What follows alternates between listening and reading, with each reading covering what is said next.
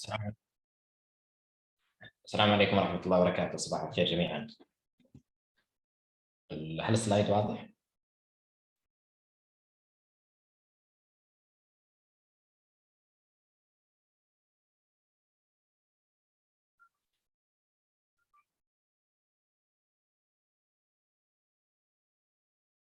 طيب الله يعطيكم العافية جميعا. معكم الدكتور منصور الحربي. I'm consultant diabetologist. I am working in Medina Diabetes Center. Also, I am as a head of academic and training affair in King Fahd Hospital Medina, also diabetes leader in Medina Health Cluster. Today, inshallah, we will talk about how to fast Ramadan safely. First of all, Ramadan is the 9th month of the lunar calendar, and fasting Ramadan is one of the 5 pillars of Islam. Ramadan involves fasting every day for 1 month between dawn and sunset. I think this is one of the facts, information we know, all of us know about it.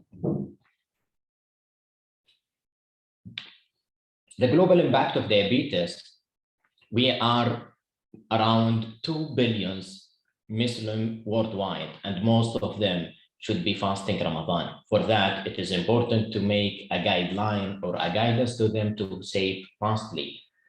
In 2019, we have more than 463 million Muslims living with diabetes. So it is important with those, a huge number of patients, Muslims with diabetes, we need to educate our healthcare provider and also educate our patient about how to fast Ramadan safely.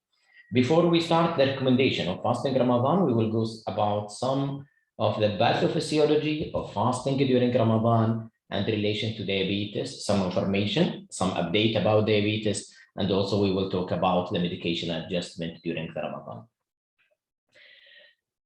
Normally, in a normal population without diabetes, when they eat, the glucose enter the bloodstream and leading to increase in insulin secretion, which leading to inhibit gluconeogenesis and stimulate the glycogen store, which will provide the body with required glucose. During the fasting, in a healthy individual also, there is no eating, so no glucose entering the body, leading to decrease in insulin secretion.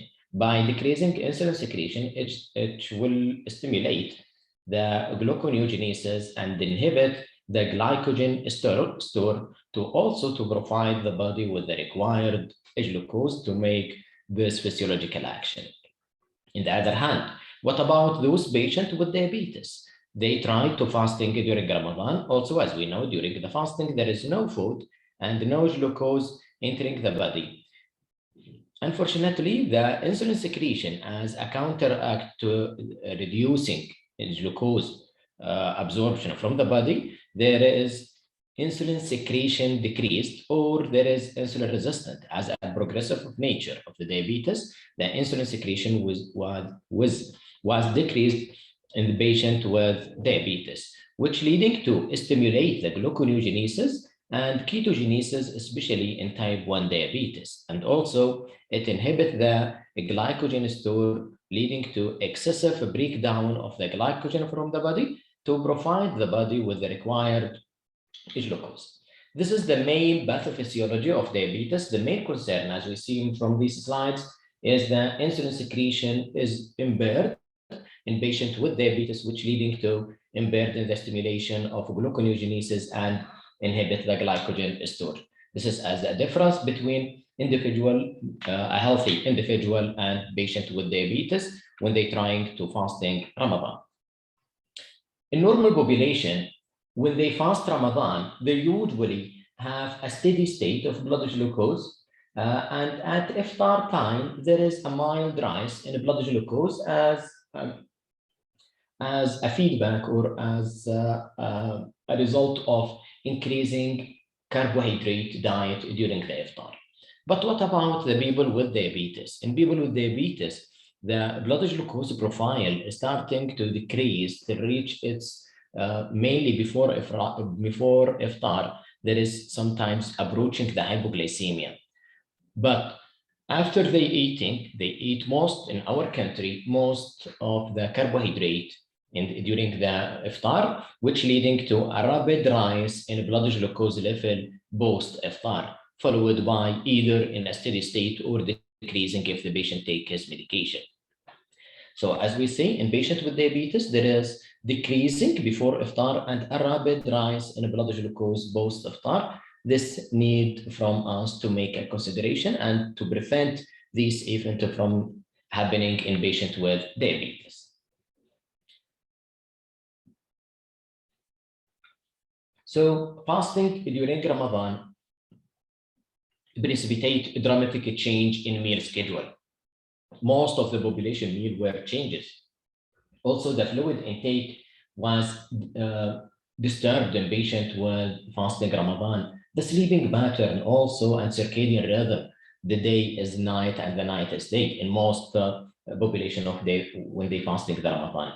So in patients with fasting Ramadan, these changing about the physiology include insulin resistant and increased glucagon secretion. There is shifting in cortisol circadian rhythm with blunting of the morning to the evening ratio. Also reduction in the morning adiponectin level, large increase in the morning leptin level.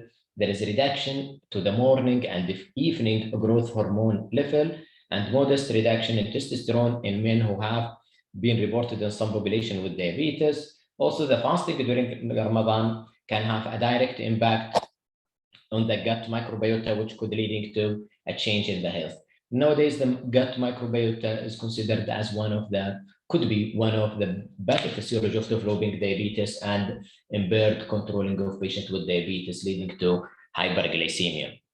So all these changes could be happened during Ramadan, depending on the environment and depending on the culture, which is mostly in our culture, these changes will be happening. And also, there is epigenetic change to genes such as those controlling circadian rhythm, as those will be those patients changing their time of sleep, their time of awake, and less time to sleep. How does fasting affect metabolic in diabetes? During the fasting, the body weight, the glucose control, the physical activity, the lipid, all these changes happen to the patient. And the body weight, as according to EPDR study, they report that there is around 54% of population continue the same body weight, but unfortunately, around 1/3 of them lose in weight during the fasting Ramadan. In glycemic control, the risk of hypoglycemia and hyperglycemia also disturbed in most patients with diabetes, so it is important to educate or to discuss the issues of controlling diabetes during Ramadan. Physical activity also changes. Around 1/3 of those population during Ramadan, they reduce their physical activity. Other metabolic like lipid profile, there is decrease in cholesterol and triglyceride and possible increase in HDL. All these metabolic changes will be happening during fasting Ramadan. What about the lifestyle and physical and mental changes can be happened during Ramadan? Lifestyle, we could have a positive and negative factors or elements during fasting Ramadan. Lifestyle change, there is a changing in sleeping schedule. There is a change in meal plan and diet, a change in physical activity, reduction in vice, and medication adjustment. All these things will be happened during the fasting during Ramadan, the month of the Ramadan. In physical and mental benefit of fasting Ramadan, especially for those for fasting Ramadan, not for the other fasting, for the Muslims, since there is more spiritual about the fasting Ramadan. So they leading to sense of fulfillment in participation in all aspects of Ramadan, improvement in weight and BMI, as we say, it's around 1/3 of those population will decreasing their weight during fasting Ramadan. And also improvement in self-control and ability to resistant computation. A greater sense of empathy with these laws of fortunate and participation in the Sunnah, a greater sense of community participation and a social relationship, also reducing potentially harmful vices such as smoking. All these are benefit of fasting during Ramadan. What about the potential adverse effect in either the form of physical and mental effect of fasting Ramadan? Sleeping deprivation, which leading to disruption in circadian rhythm, and also leading to fatigue, poorly control of diabetes, and could be change in cognition. Also, the glucose excursion will be changes, and there is a greater feeling of lethargy, either due to hypoglycemia, due to the sleep deprivation, due to the circadian rhythm changes, many causes leading to a feeling of lethargy during fasting Ramadan. And also feeling of fear from diabetes-related complication, either acute or chronic complication, like hypoglycemia or hyperglycemia during Ramadan. Weight could be changed in a positive way, reducing the weight, and could be related to anxiety, irritability, and agitation, as we fear from hypoglycemia and hyperglycemia. What about the key risk associated with fasting Ramadan, and especially in patients with diabetes? Mainly, we fear from hypoglycemia, hyperglycemia, diabetic ketoacidosis, dehydration, and thrombosis. This is the main complication related to fasting Ramadan in patients with diabetes. In hypoglycemia, in this study, they found that the percentage of patients reporting at least one episode of hypoglycemia, it's around 8.8% for those patients with type 2 diabetes developing at least one episode of hypoglycemia. Unfortunately, around half of them, around half of those patients having severe hypoglycemia when they are developing the hypoglycemia. What about the hyperglycemia? Hyperglycemia increasing during the fasting Ramadan in both type 1 and type 2. In type 1, the hyperglycemia was increased by more than 3-fold, but in type 2 diabetes, the hyperglycemia increased by more than 5-fold. As we say, in hyperglycemia, morely elevated in patients with type 2. So it is those population need to be a strict control and the strict follow-up, and also a good follow-up without unnecessary reduction in their medication. What about diabetic ketoacidosis? Diabetic ketoacidosis, from Ramadan to pre-Ramadan, which increased during Ramadan as we compared it to pre-Ramadan. But unfortunately, the main increment in DKA was associated after Ramadan at the duration of Eid festival. So it is important to prevent this DKA after Ramadan than during the month of Ramadan.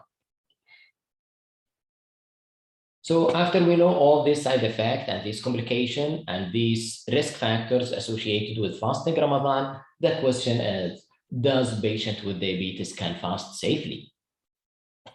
And we hope, inshallah, to answer this question by the next slide.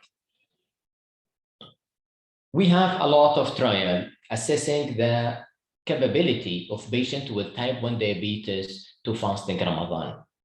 They assess their fasting from Ramadan for more than 15 days and ability of those patients to fasting the whole month of Ramadan. In 15 days of Ramadan, they found that in EBDR study, which is done old in 2001, they found that more than 40% of patients with type 1 diabetes can fasting more than 15 days of Ramadan safely. Then in Darmina, type 1 diabetes, which is done in 2016, they found that 72% of patients with type 1 diabetes can fast Ramadan safely. In the DAR Global study, which was done in 2020, they found that more than 80% of patients with type 1 fasting more than 15 days of Ramadan safely. So as we see from this slide, there is increment in ability of patients with type 1 diabetes to fasting Ramadan safely. So it is important to know how can they fast safely. For type 2 diabetes, also in the EBDR study, they found that more than 78% of them can fast safely at least 15 days during Ramadan. In CREED study, it's more around 95 they can fast. In DAR MENA type 2 diabetes, more than 86 they fast. And also in DAR global survey, there is around 95% of patients with type 2 diabetes can fast at least 15 days of Ramadan.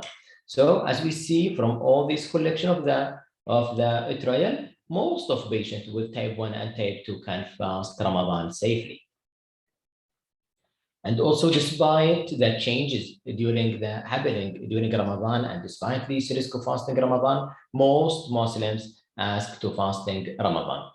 So it is important to know an individual Ramadan experience may vary every year, and therefore there is a need for a renewed risk stratification annually. If the patient is fasting last Ramadan safely, that not mean in this year he can fast Ramadan safely. So it is important to know how can we classify those patients, how can we recommend those patients to fast Ramadan or not to fast Ramadan, depending on the stratification done by International Diabetes Federation, and we will go through it, inshallah, to how calculate this stratification. This is the stratification of fasting Ramadan. Before Ramadan, any patient with diabetes should be stratified and should be assessed their characteristics, the personal characteristics and the disease characteristics to see does this patient can fast Ramadan safely or not. This element, we have a 12 element we should be addressed during the assessing the patient with diabetes to fasting Ramadan. And below each element, there is a specific score, and the calculation of this score give us the category in which the patient belongs to be advised to fast Ramadan or not to fast. We have the diabetes type and the duration. Diabetes is different. Type 1 and type 2 can be, some of them can be fast or not fast. And the duration of the diabetes, as we know, the progression of diabetes is affecting the controlling of diabetes, and also let the patient is more vulnerable to the complication of diabetes during Ramadan. Also, the presence of hypoglycemia, does the patient aware of hypoglycemia or a recurrent hypoglycemia? How is the score, which score the patient will be take about the hypoglycemia? Characteristics of glycemic control, does the patient controlling his diabetes before Ramadan or not controlling that? And what is the degree of control or uncontrolled diabetes? And each one of them also needing to take a score. Self-monitoring of blood glucose, does the patient doing his home reading regularly as advised by his care provider or not doing that? Acute and chronic complication in the previous 6 months and the previous 12 months, does the patient have any acute or chronic complication related to diabetes? Does the patient pregnant or not pregnant?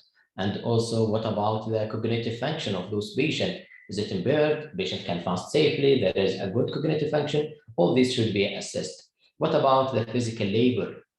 What about the previous Ramadan experience? It is one of the important things to be addressed, but it's not mean fasting the previous Ramadan is safe to fast this Ramadan. What is the duration of fasting Ramadan? They put the cut-off point of 16 hours. It is more than 16 hours or less than 16 hours. And also, what about the diabetes treatment? Usually when we talk about diabetes and Ramadan, we concentrated on only on this element about diabetes treatment.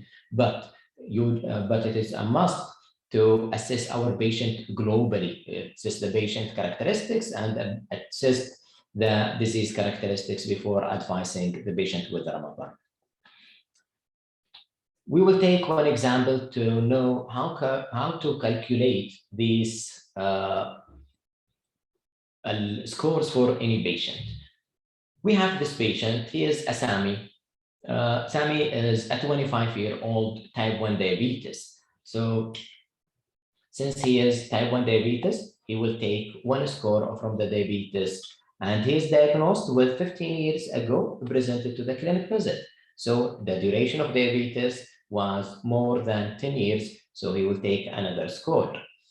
His A1C is 11.8. So what about the controlling of his diabetes? It is more than 9, so this patient will take 2 scores for this A1C. home reading and fasting blood range from 170 to 232, and postprandial ranging from 220 and 472. This patient currently on insulin aspart at lunch and 26 at dinner. Also, he has an glargine 20 international unit once daily. So this patient in basal bolus insulin, he will take the score of 2.5. This patient is aware of hypoglycemia, and for that, the score of hyperglycemia, he has no hypoglycemia, he will take 0 for this aspect of disease characteristics. Patient aware of hypoglycemia symptoms and had one episode of mild hypoglycemia in the last 1 year attributed to poor feeding. So this patient, since the hypoglycemia in the last year, and also it is justified by not eating well, so it is will not counting in the presence of hypoglycemia.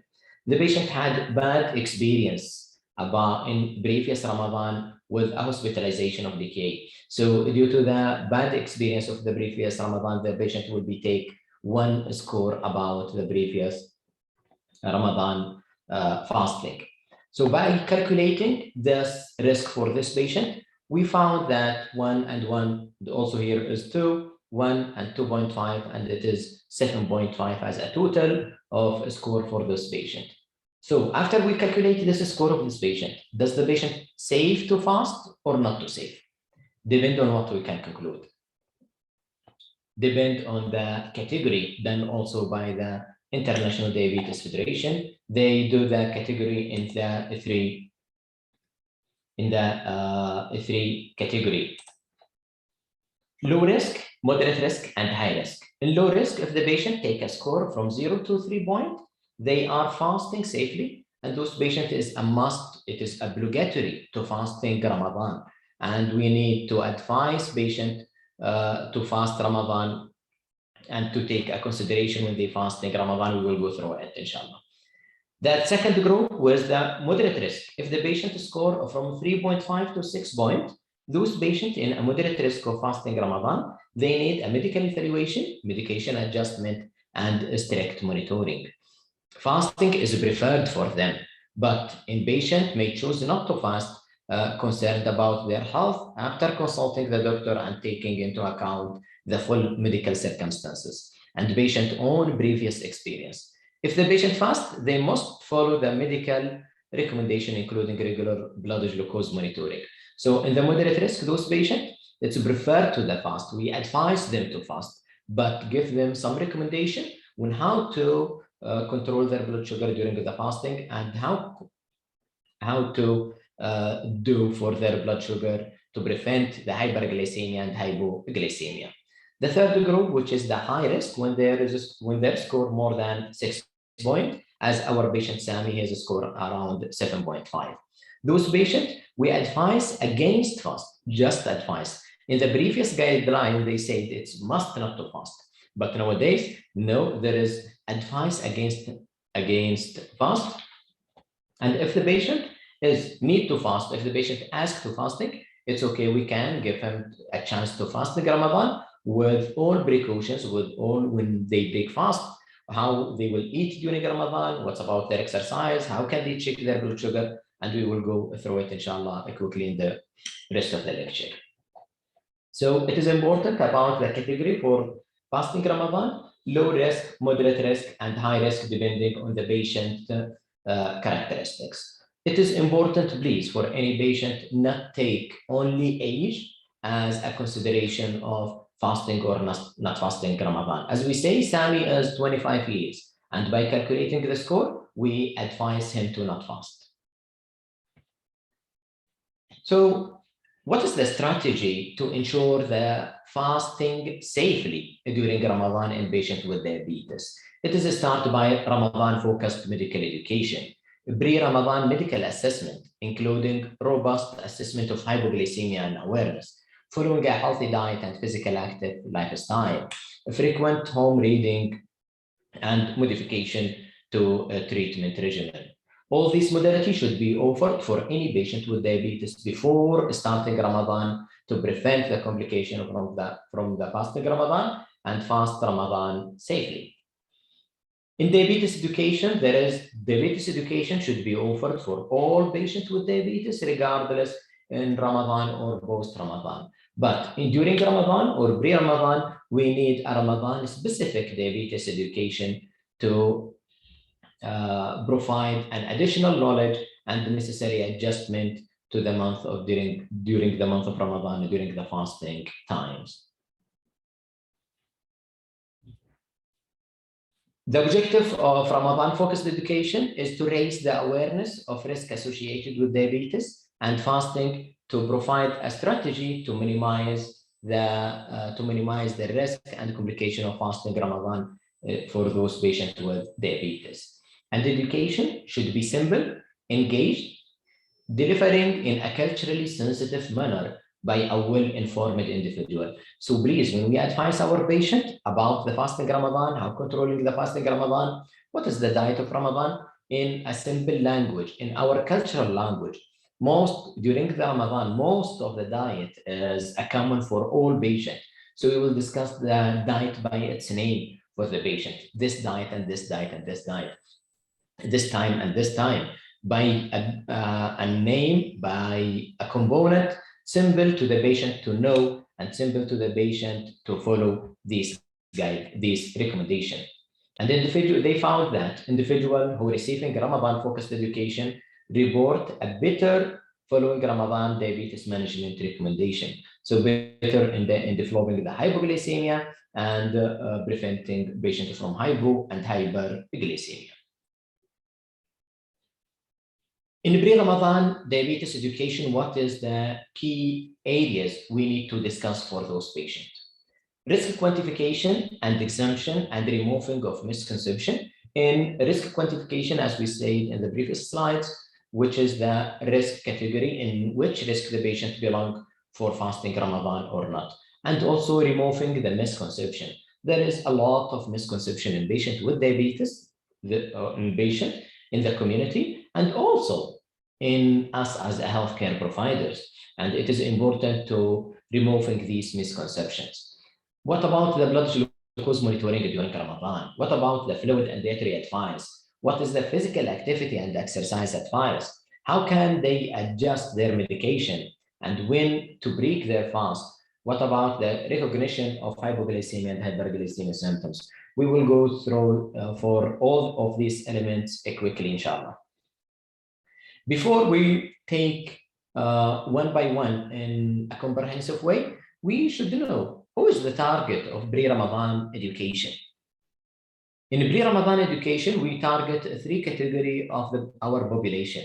First, we will start by us as a healthcare professional. We need to educate us. We need to follow the guideline. We need to know the update of diabetes Ramadan management. We should make our team to provide a good service for our patient. Another thing, people with diabetes. Any individual with diabetes or caregiver should be advised on how to fast Ramadan, how to do for breaking the fast, and how to do for all these elements of pre-Ramadan education. The other group, which is the general public, we need to religious leader and community support network. The religious leader about there is no religious issue when they break the fasting Ramadan if they are medically advised. And also all this recommendation was approved by a religious leader in some countries, and they reviewed regularly by medical and religious component. What about the self-monitoring of blood glucose?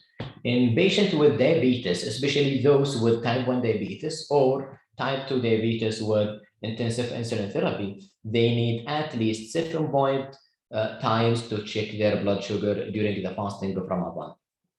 They need in a pre-suhoor and in the morning time, also in the midday, mid-afternoon, pre-sunset, and 2 hours after iftar time, and at any time when there is symptoms of hyperglycemia and hypoglycemia, or if the patient feeling unwell.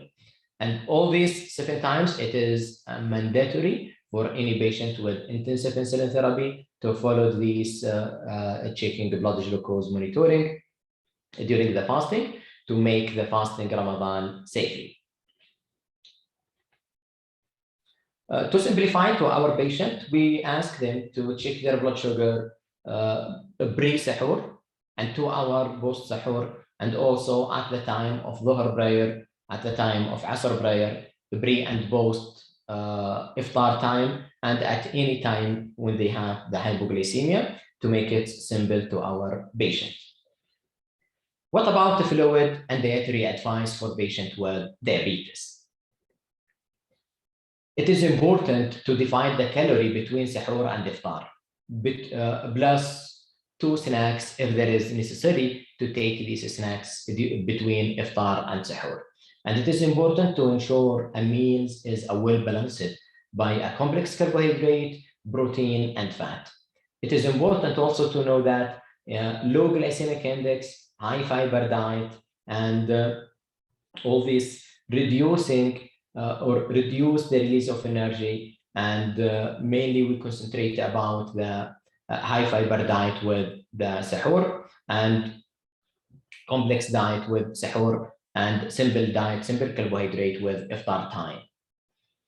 Plenty of a fluid of fruits and vegetable and salad. It's recommended to any patient with diabetes, and also to minimize the food that are high in saturated fat. Avoid sugary desserts mainly at iftar time. Use a small amount of oil when they are trying to cooking, and keep hydrated between sunset and sunrise by drinking plain water with no sweetened beverage. It is important for that, for the hydration during the iftar time, and also avoid the caffeinated and the sweetened drink to prevent the diuresis during the fasting hour. All this recommendation should be done for any patient with diabetes to take in consideration a safely fasting during Ramadan.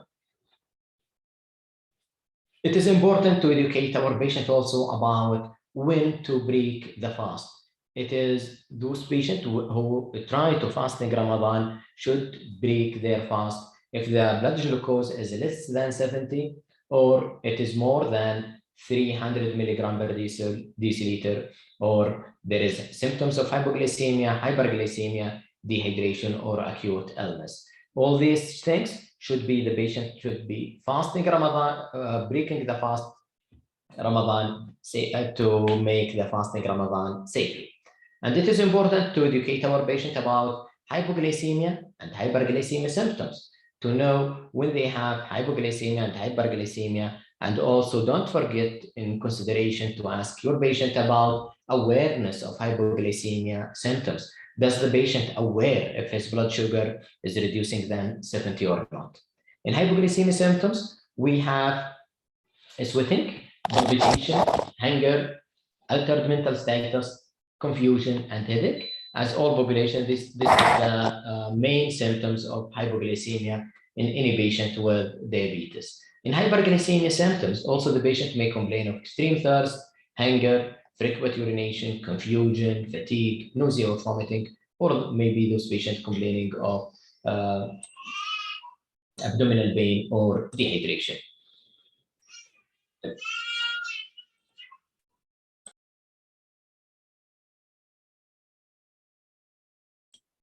All those patients should be educated about hypoglycemia and hyperglycemia symptoms, and it is important to make sure the patient is aware of all these symptoms.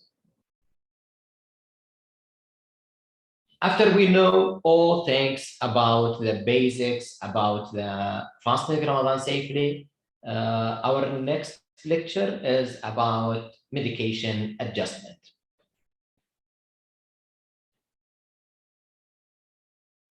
So we can take please for just 2 minutes, and after that we will talk about medication adjustment during Ramadan.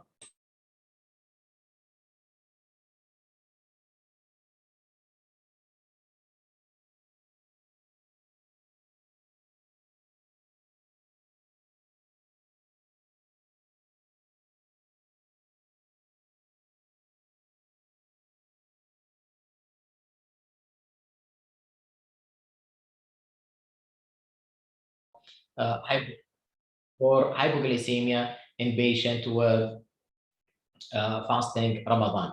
So when sulfonylurea had incidence of hypoglycemia in glibenclamide, which is Dawanil, and nowadays not commonly prescribe it, and also in myself not prefer to prescribe this medication due to the higher risk of hypoglycemia. As we saw there, the risk of hypoglycemia, it's more than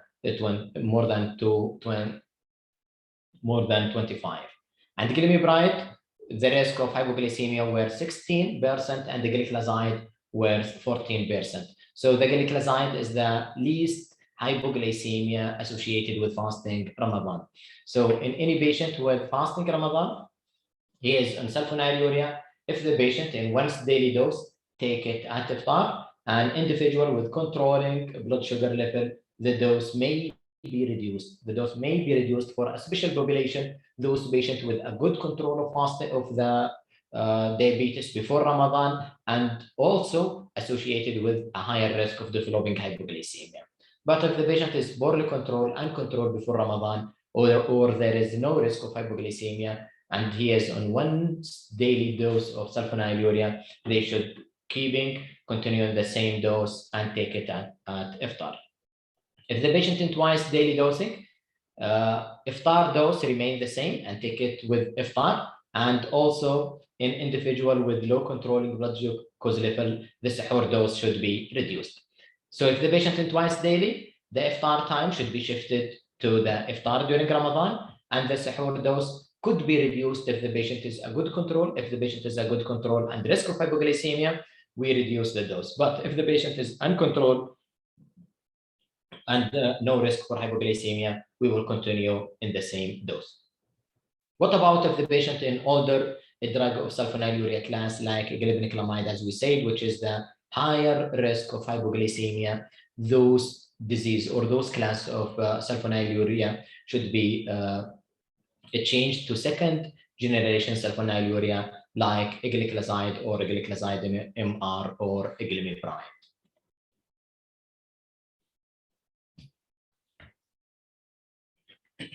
What about the SGLT2 inhibitor, sodium glucose co-transporter 2 inhibitor? The newest class of these oral hypoglycemic agents and the SGLT2 inhibitors have a good mode of controlling their blood sugar by increasing the excretion of glucose by the kidney and by reducing the reabsorption in the proximal tubule, leading to decreasing blood sugar. SGLT2 should be initiated at least 2 weeks before Ramadan. SGLT2 recommended be used at the iftar time and increasing fluid intake during non-fasting hour of Ramadan. So the main precautions with SGLT2 inhibitor during Ramadan is take at iftar time, take a lot of water, plenty of water during the night time, and there is no dose adjustment for the SGLT2 inhibitor. And also it is important to prescribe this medication at least 2 weeks before starting Ramadan. As we know, it's leading to diuresis, and we try to prevent the dehydration during Ramadan. We say that take 2 weeks before Ramadan and take plenty of water during the night time. What about the MDI? What about the insulin dose, especially in those patients with type 1 diabetes? In type 1 diabetes, most of them are having multiple daily dose injection of insulin. So we will change their regimen by basal insulin. If the patient is a good glycemic control and his A1C is less than 7.5, we can reduce his basal insulin by 20 to 30 and take it at iftar or late evening or that of pre-Ramadan bedtime. We prefer to take the basal insulin around the iftar time to take the whole duration or to prevent the spiking of blood sugar during the night time. And if the patient glycemic control uncontrolled and he is in a poor glycemic control, his A1C is more than 7.5, we can keep the same of the basal insulin as pre-Ramadan. What about the prandial insulin? If the patient on carb counting, they continue the same at iftar and sahur. And if the patient in fixed ratio, there is no changing for iftar, but we reduce the dose of sahur by 20 to 30. If the patient in 3 meals before Ramadan, we can take the iftar dose, shifted to the iftar time during Ramadan, and the night dose should be shifted to the sahur time by reducing it by 20 to 30%, and the lunch dose should be omitted and not prescribed during Ramadan. In prandial insulin, for better postprandial control, it is advised to take a bolus 20 minutes prior to iftar to account for a high fat and a high protein meal. So it is important to take the prandial dose before iftar or before eating. High blood glucose value may require extra correction doses based on insulin sensitivity ratio and target blood glucose. Correction dose must be given more frequently than every 3 hours to avoid insulin staking and hypoglycemia. An individual approach is essential for treatment adjustment according to the patient home reading and continuous glucose monitoring. What about in patient with type 2? In patient with type 2, if the patient in the basal, reduce the basal insulin by 15 to 30% and take it at iftar. And if the patient in twice daily dose of basal insulin, take usual morning dose at iftar and reduce the evening dose by 50%. What about the short-acting insulin? No, as those patients with type 1, normal dose should be with iftar should be shifted to iftar time, omit the lunch dose, and reduce the sahur dose by 25 to 30%. And it is also important for any patient with intensive insulin therapy to follow the home reading. By following the home reading, you can adjust which meal, either for the iftar meal or sahur meal or the basal insulin. What about the premixed insulin? If the patient in once daily dosing, take normal dose at iftar. If he is in once day dose, he should take the same dose at iftar. In two daily dose, take normal dose at iftar and reduce the sahur dose by 20 to 50%. If the patient in 3 times daily dose, omit afternoon and adjust the afternoon, just the iftar and sahur doses. And usually the iftar doses is the same as pre-Ramadan, should be changed to iftar time, and the sahur doses should be reduced by 20 to 50%. Also, it is important to follow up the home reading to control the blood glucose for any patient with intensive insulin therapy. What about those patients with insulin pump? In patients with insulin pump, we should change for the basal rate and bolus rate for the pump. In basal rate, we reduce it by 20 to 40 in the last 3 to 4 hours of the fasting to prevent the hypoglycemia.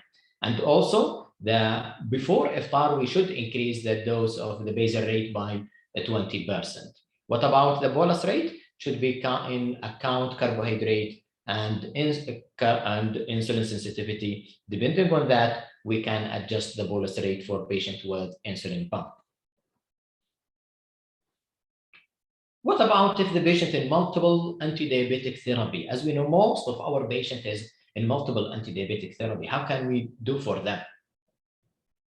Those patients actually a higher risk of developing diabetes or developing hypoglycemia other than any group of patients with diabetes. And the hypoglycemia, either symptomatics, confirmed or not confirmed during Ramadan, which was a 16.3% highest in insulin group, sulfonylurea, and other agent. The risk of hypoglycemia was greatest among individuals on a combination of basal insulin, DPP-4, metformin, and those on 4 or more glucose-lowering agent. So the risk of hypoglycemia is mainly in patients with sulfonylurea, especially if they are combined with basal insulin, DPP-4, and metformin.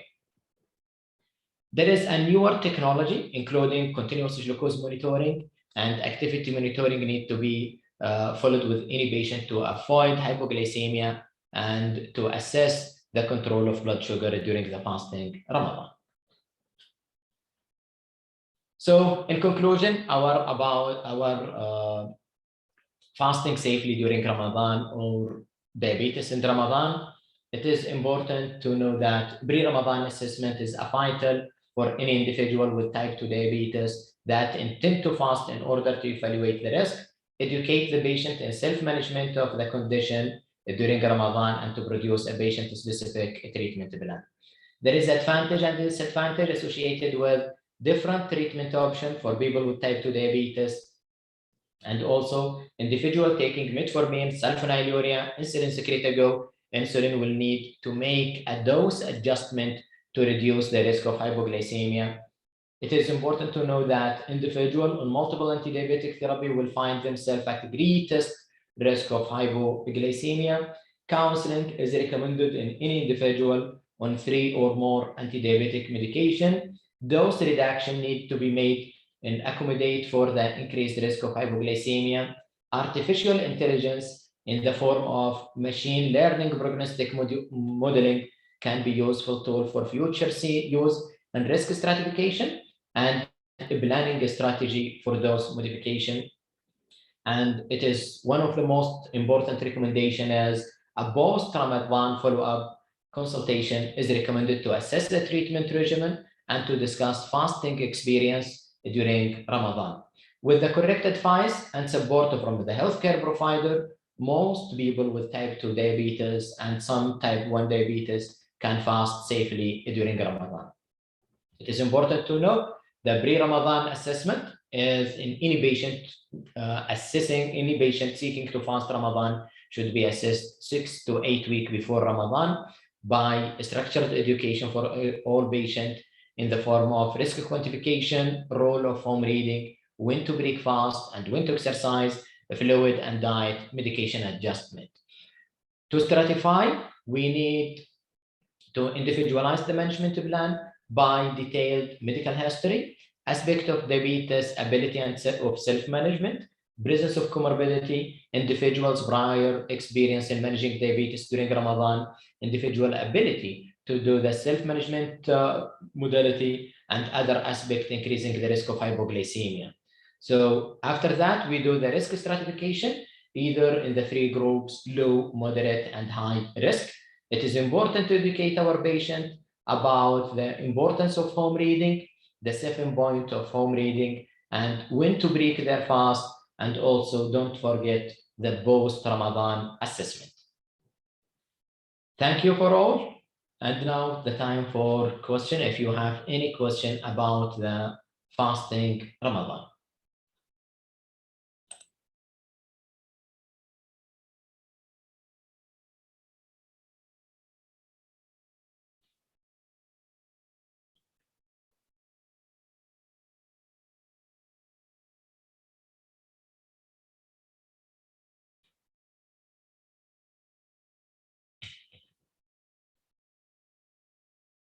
Khulud Nidham, there is any question or proceed to the next session?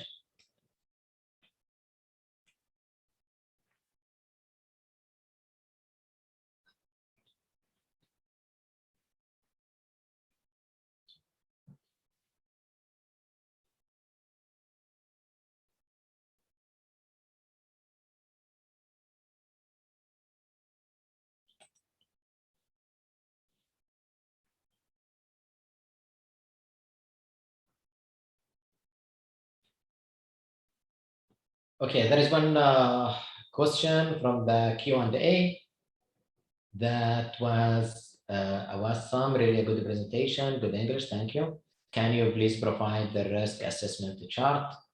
Okay, sure.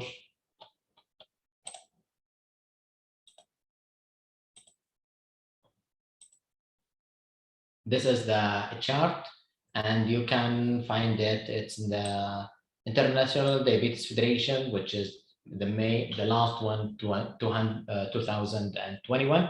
This is the newest chart for the newest risk stratification for patients with diabetes.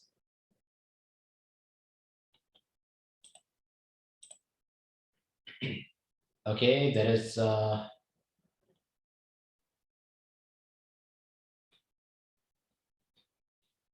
I think there is no more question. So we will proceed to the next lecture.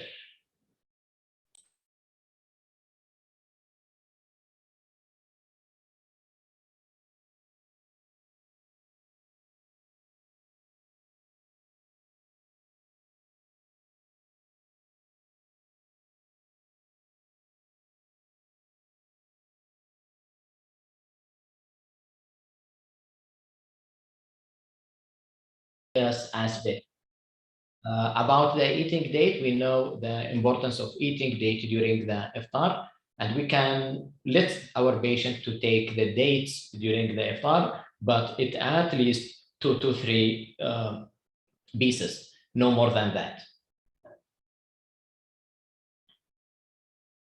Thank you. Excellent lecture. What is the best time to take Ozempic injection in Ramadan? Actually, as we say, the GLP-1 should be prescribed at least 4 weeks before Ramadan to make the patient compliant to the side effect of this medication before starting Ramadan.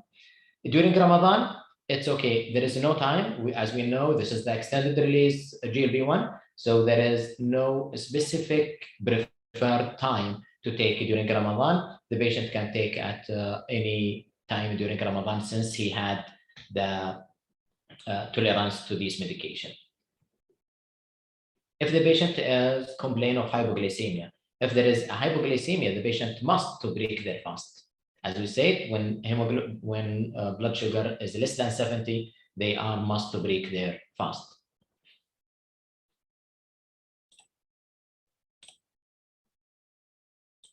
Okay, thank you for that question. Now we will proceed to the next lecture, which is about the insulin therapy in type 2 diabetes mellitus.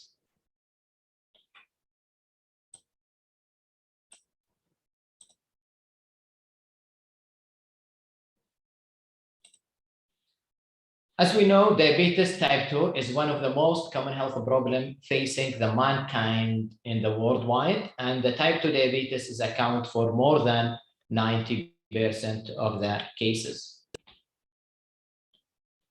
In Saudi Arabia, we have more than 4 million people with diabetes, and around 40% of those patients with diabetes not aware they are having the diabetes. There are more than 15,000 deaths caused by diabetes annually. What is the natural history of diabetes?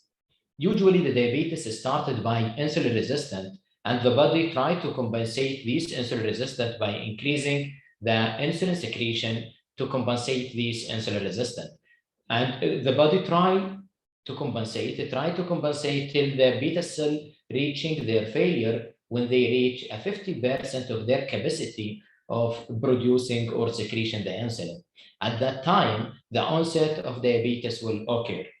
And the progressive in declining in beta cell functioning, there is a progressive during the diagnosis, reducing from 50, 40 till the patient sometimes is deficient of producing their insulin. So the insulin secretion was decreasing and the progressive reduction in beta cell functioning in patients with diabetes. This is as a pathophysiology, and all of us should know that and educate our patient in the first visit of them. This is the natural history of progressive as the progressive nature of type 2 diabetes mellitus. In UKPDS, they found that after 6 years from the diagnosis, more than 50% of patients with type 2 diabetes are in need for insulin therapy to reach their target. And they found that more than 40% of patients with diabetes who are treated with oral hypoglycemic agent, they are uncontrolling their diabetes, so they need to take another medication to control the diabetes.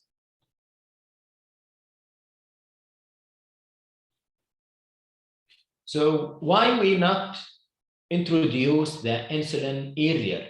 since we have a clinical inertia, which is the failure to advance therapy when it is recommended. This clinical inertia is our issue as a healthcare provider. We try to those patients to give them one oral medication, increase to other, adding third and fourth medication, delay the initiation of insulin for a long time, and we take a long period to not prescribing the insulin for those patients in need for the insulin prescription. And they found that from this study, they found that the patient who were treated with oral hypoglycemic agent delayed in initiation of insulin therapy for at least 8 years. He is in need for insulin therapy, but unfortunately not prescribed for them. They giving them a chance to controlling their blood sugar by oral hypoglycemic agent. So the question is, what get in the way of starting insulin? Why we are delaying prescribing the insulin for the patient with diabetes when they are in need for controlling their diabetes? We have either patient concern or doctor concern. In patient concern, the patient may fear from injection. The patient think this is the needle, we fear from injection or shots. The patient think the diabetes becoming more serious, and we are complicated, cannot controlling our diabetes. The patient we reaching the end result, we reaching the complication of diabetes, we reaching the amputation, we reaching the renal failure after we starting this medication. And also the patient sense of failure. I try oral hypoglycemic agent for 10 years, for example, with not reaching their control. And so I fail to control my diabetes, or the patient of feeling of hypoglycemia. All this is the patient concern about as a barrier of starting insulin. On the other hand, what about the doctor concern? Us as a healthcare provider, what our concern? We think starting insulin in patients with diabetes is a complex regimen, a complex in either in starting or a complex in adjusting the insulin. Why we think which dose we will start, how can we titrate, which is the best regimen, is the premixed insulin, MDI, basal insulin, which one is the best? And we fear from this hypoglycemia. And also we fear from weight gain. What if the patient weight increasing? Does it affect the glycemic control? Does the patient angry? Does the patient accept that increasing in weight? And also we fear of hypoglycemia. Let's say this patient developing hypoglycemia, what we will do for him? Fear of patient anger or confrontation. If I told my patient, you will take insulin, does the patient accept that or not accept? And I told you, if you inform your patient from the first visit, the progressive in nature of diabetes, the patient will follow your recommendation. But if you not give your patient any information about the progressive in nature of diabetes, and nowadays, if you told them you need to prescribe insulin, he will tell you, no, doctor, can you give me a trial, another oral medication, or I will do my best in my diet, my best in my exercise. But if you let him know about the progressive in nature for diabetes, he will follow your recommendation. What about the other concern? We have a lot of concern. Sometimes it's not related to medically. Who's the one taking giver? Who's the one inject for the patient? Does the patient have a good access to a healthcare provider? Let's say this patient has a complication of diabetes. Who's the one follow home reading of him? What about the availability of this medication? How can the patient assess or assess their home reading? All this has to come in mind. And all of these things are a barrier of starting insulin. And we should minimize all this barrier and be confident when your patient is in need for insulin. So please be confident to offer this medication for those patients to prevent the complication and to improve the quality of life for those patients with diabetes. So what is the indication for insulin use in type 2 diabetes mellitus? As we know, type 1 diabetes is the mainstay of type 1 diabetes as the insulin therapy. What about the type 2 diabetes? Type 2 diabetes, if the patient had acute illness requiring hospitalization, they should be treated by insulin therapy. In the pre-operative and intensive care unit setting, they are should be treated with insulin therapy. In the high doses glucocorticoid, if there is inability to tolerance or contraindication of oral hypoglycemic agent. In the newly diagnosed type 2 diabetes with significantly elevated blood sugar, or if the patient present with severe symptoms or DKA, if the patient present with catabolic symptoms, those patients should be offered insulin from the first visit when they are developing the diabetes. If the patient not reaching the therapeutic goal in the combination of anti-hyperglycemic agent. If the patient is pregnant, it's preferred to be shifted. If the patient plan to pregnant, it's preferred to be shifted before Ramadan from oral hypoglycemic agent to insulin therapy. And at any time of diabetes management, if the patient is satisfied, if you are as a healthcare is satisfied, or if there is any indication from these things. Those are the Frederick Banting and the Charles. Those are the two scientists. They are discovered the insulin in 1922. And this is the first patient, the first child, they try to use the insulin. And as we saw from in the left side, in hand of her mother, is almost dying. And after that, after they started him on insulin, he's a good improved in his health. What is the current insulin option we have? Actually, we have human insulin and insulin analog, either in the form of basal insulin, prandial insulin, or premixed insulin. In the human insulin, we have the NPH as a basal insulin. We have a U100 regular insulin, which is the short-acting insulin. And also we have a U100 70/30 regular combined or premixed human insulin. In analog, we have in the basal form as aglargine, either U100 or U300. Also, we have Detemir, Degludec. In the prandial insulin, we have the Lispro, Aspart, and Glulizine.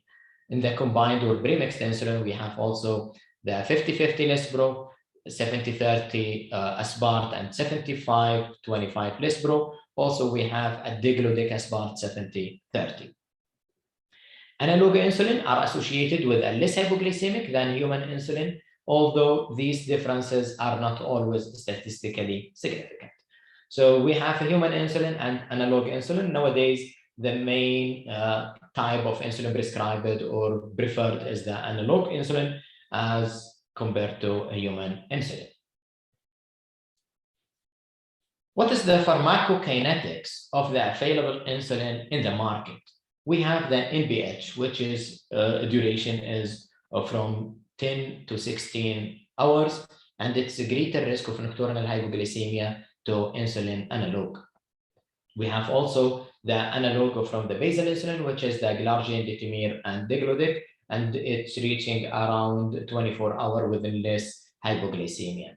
And as we say from this table, the onset of NPH take 2 to 4 hours to make the inset, and the Glargine and the other long-acting analog, it's around from 1 to 4 hours to make to start the insulin.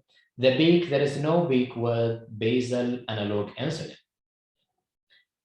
In the basal prandial, we are the concentrated regular insulin, which is the U500, and those things indicated in a highly insulin resistant, and it's not prescribed in a common basis and regular basis for patients with diabetes. In prandial insulin, we have a regular human insulin, which is take its onset around half an hour, and it is reaching up to 8 hours in the body and must be injected 30 to 50 to 45 minutes before meal. And if they inject with or after the meal, they increase the risk of postprandial hypoglycemia. In the prandial analog, we have Aspart, Glulizine, Lispro, and inhaled insulin. And usually these medications take their onset less than half an hour from the time of injection, and their duration it's around from 3 to 5 minutes, not more, 3 to 5 hours, not more than that. It is important to administer this medication within 15 minutes before the meal and risk of hypoglycemia as compared to regular human insulin. Also, we have a different concentration. We have a different concentration of insulin in the form of U100, U200, and U300 and U500. A different concentration of that. For example, what we have in our market nowadays, it's mostly prescribed, which is 1 U100. What that means, 100 unit per ml, and usually the U100, they are a 3 ml per bin. So it is in the bin around 300 unit of insulin per bin.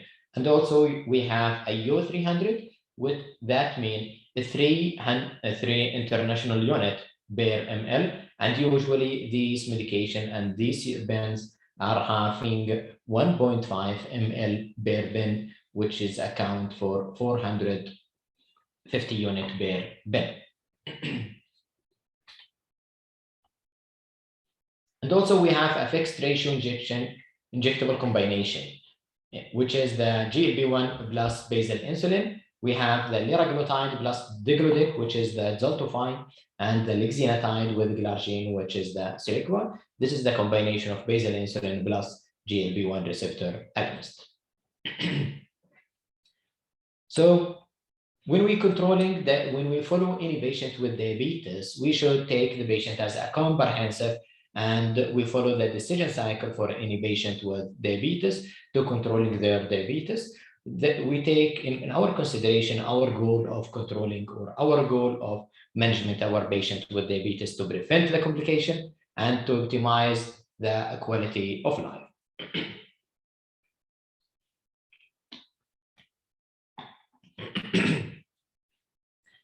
We start by assessing the patient characteristics. What is the current lifestyle of the patient? What is the comorbidity, clinical characteristics? Does the patient modification, he had any psychological problem? All these characteristics should be done in the first visit of the patient with diabetes, followed by a specific factors that impact the choice of treatment.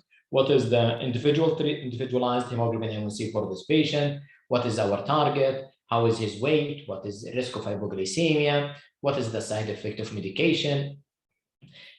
Complexity of the medication, who is the caregiver for this patient? Does the patient have access to our healthcare?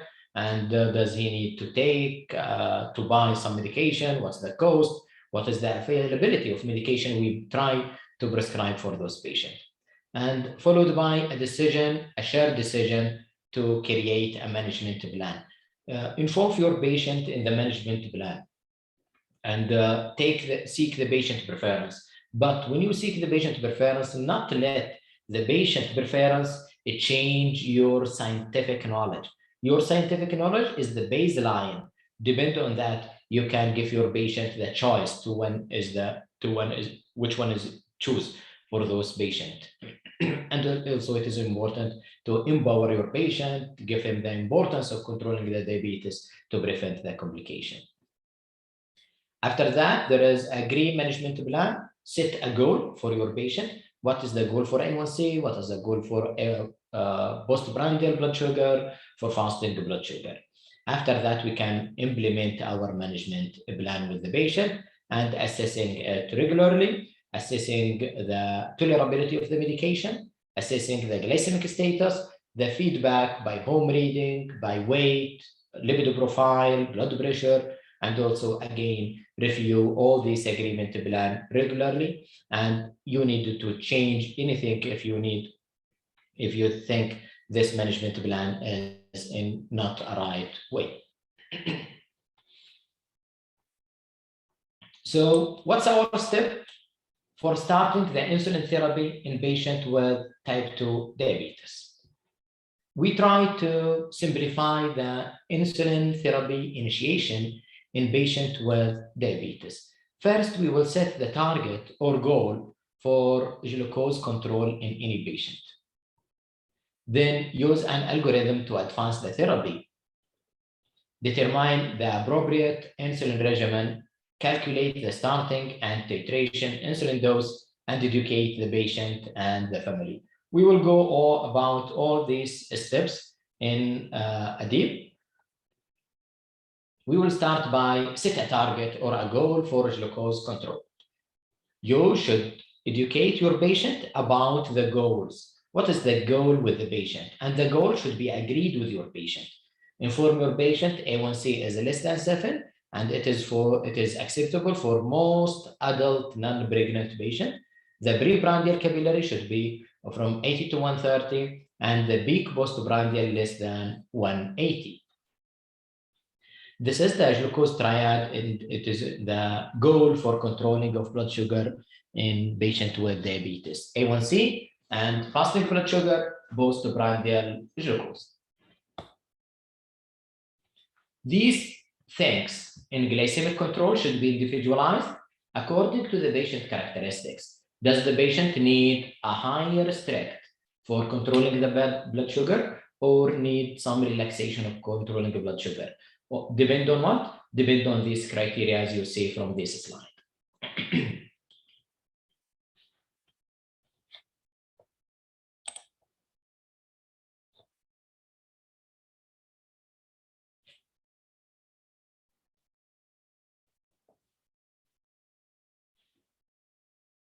This criteria is the risk associated with hypoglycemia. Does the patient at risk of hypoglycemia or not? If the patient in risk of hypoglycemia, we try to relaxing some controlling of patient with diabetes. If there is no risk of hypoglycemia, we increase the or more strict of controlling of diabetes. The disease duration in newly diagnosed patient should be strictly control of diabetes to prevent the late complication, which is called the legacy effect of controlling the diabetes. As the early control of diabetes prevent the late complication. The life expectancy. Let's say the patient has life expectancy is the low.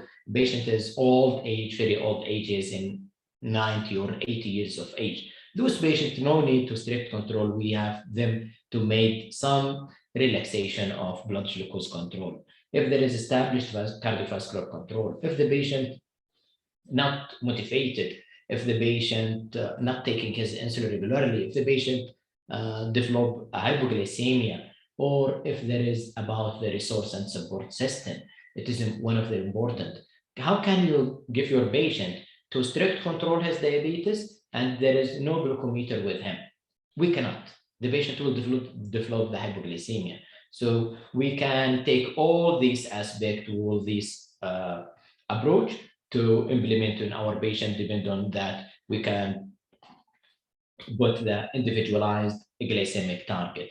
But what we mean by individualization, we talk around 6.5 to 8, not more than that, not less than that. This is the strict control or relaxing controlling of blood sugar. But if the patient is more than that, more than 8, it is uncontrolling his blood sugar. After we set the target or the goal, we can use an algorithm. So by algorithm, by the guidance, we can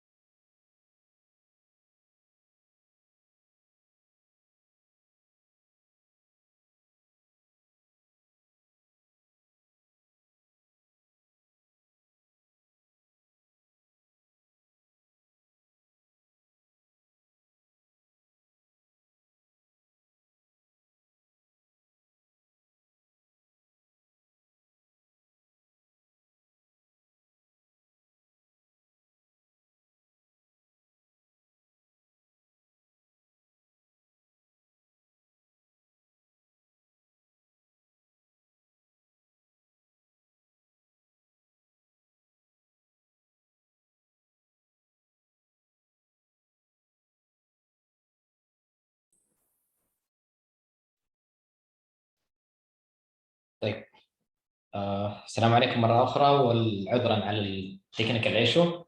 فنرجع بإذن الله. أتمنى الآن تكون السلايد واضحة.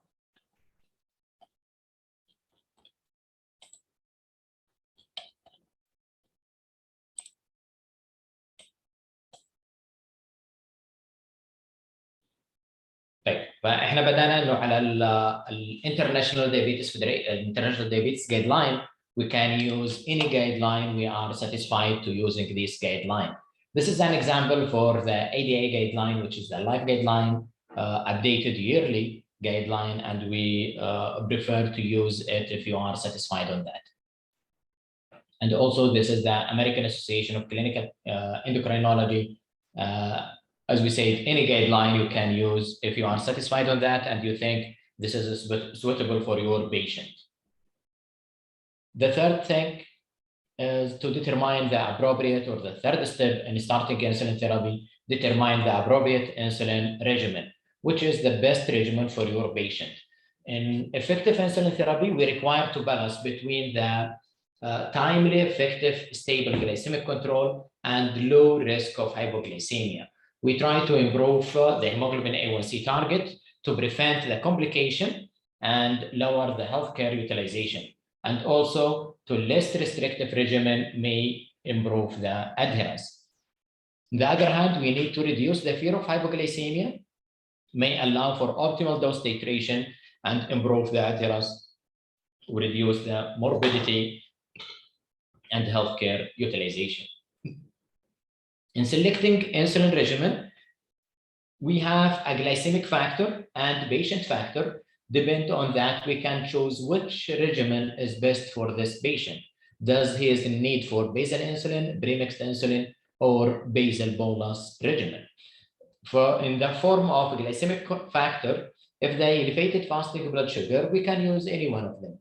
But if we have a sporadic elevated postprandial glucose, we prefer to use premixed insulin or basal bolus instead of other than basal insulin.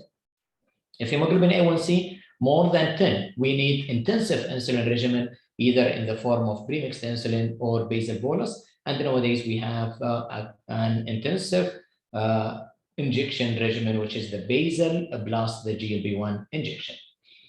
What about the patient factor? If the patient prefer fewest injection, which is the most fewest is the basal insulin, or premixed insulin used in once or twice, and sometimes used as a 3-time maximum number of injection used. If there is variable meal plan, we prefer to use basal bolus instead of other regimen of insulin. If there is variable daily routine, also the basal bolus is the preferred one.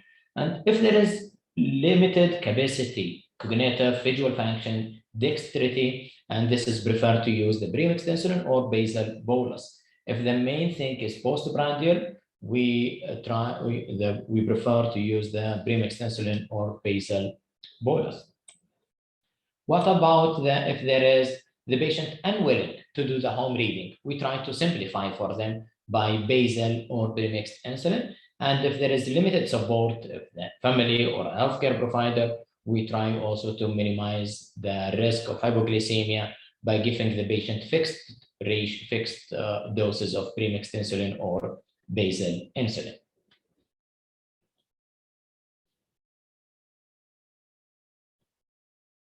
Insulin can be used at any time of management of diabetes. As we see from this guideline from American Diabetes Association, we can use the insulin at any time if the patient in need for insulin. But sometimes we postpone the use of insulin till we take the benefit from other oral medication, especially if the patient had other comorbidities, if the patient had risk of hypoglycemia, at risk of weight gain or the cost, or if the patient nowadays had ischemic heart disease or heart failure or chronic kidney disease, we prefer to use the GLP-1 and SGLT2 inhibitors for those patients. Also important to avoid the therapeutic inertia, as we said from before, to avoid any delay in initiation of insulin therapy. If we agree to use the injectable therapy in patients with diabetes, we have the first priority for the GLP-1 due to the effect of that on weight, on the heart, and in the kidney also. So we will take this benefit as the first priority injection in controlling the patient with diabetes. If the patient is not controlling their diabetes with the GLP-1, so we try to add the basal insulin. If we go in a stepwise approach from oral to basal to intensive after that. Adding the basal insulin should be added as initiation dose of basal insulin, either in 10 units once daily, or by calculation depending on the patient weight in 0.1 to 0.2 unit per kilogram per day. And we know we do titration for those patients to increasing the dose or decreasing the dose depending on the patient home reading.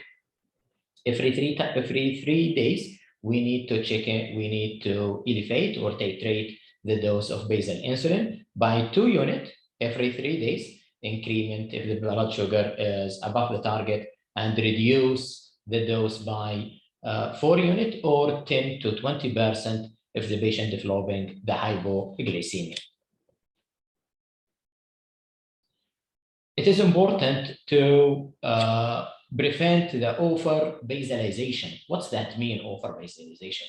If the patient reaching 0.5 unit per kilogram per day without reaching the control or without reaching the fasting blood sugar control or postprandial sugar control, or if the patient developing hypoglycemia, this is called, or if there is higher variability between pre and post meal, this is called over-basalization. And after that, we need to shifting this patient to either adding the GLP-1 if he is not in GLP-1, or adding prandial insulin, or shifted to a complete form of intensive insulin therapy in the form of premixed insulin or basal bolus insulin. So let's go through it as a stepwise approach by increasing one by one, adding a prandial insulin to the largest meal or the greatest postprandial glucose excursion. We start by 1 meal first.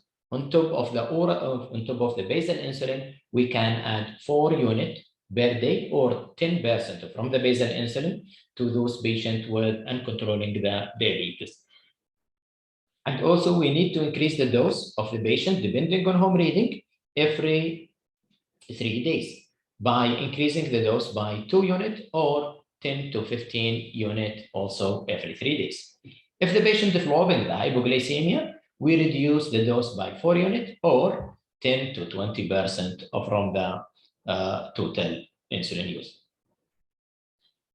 If the patient is still uncontrolling his diabetes, we can assess the other meal if we need to adding another meal prandial insulin dose in the same form, but start by 4 units or 10% and titration up and down depending on the home reading, till we reach the MDI, multiple daily dose injection, which is the basal bolus regimen in the form of there is 1 basal dose plus prandial meal with all the meal. Or in the other hand, we can shift the patient directly, stop the basal insulin and shift the patient directly to the premixed insulin. And usually in premixed insulin, we can start by a 0.3 to 0.5 unit per kilogram per day and divide it into two doses, morning and afternoon and night dose, in the form of 50% or 2/3 from the premixed insulin at breakfast dose and dinner dose 1/3.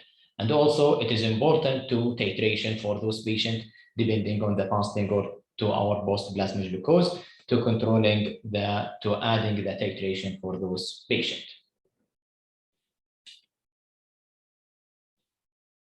As we say, the basal insulin should be started as a 10 unit or 0.1 to 0.2 units per kilogram. We assess the fasting blood sugar and increase 2 units every 3 days. Hypoglycemia, we reduce by 10 to 20%. Usually, the basal insulin added on top of anti-hyperglycemic agent. Metformin and secretagogue are usually maintained when basal insulin added. If daytime hypoglycemia occur, reduce the oral hypoglycemic agent, especially the secretagogue if the patient is in sulfonylurea. Basal insulin can be given at bedtime or in the morning, but it is important to know that the basal insulin not related to meal, not related to the bedtime. It should be in a fixed time taken every day.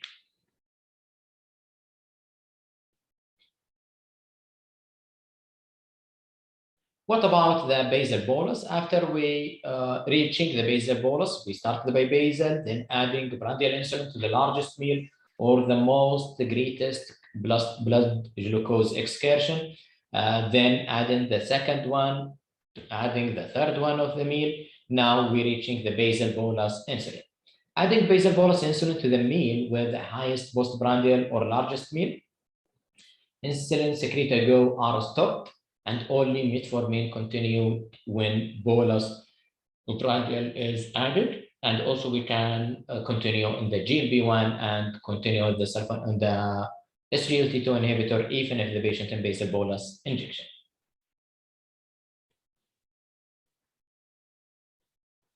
As we said, it started by 4 units or 10% from the basal. Hemoglobin A1C, if the hemoglobin A1C is 8 or less, consider lowering the total daily dose from the basal by 4 international units or 10 of the basal.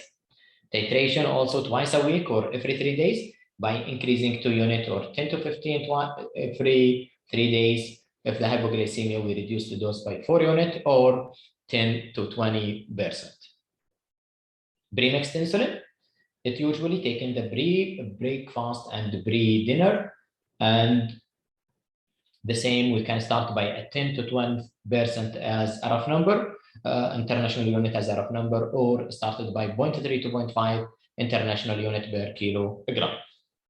Titration, again, it's depending on the home reading.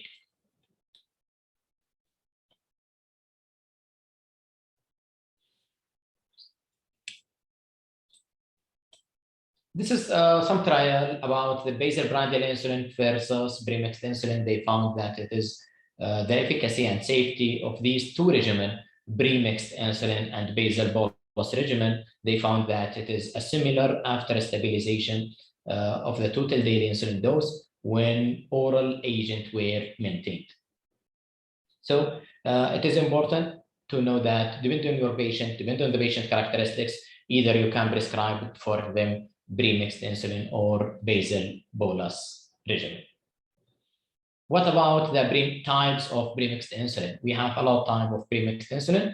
They found that in patients with type 2 diabetes who have not achieving adequate glycemic control, the Lispro 75-25 and Aspart 70-30, BID plus metformin, who are not candidate for basal bolus therapy, switching either to treatment with Lispro 50-50 TID or to progressive titration premixed insulin analog BID don't produce sufficient evidence of difference of overall glycemic control between the two types of treatment regimen.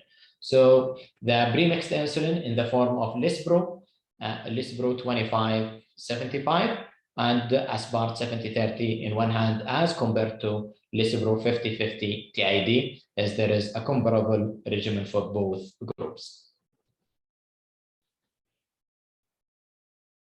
In the last step of initiation of patient with diabetes, which is the education of the insulin.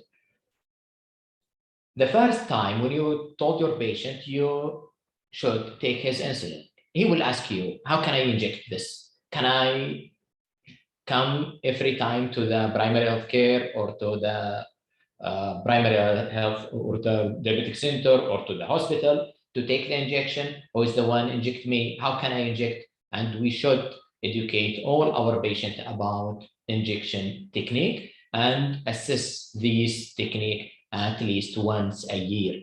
to make sure those patients take their insulin regularly and accurately. Ensure patient and caregiver receive adequate education and understanding in correcting insulin injection technique to optimize the control and safety. Inject into appropriate body area, which is the abdomen, high, buttock, and upper arm. Injection site rotation to avoid lipohypertrophy.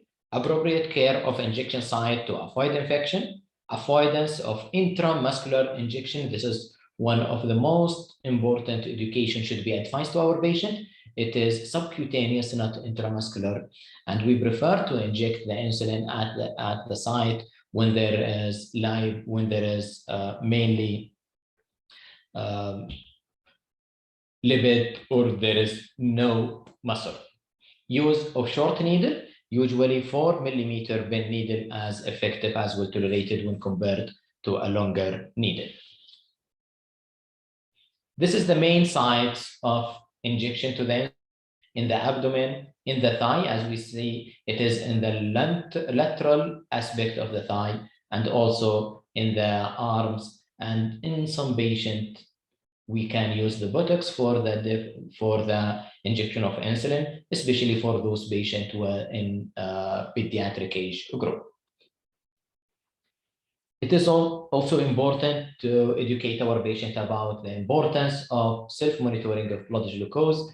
And most of them, they need to do the blood glucose prior to meal and snacks, occasionally post-meal, depending on their blood glucose reading, at the bedtime, prior to exercise, when they are suspect low blood glucose, and after treating the hypoglycemia, and prior to performing a critical task such as driving or swimming.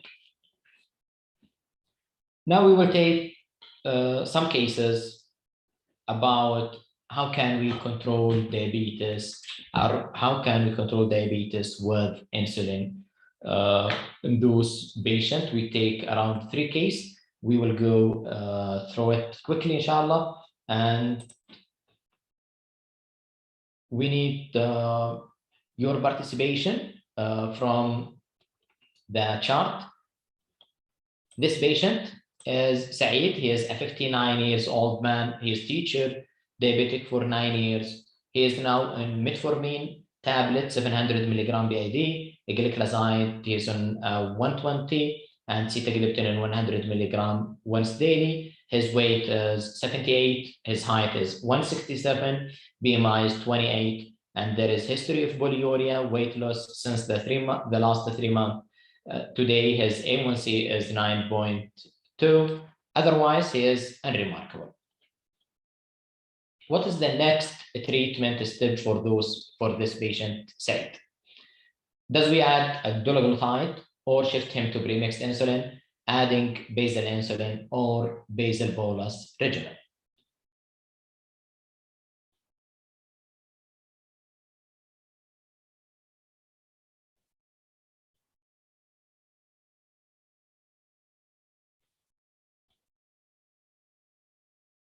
Okay, most of the answer is adding the basal insulin, which is the B. It is accurate. It is adding the basal insulin, which is the best for this man nowadays in controlling the blood sugar if we do the stepwise approach. But if we shift the patient directly, shifting, not adding to premixed or shifting to basal bolus is correct.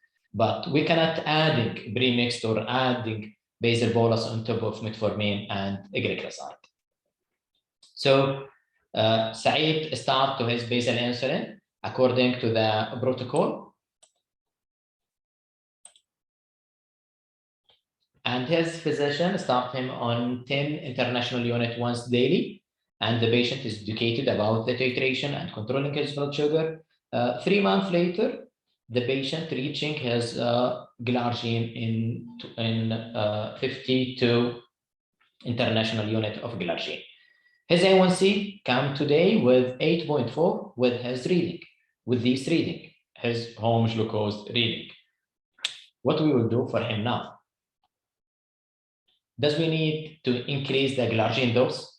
or shift to premixed insulin, or adding prandial insulin to lunch meal, or shift the patient to basal bolus regimen.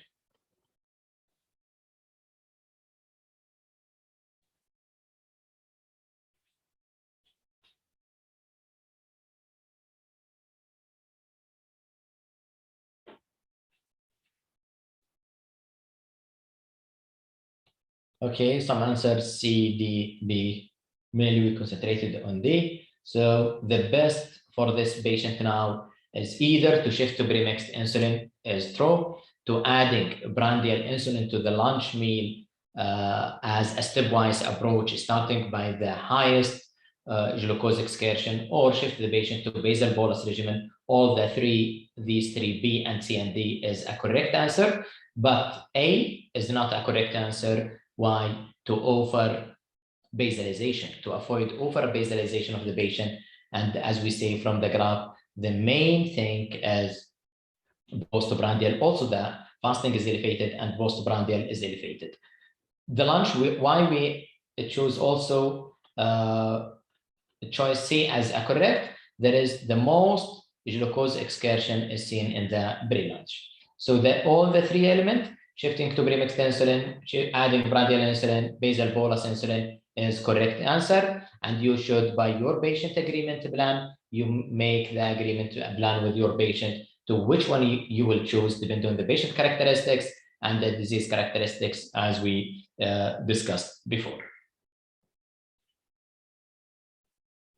This is again the graph, which one is the preferred, basal bolus, premixed, or basal plus, depending on the patient characteristics and disease characteristics. Saeed nowadays he is motivated and want to mimic a normal physiology to control his blood sugar. So basal bolus started to him in the dose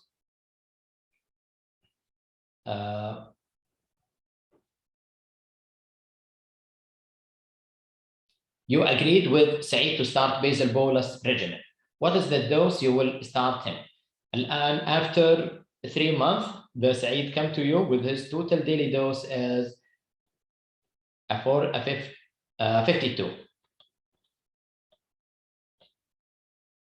What is the best dose to start him? Usually, as we said, we shifted it to half and half to go to the basal and half to prandial insulin, and the prandial insulin should be shifted to the or distributed to the 3 meals in the form of 8-8-8.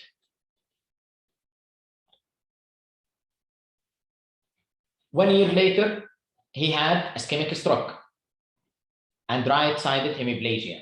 He needs assistance for most of his activity. And the patient nowadays, he came with you with his Lantus or his basal insulin as a 44 international unit, his aspart a 20 unit with breakfast and 16 unit with the lunch. And he present with this home reading. His son attend with him and inform you that his father usually omit some insulin doses since no one confident to inject him at that time. What we will do for this patient? Blame the caregiver why they're not giving them blood sugar insulin regularly. Shift the patient to premixed insulin, careful titration of the same regimen, or shift to the basal with oral hypoglycemic agent. Which one you will prefer for this patient?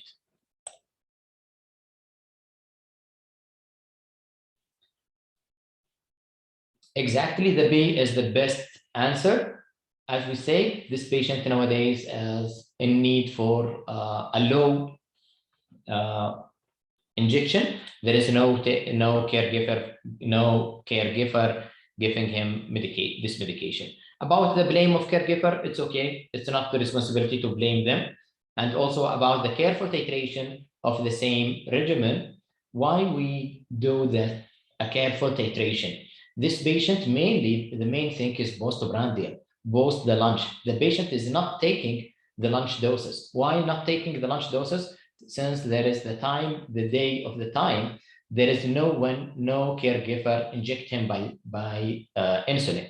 Even we try to prescribe this medication for him, no one will inject.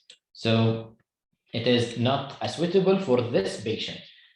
But the other shift to basal with oral hypoglycemic agent, again, it is not possible since the patient with these doses is not controlling his diabetes. And also, as we know, the progressive in nature for diabetes and the importance of need of insulin later on.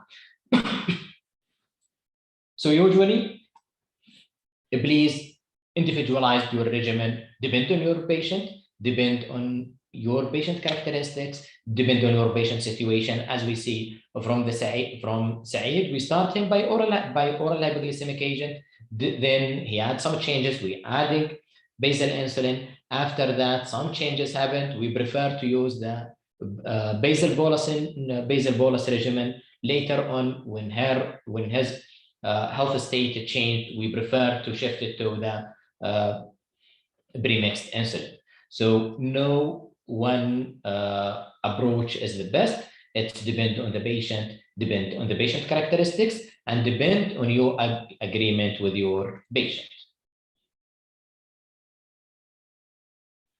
Shifting from premixed insulin to oral to basal bolus insulin to basal bolus, or from basal bolus to premixed insulin, usually it is 1-to-1 approach by calculating the total daily dose and divided to 50-50 at morning and 50 at night. Or if we shift to the basal bolus, we divide it to 50 as basal and 50 as prandial. Then the prandial will be divided to the meals.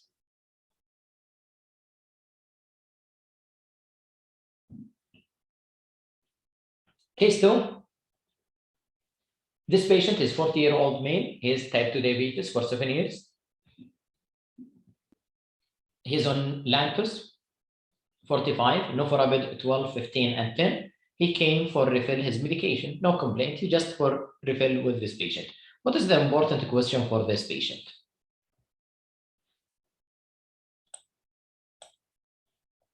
This patient is mainly postprandial, is controlling his blood sugar, but the fasting blood sugar is usually elevated, and there is one hypoglycemia in the fasting day, pre-breakfast.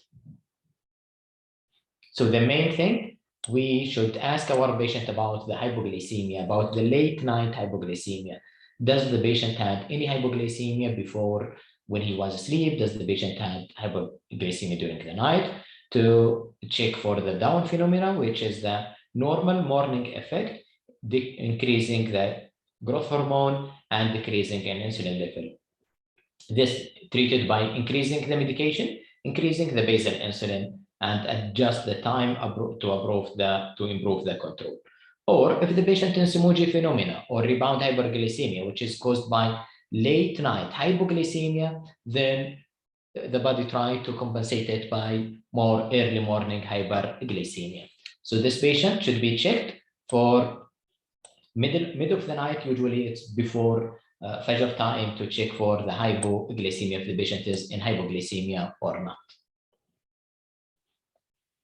In the case 3, if the patient is 56-year-old woman with type 2 diabetes for 22 years, he has ischemic heart disease, A1C is 7.3, he is in premixed aspart in the form of 54 international unit with breakfast and 15 international unit with the dinner. What is the main issue for this patient?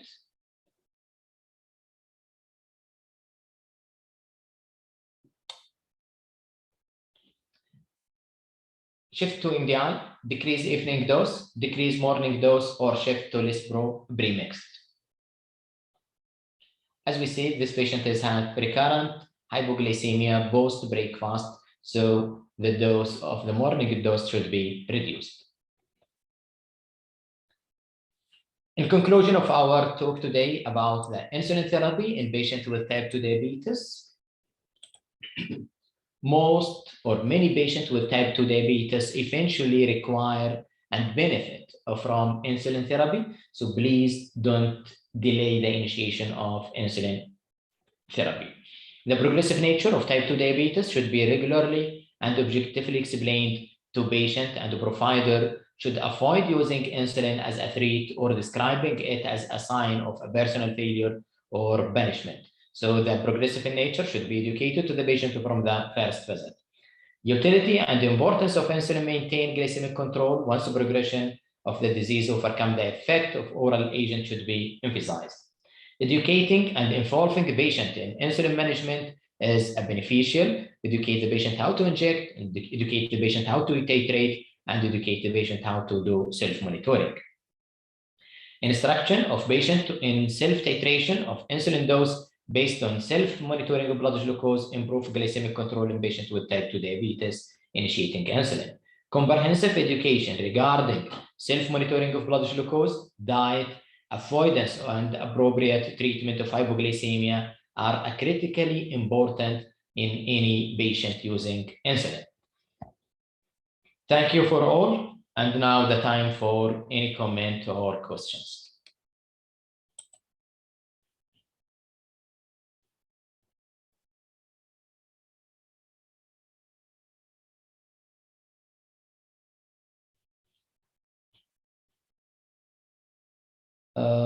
There is a question, is it still not fixed? I actually don't take your point. What you mean by that? The other question, alternative insulin group in case of shortage on some time, and what the dose adjustment? Also, again, what's the explanation for that? In insulin groups, we have alternative regimen either in the form of basal insulin, basal bolus, or premixed insulin. About the dose adjustment, as we said in the previous slides, how can we adjust the dose depending on the home reading? Thank you. Also, thank you for you. If the patient was newly diagnosed with DM, symptomatic, so started on insulin, can he shift it to oral hypoglycemic agent? Yes. If the patient in catabolic symptoms, present to catabolic symptoms, we should offer insulin for them. And after that, if the patient is improved, after the patient is controlled, we can assess him again to assess the ability to shifting again to oral hypoglycemic agent. But yes, in some patients, we can shift to oral hypoglycemic agent.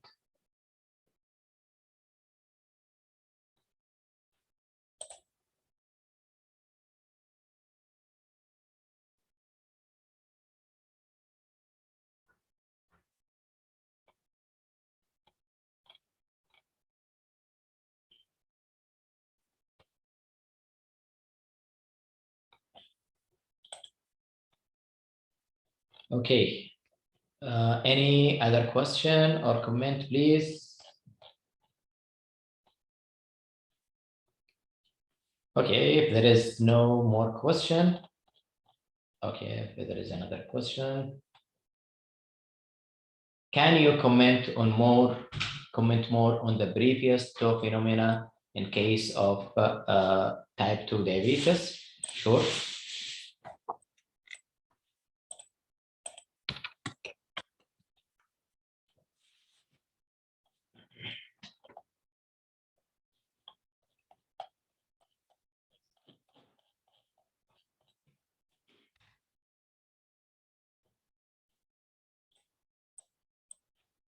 This is the two phenomena, and the diabetes in any patient coming to you with morning hypoglycemia, we should assess is it related to real hyperglycemia, related to low dose of insulin, or the patient in need for insulin, or it is a rebound for the previous hypoglycemia, which that mean by increasing the medication. بالعربي حيكون عندنا انه لما يكون البيشنت هايبوغليسيميا يدخل في الليت نايت هايبوغليسيميا، الجسم يحاول انه يتغلب على الهايبوغليسيميا يطلع لي الصباح بهايبر جليسيميا، وهذا اللي نسميه الليسموجي فينومينا. كيف نعالجها؟ نعالجها ان نقلل الجرعات حقت الليل او نقلل جرعات البيزل انسولين. النظام الثاني واللي الداون فينومينا هي عباره عن الجسم يكون سكر كويس، لكن فتره الصباح يرتفع معنا السكر بشكل اكثر بسبب انه عندنا الجروث هرمون والنورمال مورنينج افكت اللي هو الكورتيزول والجروث هرمون. فبالتالي كيف انا اتغلب عليها؟ اتغلب عليها اني باني ازود جرعه البيزل انسولين عشان اتغلب على النقطه هذه.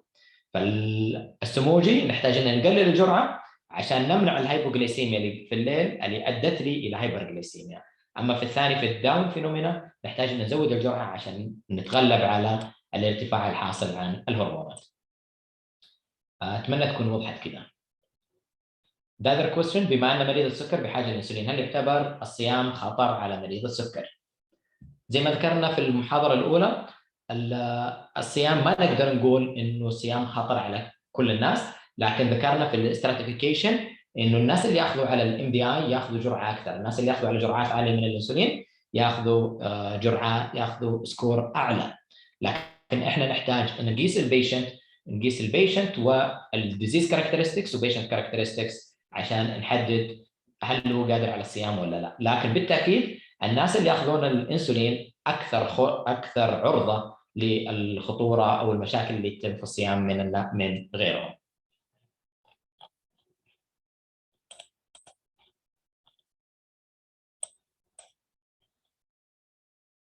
Do we have to suspect Somogy or Down phenomenon in any patient with morning hypoglycemia?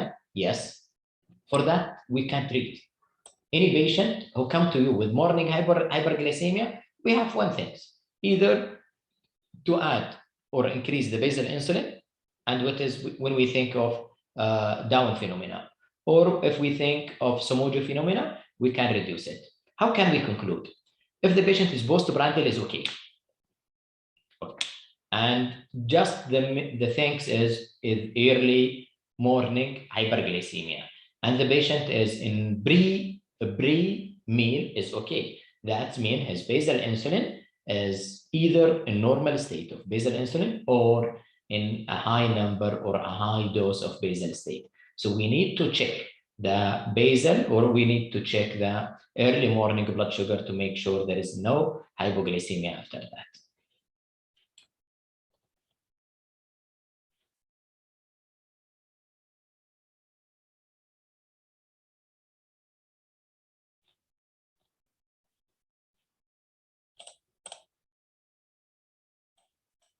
Okay, any more question? I think from Q&A, this is the last question.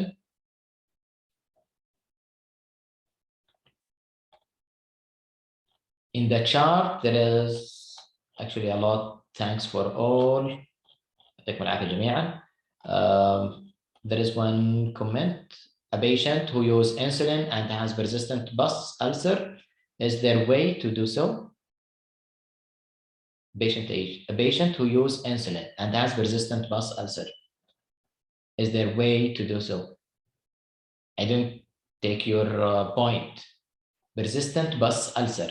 If you ask about diabetic foot, if the patient, especially any patient who had inflammation or infection, they in need for higher doses to control their blood sugar.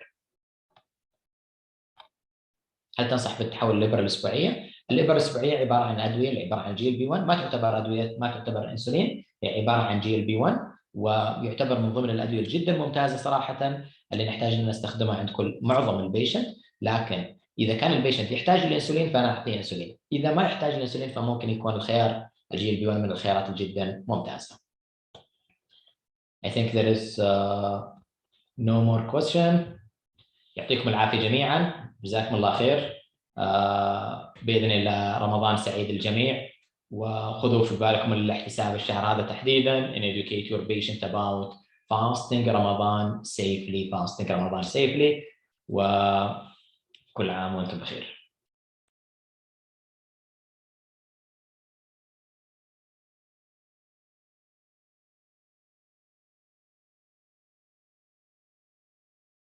of emergency that the patient he might have it. And this is now, before starting to the emergency, a quick review about the function of the pancreas. يعني شو هو دور البنكرياس before talking to the emergency. First of all, we have an endocrine and exocrine role, which is already explained. I won't go on the details, but just for you to know what are the endocrine, and there is two function, endocrine and exocrine function.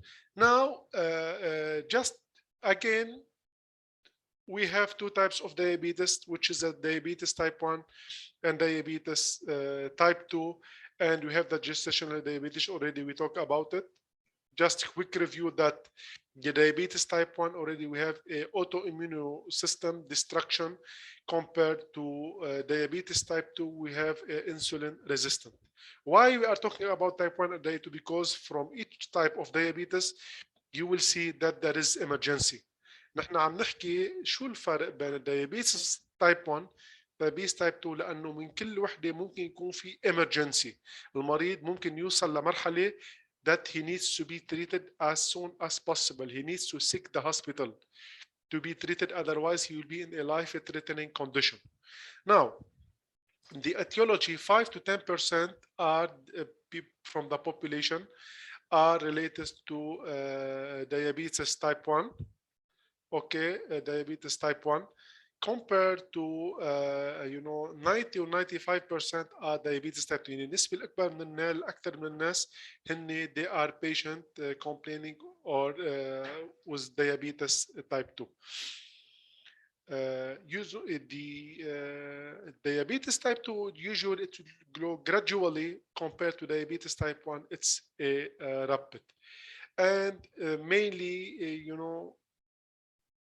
about the signs and symptoms, mainly it's similar with polyuria, polydipsia, losing weight, and in the diabetes type 2 patient, maybe he might be facing some of the more fatigue and the blurred vision.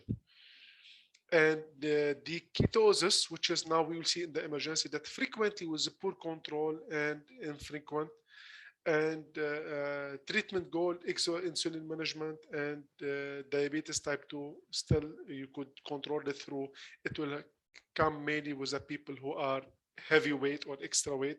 For this reason, always you will treat the cause. يعني نحن عندنا diabetes معروف انه نتيجة الوزن الزائد, we will treat الكوز اللي هو الوزن الزائد.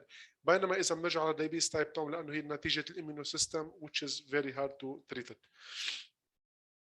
ومثل ما تكلمنا انه الانسولين الرول تبع الانسولين as you know it's not المرضى السكر ما في treatment, it's not a treatment of insulin, it's just to improve the lifestyle and to avoid the complication. مثل ما بتعرف نحن وقت بنعطي الانسولين هو دواء مش دائما مرضى الامراض الاوتو اميونو سيستم هي امراض ما لها علاج, there is no treatment.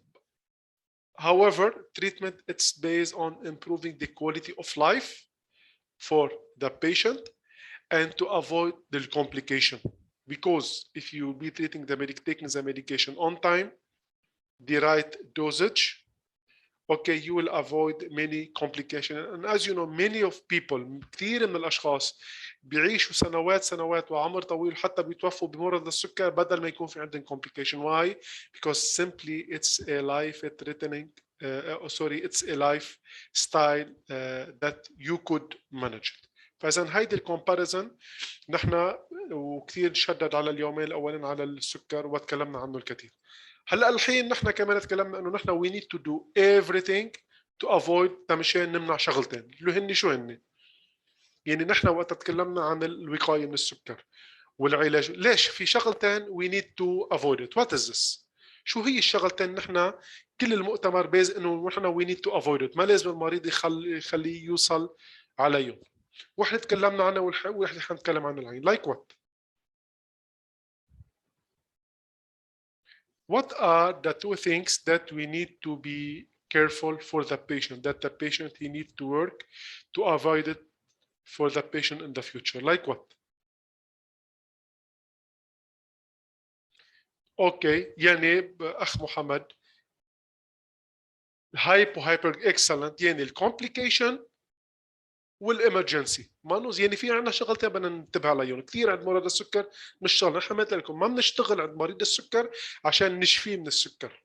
unless يعني تايب 2 اوكي ويتنج لوز، بس انه نشتغل على بالاخص الدايابيتس تايب 1. فاذا نحن في عندنا شغلتين، نشتغل على قصه الكومبليكيشن ونشتغل على قصه تو افويد الامرجنسي، ما نخلي المريض يصير في عنده اي دايابيتس امرجنسي. اوريدي الدكاتره تكلموا بشكل مسبق عن الكومبليكيشن، انا الحين حتكلم عن قصه الامرجنسي and how we could avoid and manage the emergency. Now, already how to diagnose the diabetes, already well known by all of you. Now, what are the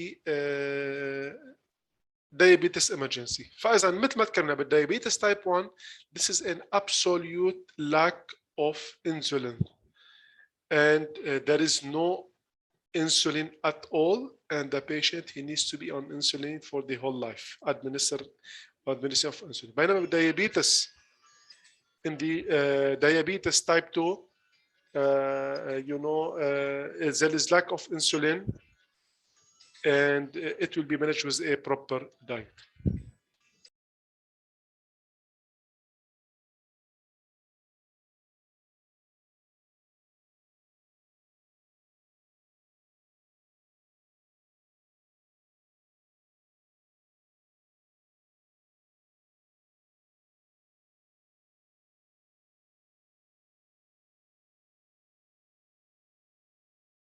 Okay, this is the first. Now, the first emergency that the patient, we need to know about it, and the first emergency that the patient he might face it is the DKA, or diabetes ketoacidosis. This is this is a serious metabolic crisis that can result from hyperglycemia in patient with uncontrolled diabetes mellitus.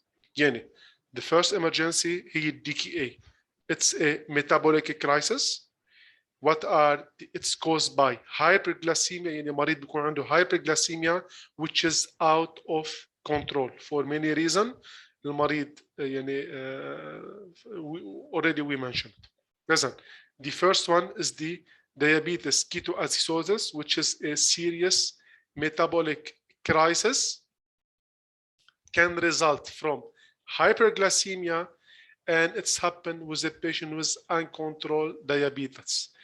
What are the causes? It's deficiency of insulin, which is lead to a life-threatening metabolic derangement. فإذا we have the deficiency of insulin, means it's going to happen mainly for diabetes type 1. It's a metabolic crisis when we have a hyperglycemia which is out of control. فإذا there is out of control, بطل فينا نعمل سيطرة على الديابيتس, it might lead to diabetes type 1. This is فإذا a diabetes ketoacidosis. It's a serious metabolic crisis. لو سمحتم عشان الصوت الأغلبية عم بيقولوا there is sound. ممكن الأخوة والأخوات عم بيقولوا there is no sound. Check your sounds and device.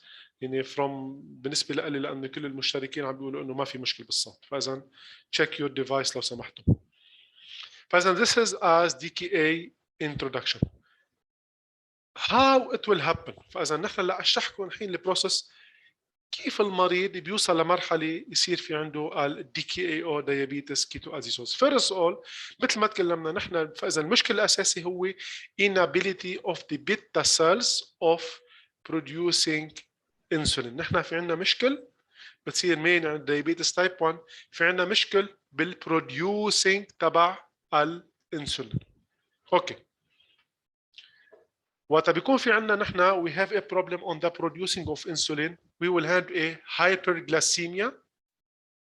بما انه مثل ما تكلمنا تذكروا هي it's a metabolic problem, metabolic disorder. فاذا اول شيء في عندي انا الاشياء بتصير تكمل بعضها like a track.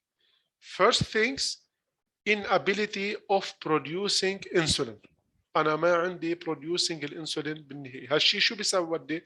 it will lead to hyperglycemia. Hyperglycemia, it will cause a osmolarity state.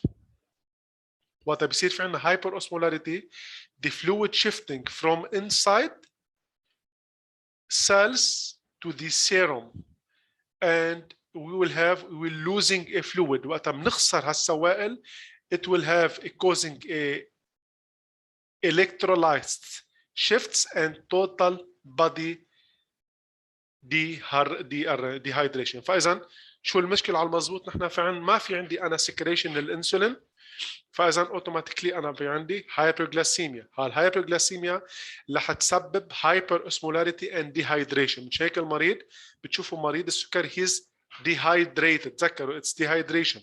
فاذا بما انه اتس ا metabolic disorder, it will not allow الجلوكوز ما عم بيفوت على السيلز as a fuel. بتعرفوا هو الجلوكوز هو مصدر الفيول الاساسي للخلايا. بهالحالة الخلايا كيف حتتغذى؟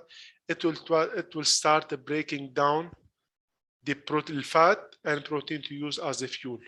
فاذا بيصير في عندنا الكيتون. وضحت؟ or do you want me to repeat؟ فاذا انا عندي مريض السكر، المشكله الاساسيه عند مريض السكر there is no production of insulin. طيب هذا هالشيء رح يسبب شغلتين، انه هايبر اوسمولاريتي ديهايدريشن، فاذا المريض هي اوتوماتيكلي ويل بي ديهايدريتد.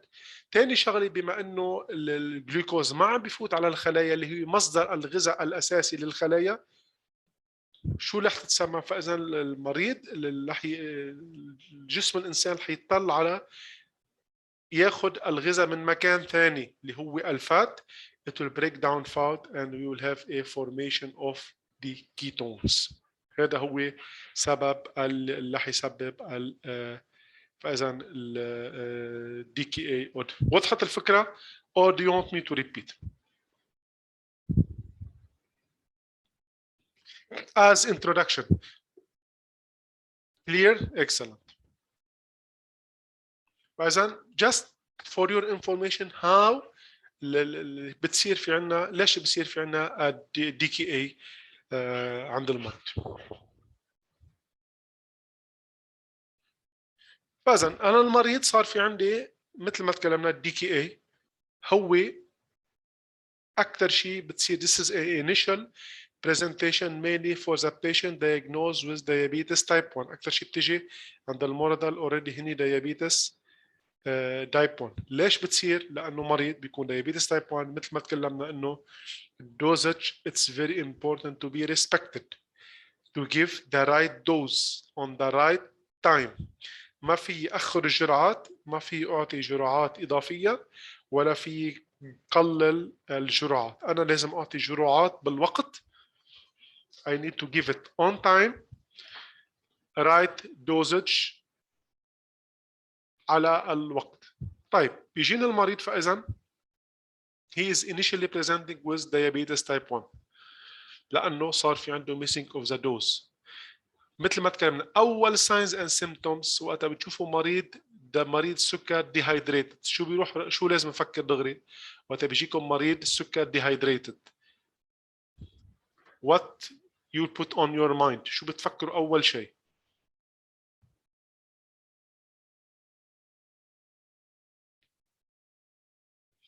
فاذا DKA excellent. فاذا this one of the main just مثل ما تكلمنا نحن هذا المؤتمر حكينا عن السكر وانواعه واسبابه والكومبليكيشن، وكمان الحين رح نتطرق اليوم وخلال يعني بكره والسيشن المقبلين عن كيف بنعمل مانجمنت لمريض اذا صار في عنده نتيجه كومبليكيشن السكر، والاكثر وحده هي DKA. فاذا نحن just for you to know انه مريض السكر وقت بيكون dehydrated you should think about the DKA. فاذا ketosis كمان and metabolic acidosis. This is one of the signs and symptoms that you need to go to give for the patient. فإذا dehydration, ketosis, metabolic acidosis, ketonuria. He will start having a weakness, anorexia, vomiting, and abdominal pain. Okay. And as you see, فإذا very مريض بيكون عنده very high serum glucose level, more than 250 to 500 milligram per deciliters, and always you will have a elevated in the blood urea, BUN, and hyperkalemia. فإذا هودي الأشياء that you need to know about the patient, that the patient, in case he has a DKA, first signs and symptoms, he will be dehydrated and with metabolic acidosis. And he will see him, since he's dehydrated, he will have a weakness, anorexia, decreased level of consciousness, whatever, abdominal pain. If you will take the serum glucose, you will notice that it's around 250 to 500 milligram per DL, and you will see that the BUN and the blood urea and are very high.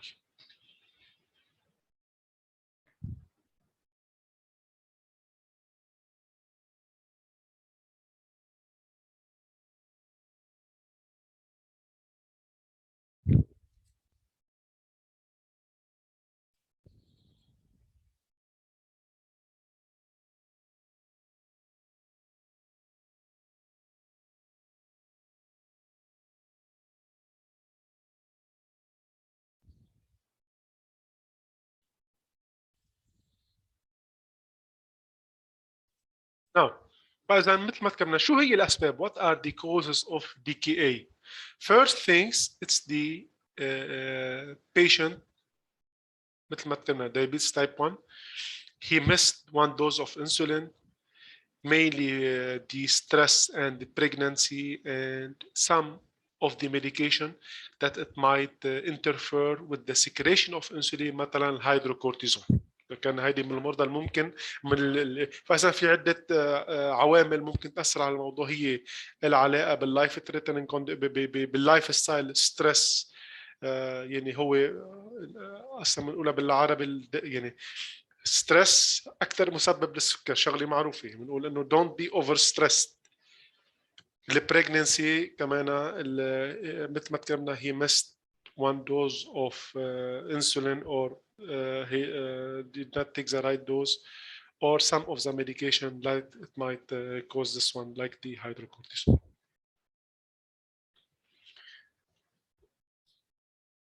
Now, what to do? What are the line of treatment for a patient with DKA? فإذا what are the line of treatment? What kind of line of treatment it needs to be done for the patient? أول شغلة you need to فإذا عنده مريض metabolic acidosis, what do you need to do? What do we need to do? إذا مريض عنده IV fluid, excellent. فإذا we need to فإذا first things what you need to do, we need to correction of the acidosis. First, correction معناه we need to correct it. المريض عنده dehydration, correction of electrolytes and fluid disturbance. فإذا first of all اجى المريض اللي عندي just بالemergency, first things put it in your mind. نحن لأنه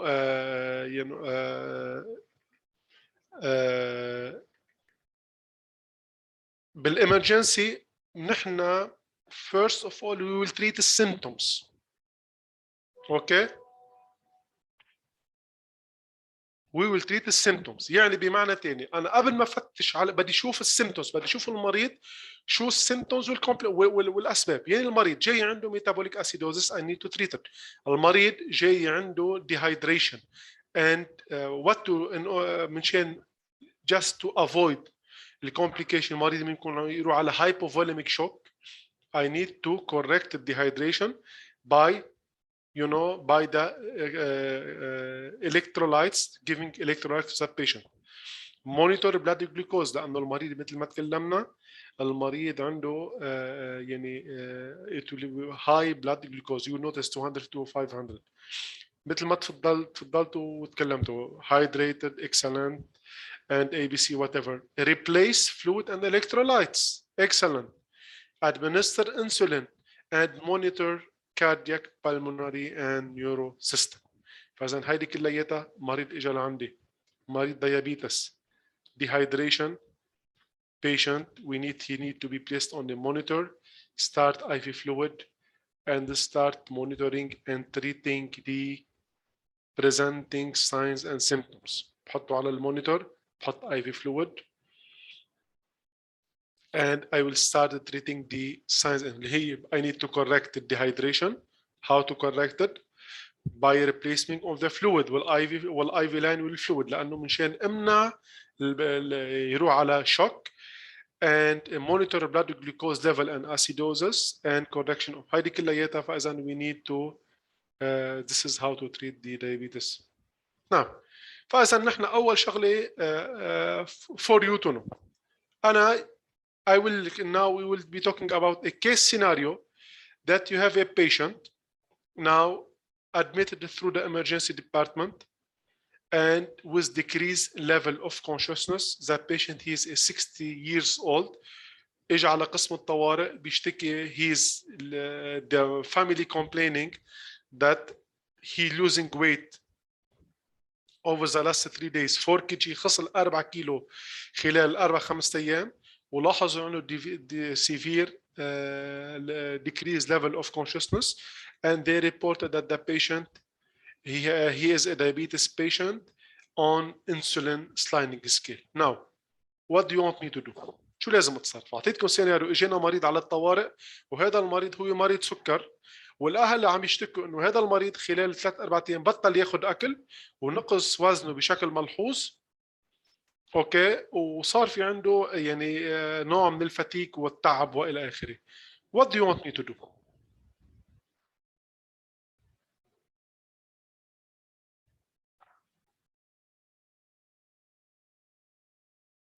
ABC. What else?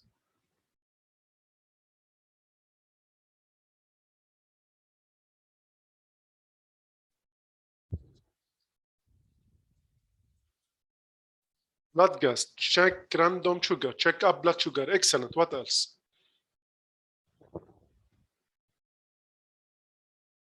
ABG. Urine dipstick. Okay. Okay. Lab investigation. Excellent.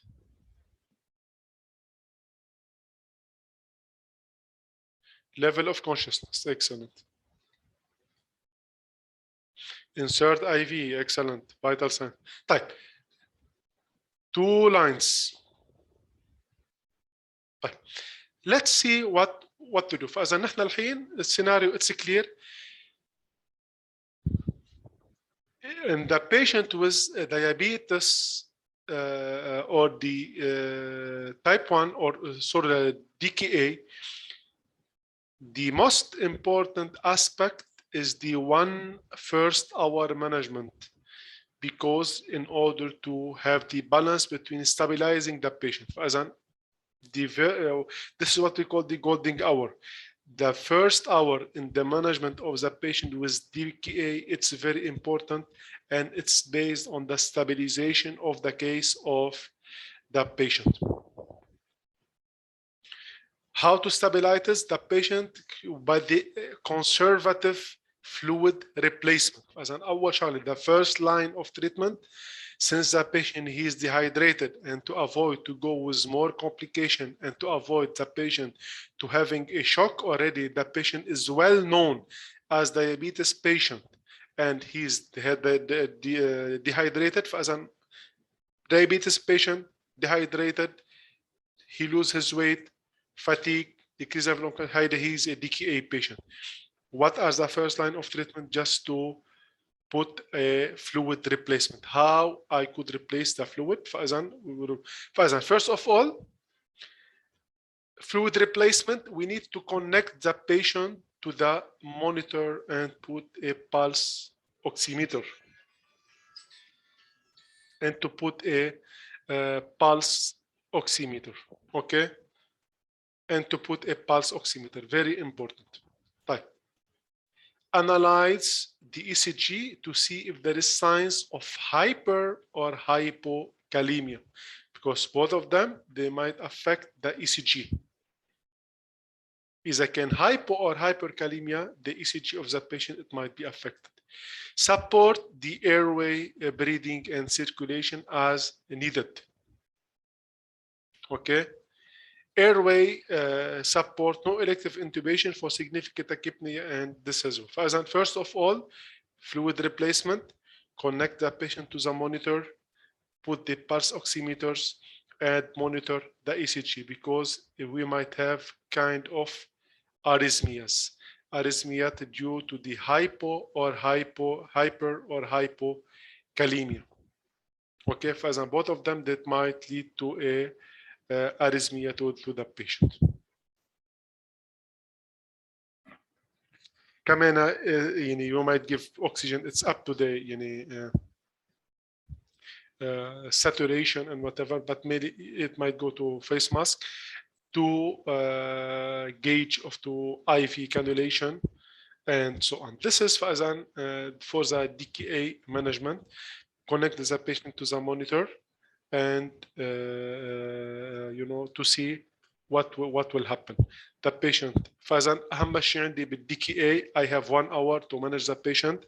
The aim of this 1 hour management just to stabilize the patient and to avoid any complications. Stabilizing mainly by putting on a monitor, IV line, oxygen, saturation, pulse oximeters, and to see if there is any types of arrhythmia due to hypo or hyperglycemia. Very important for us not to know about it.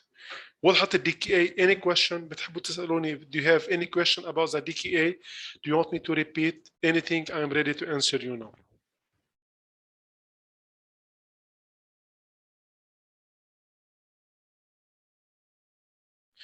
Different medication, different line of treatment, it might be giving to the patient. But here we are talking about the stabilization and the main treatment. Later on, for sure, patient with DKA, he will end with ICU.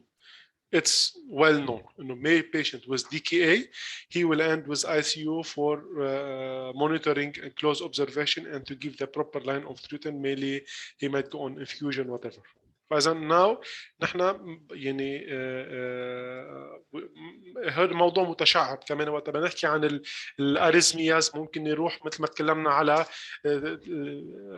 different arrhythmias and treatment. فاذا just for you to know انه we need to stabilize it first in EMS and later on send the patient to the department or to ICU just to fluid replacement, giving magnesium, giving potassium, whatever fluid replacement will stabilize the patient.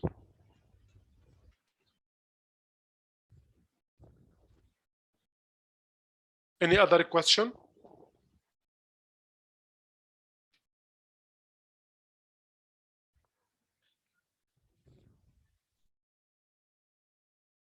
First, this is the first emergency is the DKA. Now we will be talking about the second emergency, which is a hyperosmolarity ketotic coma. This is the second type of emergency, which is the hyperosmotic non-ketotic coma. يعطيكم ألف عافية جميعا. طيب. فإذا hyperosmotic non-ketotic coma. This is كمان النوع الثاني مثل ما شفتوا. نحن الحين عم نتكلم عن الامرجنسي purely emergency. قصة الكومبليكيشن وكل شيء له علاقة بالسكري كمان الدكاترة الكرام تفضلوا وتكلموا على بشكل مسهب. نحن الحين رح نضوي على قصة إنه المريض جرب كل شيء ولا سبب من الأسباب لسوء الحظ صار في عنده emergency. نحن كيف لازم how to treat it. طيب. The hyperosmotic non-ketotic coma هي كمان this is another type of diabetes emergency. It's a serious metabolic complication of diabetes. It's all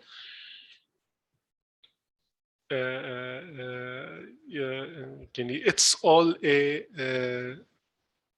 complication. It's all a complication of diabetes. And this is the second one of the metabolic or the HASMO. This is the second metabolic. What do you know about this one? What is the difference between this one and the previous and the DKA? What do you think?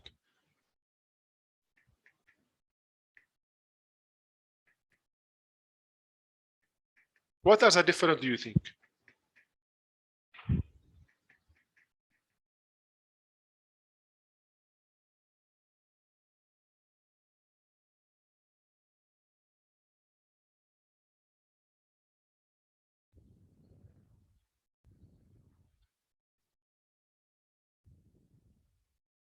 metabolic excellent.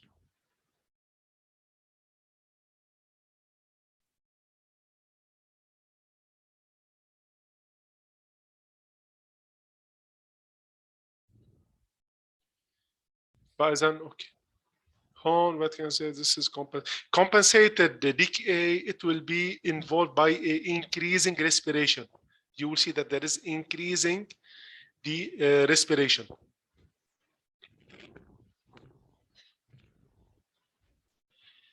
Right. This is another one, a serious metabolic complication of, this is another serious metabolic complication of diabetes. It's mainly the first difference. It's mainly seen in the patient with diabetes type 2. Okay, فإذا هونيك مثل ما شفتوا it's mainly with the diabetes type 1. Now it's mainly with the diabetes type 2 because the diabetes type 2 is a problem of relative insulin deficiency rather than absolute. شو الفرق بين diabetes type 1 and diabetes type 2? But diabetes type 1 there is a problem in the production. There is no production at all. Here there is problem, there is little secretion or secretion in a very small quantity. فإذا هذا هو الفرق. فإذا diabetes type 1 الامرجنسي تبعها mainly DKA. Diabetes type 2 it's mainly it's the hyperosmotic non-ketotic coma. This is one of the emergencies. شو الفرق لأن diabetes type 1 أنا عندي مشكل بتكوين السكر ما في مشكلة بينما هونيك بالdiabetes type 2 في عندي secretion but a very small quantity أو there is no secretion. كمان is the same process, there is no enough glucose is available for cellular or cell metabolism because of the insulin deficiency, so hyperglycemia it might develop. فإذا اثنيناتهم both of them it might lead to hyperglycemia. As you see, to promote cellular dehydration, osmotic diuresis, fluid and electrolyte disturbance, the patient are dehydrated with high blood sugar. شفتوا نحن الهاي sugar it might exceed 600 apply high hyperosmolarity and BUN level also exists. فإذا بتشوفوا هون the patient he might exceed up to 600 milligram per DL of the high blood glucose, which is very high.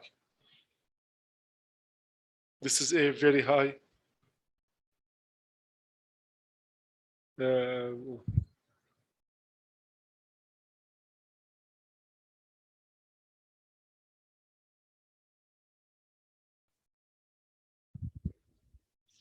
C900, yes, Miss Mazhar. This is what I said. It might exceed. It might go to 900. It will go from 600 and above. It will start with 600, which is very. Now, as you see, clinical manifestation, it's mainly similar with little different between the DKA and this one, which is dehydration. Both of them, what you notice in اثنيناتهم هني دي. فإذا the very important information قصة dehydration عند مرضى السكر we need to take it in consideration. It's not a good science for a diabetes patient to have a dehydration. مش علامة كويسة لأنه it might be caused by two of this, or it might lead to DKA or ketoacidosis. فإذا dehydration, tachycardia, hypotension, decreased CVP, dry mucous membrane, which is normal with dehydrated patient, poor skin turgor and confusion, seizures and coma. هيدي كلياتها. This is the clinical manifestation, which is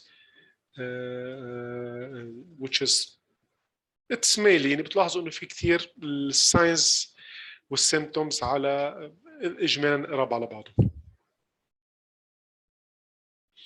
What to do? فإذا شو هو اللاين اوف تريتمنت؟ What to do in this case? How we should treat the patient? Fluid replacement of fluid to correct the dehydration. فإذا بنعمل fluid replacement مشان نعمل correction للدehydration. الانسولين انفيوجن تو كلوزلي، لانه مثل ما تكلمنا in addition to the fluid بدنا نبلش الانسولين انفيوجن، لانه نحن عم نحكي بهون نسبه سكر 600 and above, it might go to 900, which is too much. And the cardiovascular and neurological status should be monitored. This is mainly the same line, it's mainly the same line of treatment.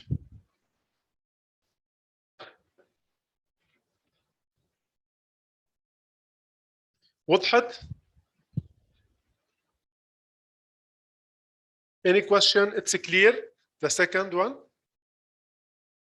ما تلخبطوا بيناتهم، انتوا دائما خدوا قصه الساينز اند سيمبتومز just as reference to you. بالاخص قصه الديهايدريشن عند المريض. وحده بتيجي من type 1 and the other one will come from type 2. mainly الشيء اللي لازم تلاحظوا انه دائما بالتايب 2 اللي هايبوسمولاريتي كيتوتيك سيندروم هي بيكون نسبه السكر it might go to 700 800 900 which is very. طيب الشغله الثالثه والمهمه جدا كمان and it's اكثر شيء بتصير عند المرضى and we are facing، يعني مش مرضى مريض السكر عند كل الكل، بس هي اكثر الامرجنسي اللي patient it will happen to the patient to the diabetes patient هي قصه الهايبوغلايسيميا او انخفاض نسبه السكر بالدم. It might lead you to many reasons. حسب رايكم، خلينا ناخذ بالحالات الطبيعيه. فاذا الهايبوغلايسيميا it will happen when the blood sugar glucose drop rapidly without enough glucose. فاذا البرين cells cannot use adenosine for energy and this causes cerebral dysfunction. اكثر شيء نحن بقصه الهايبوغلايسيميا هي بتصير كثير عند مرضى السكر، لانه for this reason the patient and family education اللي هي session we will be talking about it هي it's very important، لانه الاعتقاد انه نوقف السكر عن المريض بشكل كلي it's a wrong concept. نحن we need to follow a proper diet. We need to take the medication on time. هي قصة السكر كلها بتختصر، موضوع السكري كله بيختصر بكلمة اللي هي لايف ستايل. You will adjust your lifestyle to avoid the complication or no. If you are living a good lifestyle, you will avoid the complication or emergency. If there is no good style, you will have all complication, and this complication it might lead you to a life-threatening condition. على emergency already تكلمنا. واحدة من الامرجنسي تكلمنا هي قصة الهايبوغلايسيميا. Hypoglycemia it might happen to any member, diabetes or non-diabetes, but mainly it's not it's risky and it's not good to happen to the patient, diabetes patient, because you know it might lead for many complications. Now, كيف بتعرفوا what are the signs and symptoms of diabetes? What are the شو هي signs and symptoms تبع مريض الديابيتس؟ What are the signs and symptoms of diabetes? First of all, hypothermia. مش على طول, but this is one of the signs that it might notice to the patient. برجع بقول لكم don't take it as 100%, but it might happen to the patient. Tachypnea, tachycardia, dysrhythmias, hypertension, diaphoresis, hunger, nausea, and belching. How are these signs? Symptoms: مريض ببلش عندك أنا مريض سكر ببلش أنا عندك وجع بالراس، ألم بالراس headache. Personality change يعني بيصير more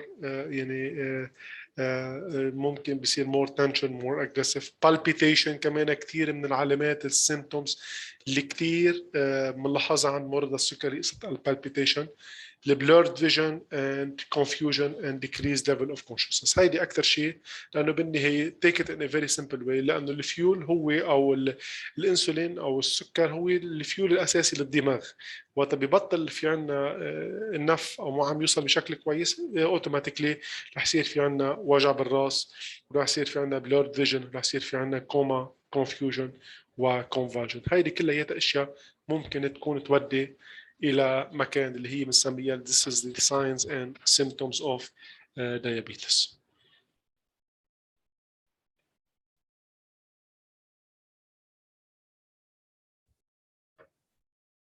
Sweating it's very important. Excellent. التعرق. ها تفضلتي اخذ مظهر. This is what فازن this is sweating مثل ما تكلمنا, blurred vision, hunger, weakness, confusion, whatever. What to do?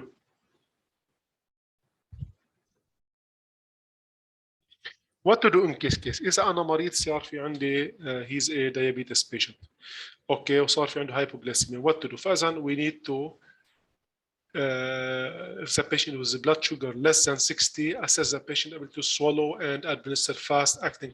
إذا المريض he is conscious, oriented, وحس هالعلامات وهو بتعرف مريض سكر, just just you can give like a small candies or just carbohydrates مشان يرفعه. إذا كان المريض he could swallow and he is conscious, ما في أعطي لمريض أن يكون unconscious أعطي candies ويكون he cannot swallow and he is unconscious. لا, be careful. إذا أول شغلة شيك على البلاد شوجر. إذا كان المريض less than 60 وحسيت المريض he could swallow, we could give like a fast acting carbohydrates.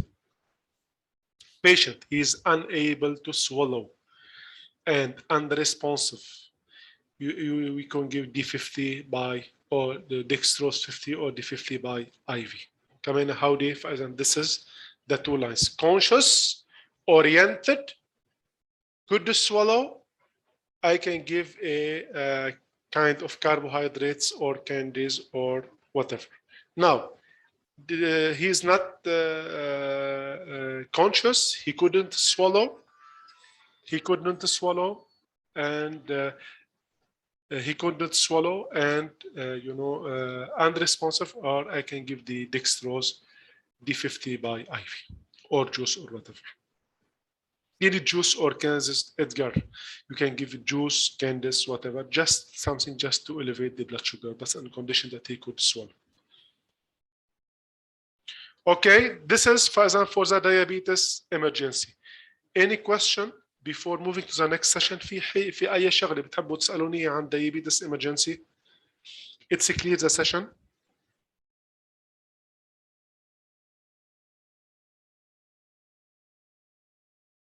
إن شاء الله تكونوا استفدتوا بالمحاضرة. فإذا مثل ما تكلمنا نحن اليوم حنتكلم عن أشياء لها العلاقة بالإمرجنسي نتيجة السكر. If you have any question, please don't hesitate to let me know. أنا يعطيكم العافية جميعا.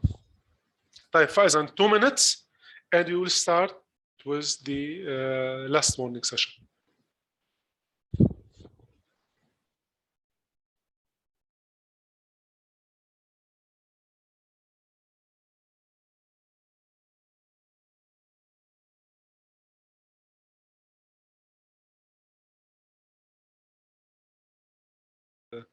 محاضرتين. اوكي حنكمل مع قصة الامرجنسي.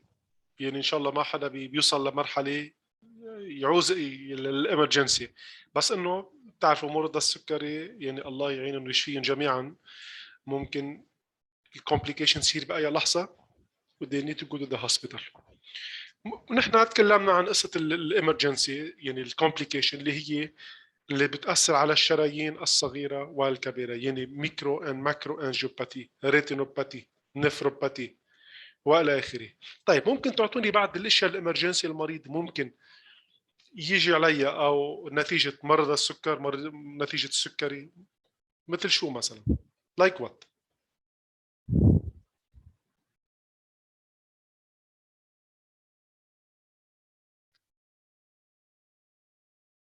MI. thank you اخت ليندا. DKA تكلمنا DKA، تكلمنا عن الكيتو اسيدوزس، تكلمنا عن الهايبوغلاسيميا، الاوسموتيك، نون كيتوتيك، والحين رح نتكلم بعد عن شغلتين. ثانك يو اخت مزهر، ثانك يو مزهر، الستروك والانجين. اكسلنت ثانك يو. much appreciated your feedback. فاذا نحن رح نتكلم الحين خلال قبل الظهر اليوم عن هلا الام اي، وبعد الظهر ان شاء الله رح نعطي ستروك. او مثل ما قلت لكم الهدف now we are not talking about the cause, complication, whatever. Now we are talking the approach and the treatment for the patient of diabetes. طيب. First of all, we will be talking about the MI. You have a patient, you have diabetes patient, and he is admitted, and he has a suddenly he has a discomfort on the chest. بيجي مريض سكر. He's receiving the treatment on time. Good lifestyle, everything is okay, and he's 65 years old, and he's diabetes since 25 years. هذا مريض سكر. طيب أول سؤال, first question, طيب this patient he's following a good lifestyle. Okay. Why بتقولوا أنا why he will have a chest pain?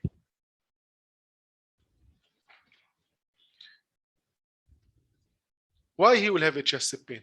Since he's receiving good stuff. As a chest pain, it might be we have two types, or it might be caused for different reasons. وكلياتهم they might be due to the يعني ممكن يكون هالمريض عنده what we call a angina or chest pain, pectoris, whatever. First of all, لازم تعرفوا إنه chest pain ممكن تكون two types. We have a stable and unstable, and both of them we should not neglect it. الحالتين ما مفروض نحن نهملهم عند المريض. هاي بالدرجة الأولى. بالدرجة الثانية إنه بالأخص عن مريض السكر the moment that the patient, especially patient who have been diabetes patient since long time, ما لازم إنه ممكن يكون عنده complication اللي هي صار في عنده type of angina or MI. We have two times. ممكن المريض يكون عندك he was doing well, he was walking as بيقول له طبيب السكر بيقول له أنا بنصحك كل يوم لازم تمشي حوالي نص ساعة، ما ترهق حالك كثير، و take your medication on time and know it's good to be walking. بيروح هذا المريض ببلش يعمل exercise، فجأة بيصير في عنده chest pain، بيصير في عنده ألم بالصدر. What to do in this case؟ شو المريض بيتصرف؟ بيقول لك أوكي أنا I will take a rest، مثل ما نصحني الدكتور. He took a rest and he's fine. شو تنصحه المريض يعمل بهالحالة؟ مريض سكر حكيم التغذية وحكيم السكر بينصحه بيقول له أنت كل يوم جرب شيء حوالي 20 دقيقة، وحسب وهذا صار له هذا المريض على هيدي الحالة سنوات وسنوات بيمشي وما في أي مشكلة، بس يوم من الأيام هو عم يمشي هذا المريض حس بألم بالصدر، قال لك أنا برتاح، ارتاح دقيقة دقيقتين وكل شيء back to normal. What would you advise this patient؟ شو بتنصحه؟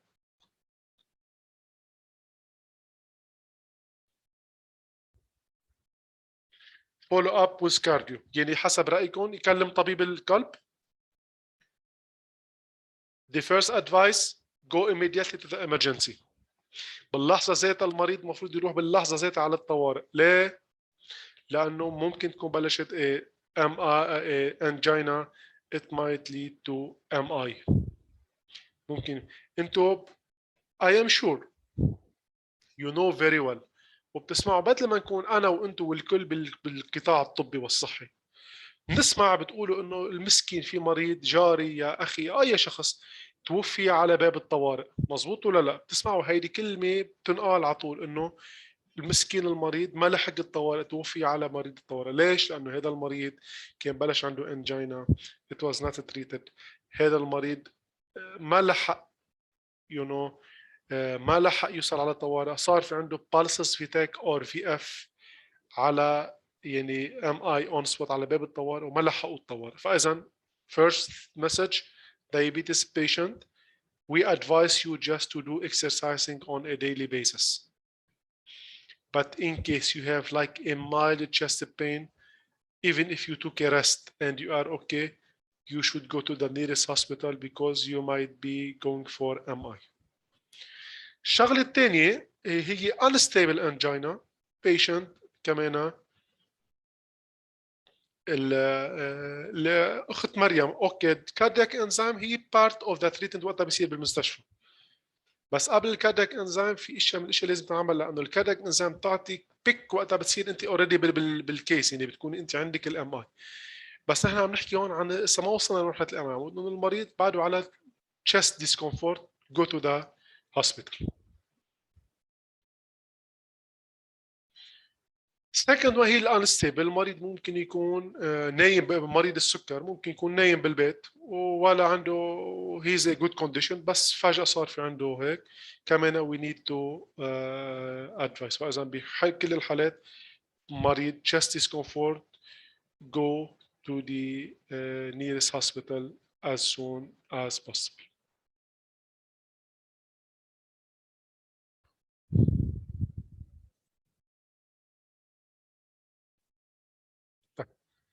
نحن اذا المريض، فاذا وات تو دو بهاي المريض، نحن دائما بهالحاله مجبورين نتبع المانجمنت تبع الامريكان هارت اسوسيشن للمريض. فاذا when the patient has a chest pain لازم يروح على اقرب مستشفى باسرع وقت as soon as possible and to do the ECG، لازم ينعمل فاذا الاي سي جي. فاذا ليه؟ لانه نحن عندنا تو لاين اوف تريتمنت، دور تو نيدل should be within 20 fibrinolytics، ودول بتسمعوا انه المريض صار في عنده تمييل بالقلب او اعطيه ميديكيشن او صار في عنده البالون. فاذا نحن معنا من دقيقه المريض بصير في عنده الم بالصدر مشان يوصل على المستشفى، في معنا 30 دقيقه نص ساعه عشان نعطي نحن الفايبرونوليتكس unless there is any contraindication حتكلم عنها، ومعنا حوالي يعني ساعه ونص عشان نعمل بي سي اي or percutaneous and you will see about it. فاذا بيجيك مريض على قسم الطوارئ بيقول لك انا عندي الم بالصدر، where you send him، وين بتبعتوه immediately، where are you going to send this patient؟ Mona, thank you مظهر. What else؟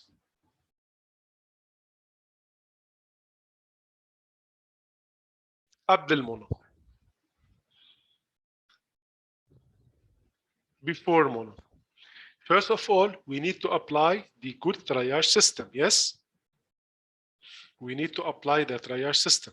نحن بالtriage system في عنا no not family medicine أخت ليندا at all.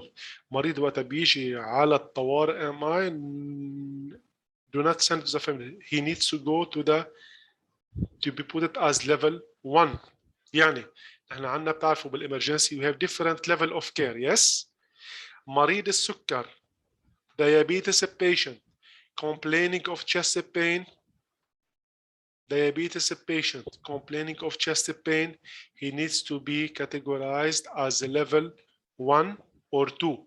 يعني level 1 patient couldn't wait، يعني مريض بيكون unresponsive. level 2 patient could wait 50 minutes. شو يعني level 2 could wait 50 minutes? What I mean by level 2? Level 2 patient that everything it should be done within 15 minutes. Patient should not wait for 15 minutes to start. I need to do everything to the patient within 15 minutes of time. فإذا المريض أنا هون بهالحالة أنا ما بدي خليه 15 دقيقة، لا ما بقول للمريض تفضل استريح just wait for 15 minutes and after 15 minutes I will call you. No. A diabetes patient complaining of chest pain, he needs to be categorized as a level 2 triage system, and he needs to be sent to the resuscitation room and or to ECG room and to do everything within 10 minutes. Thank you, Edgar. ECG must be done within 10 minutes after triage. I have just 10 minutes only just to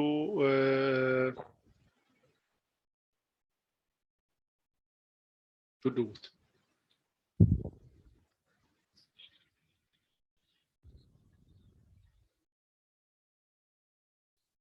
Now, فاذا انا I apply the triage system. انا حطيت المريض and he's the old diabetes patient, and now I will start the main medication which is the Mona, and we will see which is applying the oxygen, aspirin, nitroglycerin and morphine. What is the role of the nitroglycerin and in which case you cannot give? فاذا هي بتسمعوها انتم الحبه اللي تحت اللسان nitroglycerin. What are anti-nitroglycerin just mainly to relieve pain, chest pain والمورفين. امتى ما لازم اعطيهم؟ There is at some point hypotension. Thank you مظهر. فاذا at some point nitroglycerin unless there is contraindication we should not give. فاذا oxygen, aspirin, nitroglycerin, morphine, fibrinolytics and heparin.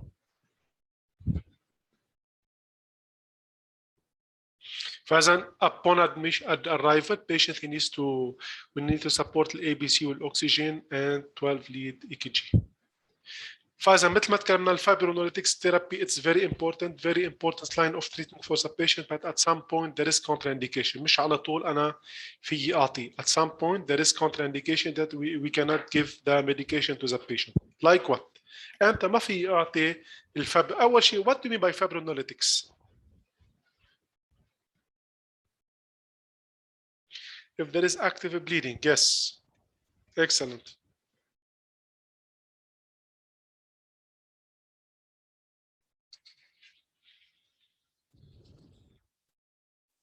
And there is a systolic blood pressure to destroy clot. Excellent.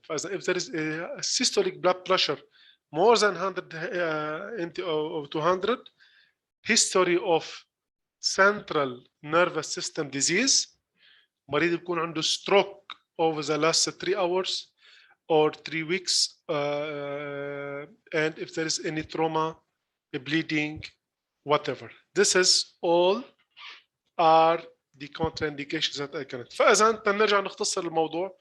مريض السكر هو معرض يكون في عنده عده complication بيناتها ستروك والام اي.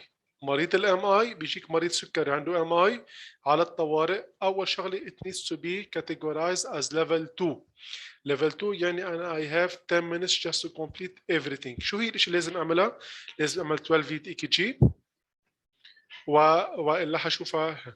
فاذا اول شغله بنعمل fibrinolytics تشيك ليست اللي هي we need to know about it. انه اذا التشيك ليست very important to be done ونعملها ونتاكد انه المريض يعني ما في كونتر انديكيشن اعطي الفايبرونوليتكس. اول شيء بلش بالاكسجين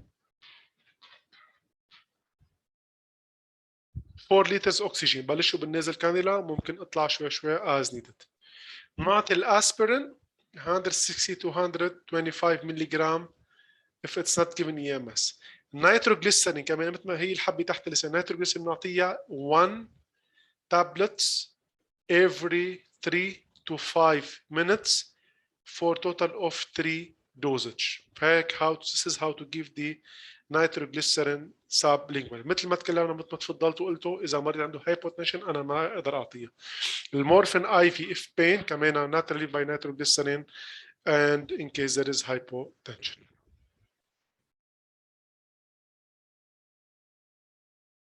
فاذا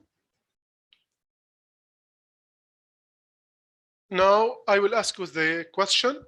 You have a 34 years old patient admitted and he has a headache and vomiting. Now في عندكم مريض. Now you will tell me what to do. مريض already with history of diabetes. He's a young patient وصار في عنده MI وصل على الطوارئ. What do you want me to do? What to do in this patient? 34 years old, diabetes, newly diagnosed diabetes, and he has a chest pain. What to do? Check vital signs. What else?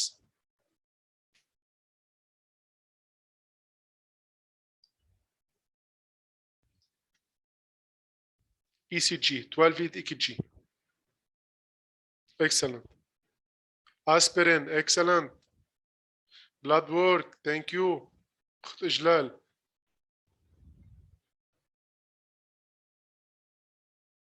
cardiac exam, thank you. لأنه cardiac exam it will be high إذا المريض بالأخص كان إنه chest X-ray, thank you أخت علاء.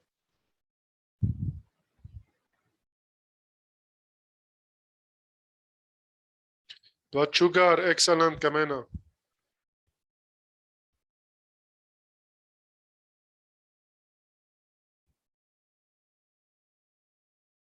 وكمان تروبونين الكاردياك انزيم كمان as الهارت monitoring لانه this patient he might be connected to the monitor and suddenly he might be unresponsive. ممكن المريض بفجأة يصير unresponsive.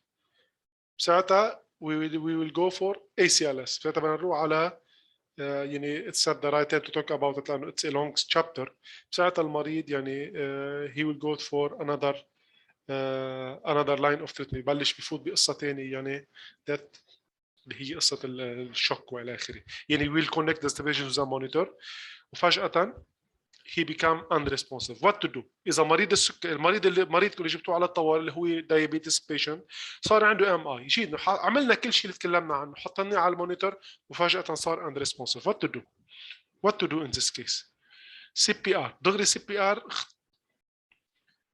نومان صديق check vital signs before CPR.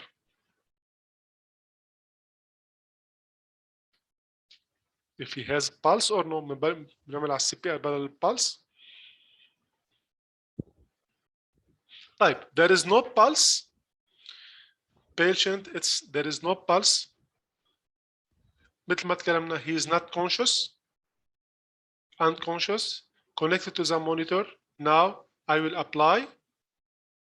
activate the code already with EMS there is and we have the code team leader and one will be given the shock, one will giving CPR, one the medic. طيب إذا نحن بدنا نعطي shock what type of shock to give and when to give shock. فإذا we will give we cannot give shock at any time بس بنعطيها in case there is a pulseless VTAC or VF. Pulseless VTAC or VF. This is the two condition that there is and I wish يا ريت يعني فينا نفوت كثير بمواضيع كنت بدي احكي عنهم بشكل كثير كبير بس due to the time ما فينا نفوت. فإذا pulseless VTAC and VF there is we will give a shock. What are how to give a shock?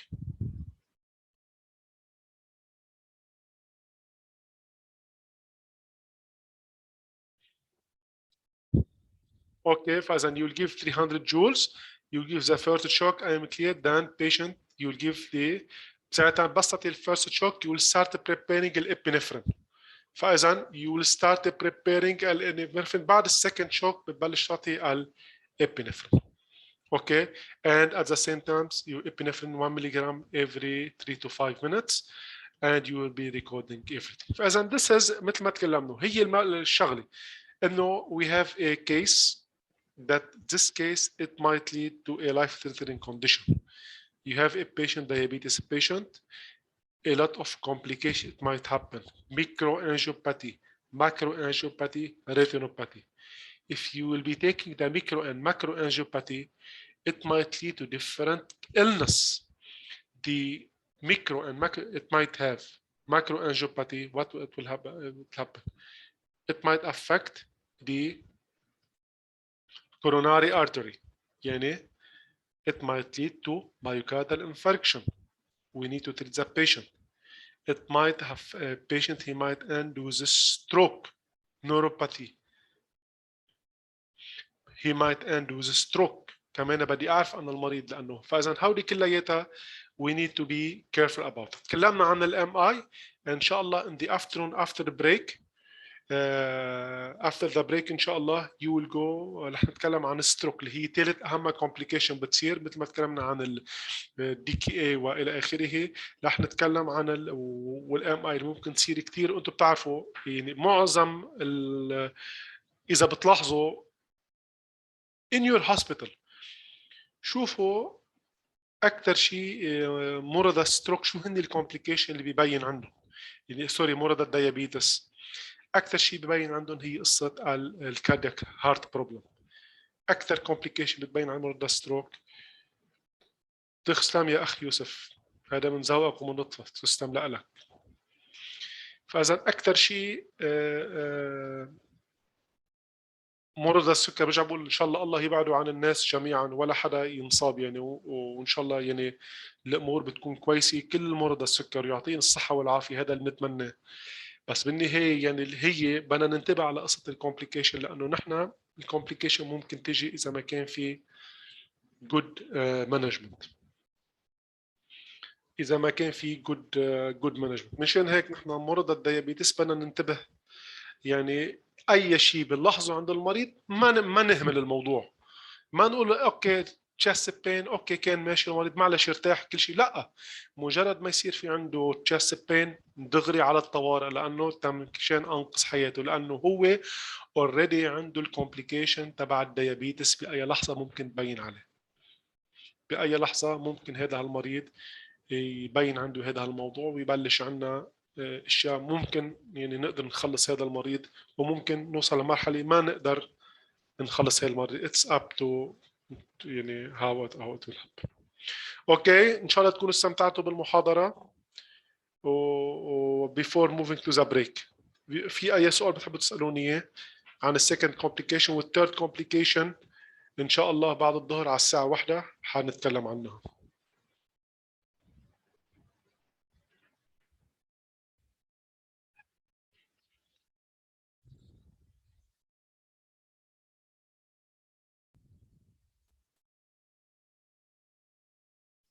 فاذا if there is no question فاذا نحن نعطيكم بريك till 1.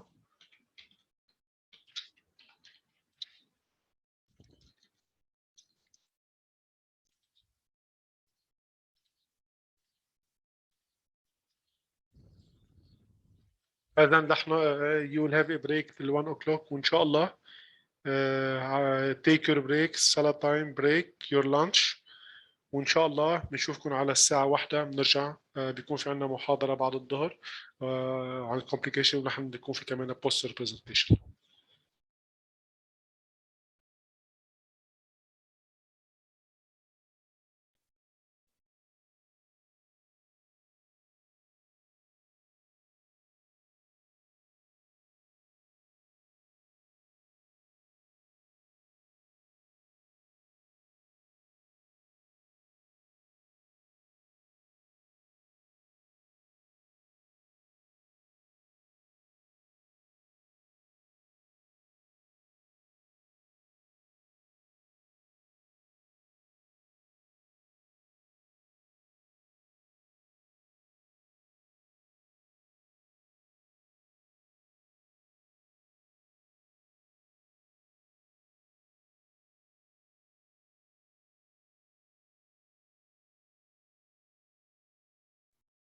Good afternoon. Assalamu alaikum. Can you hear me?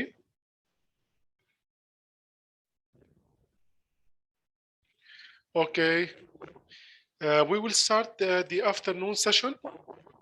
And the after session, we are going to continue already what we start in the morning.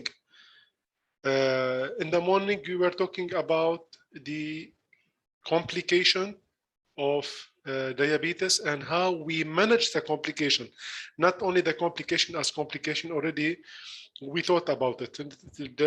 بتكلم الدكاترة اللي تكلموا عن الكومبليكيشن وكيف to avoid. بس الحين نحن عم نركز اليوم باليوم الثالث انه الكومبليكيشن how to manage it. We were talking about the MI وكان عن DKA والhypoglycemia.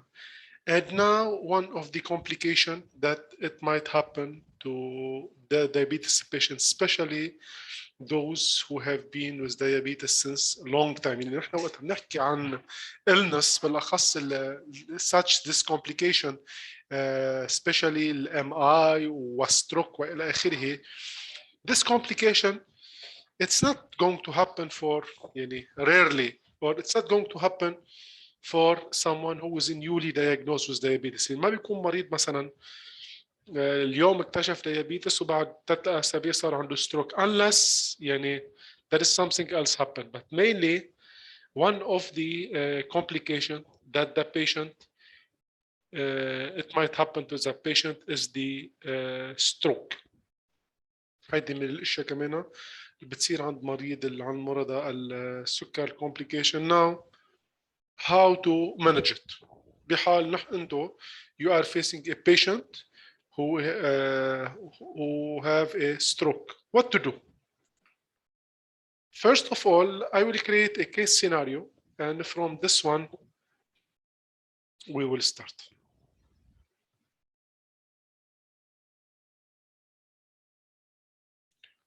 Okay. You are visiting your 65. You are visiting. Okay. You are visiting your 65 years old, and she's healthy, but history of dyslipidemia and diabetes. Faisal, you are visiting your grandmother or your father, and she's 65 years old. She is diabetes patient, but her diabetes was under control. يعني ما كان في أي مشكلة. فجأة, while you are using this stuff, suddenly she start to have confusion.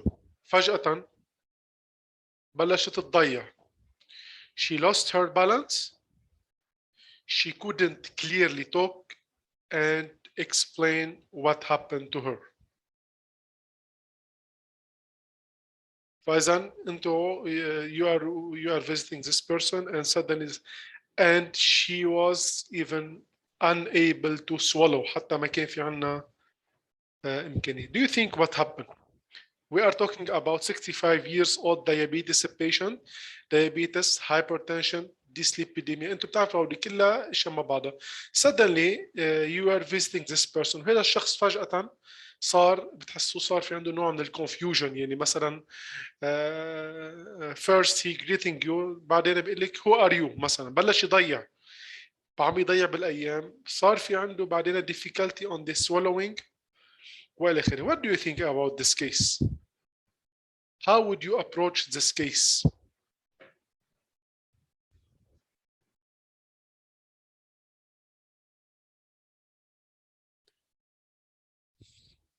This is an acute stroke patient. Thank you.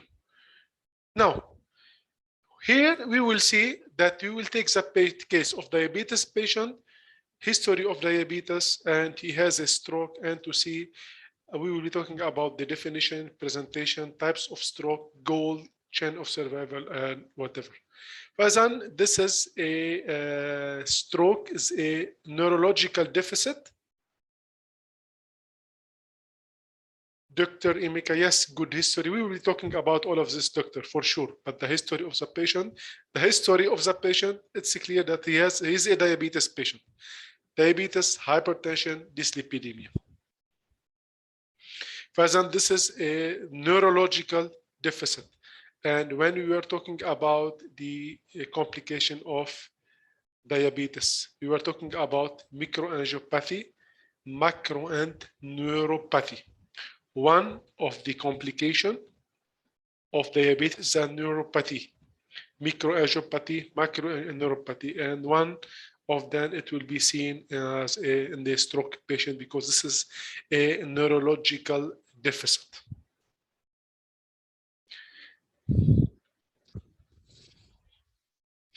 It might happen to the patient in different stage. It's not, we call what the TIA or transient ischemic attack. This is brief episode of neurological dysfunction, and it's not associated with cerebral. يعني ممكن تيجي عند المريض هيك على وقت قصير وما يصير في عنه يعني deficit, permanent deficit.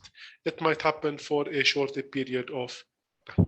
فإذا نحن كم في عنا نوع من stroke, and which one do you think, which one diabetes patient will be affected? We have this ischemic stroke, which is 87%, and we have the hemorrhagic stroke, which is 13%. Do you think the diabetes patient, which type of stroke he might face? The ischemic stroke or the hemorrhagic one? What do you think? وقت بنحكي عن مريض السكر وفي عنا انواع من الستروك اللي هي الاسكيميك ستروك which is 87% of population will be affected وفي عنا 13% which is the hemorrhagic.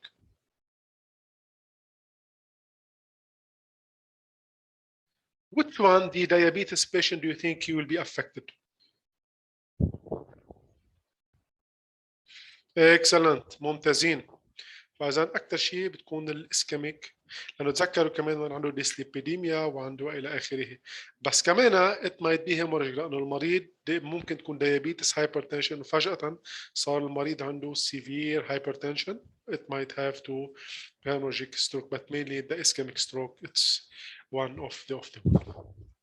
Now خليني أشوف إنه أنتم اعتبروا عندكم a patient, a diabetes patient، وفجأة how would you detect انه هذا المريض بلش يصير في عنده ستروك؟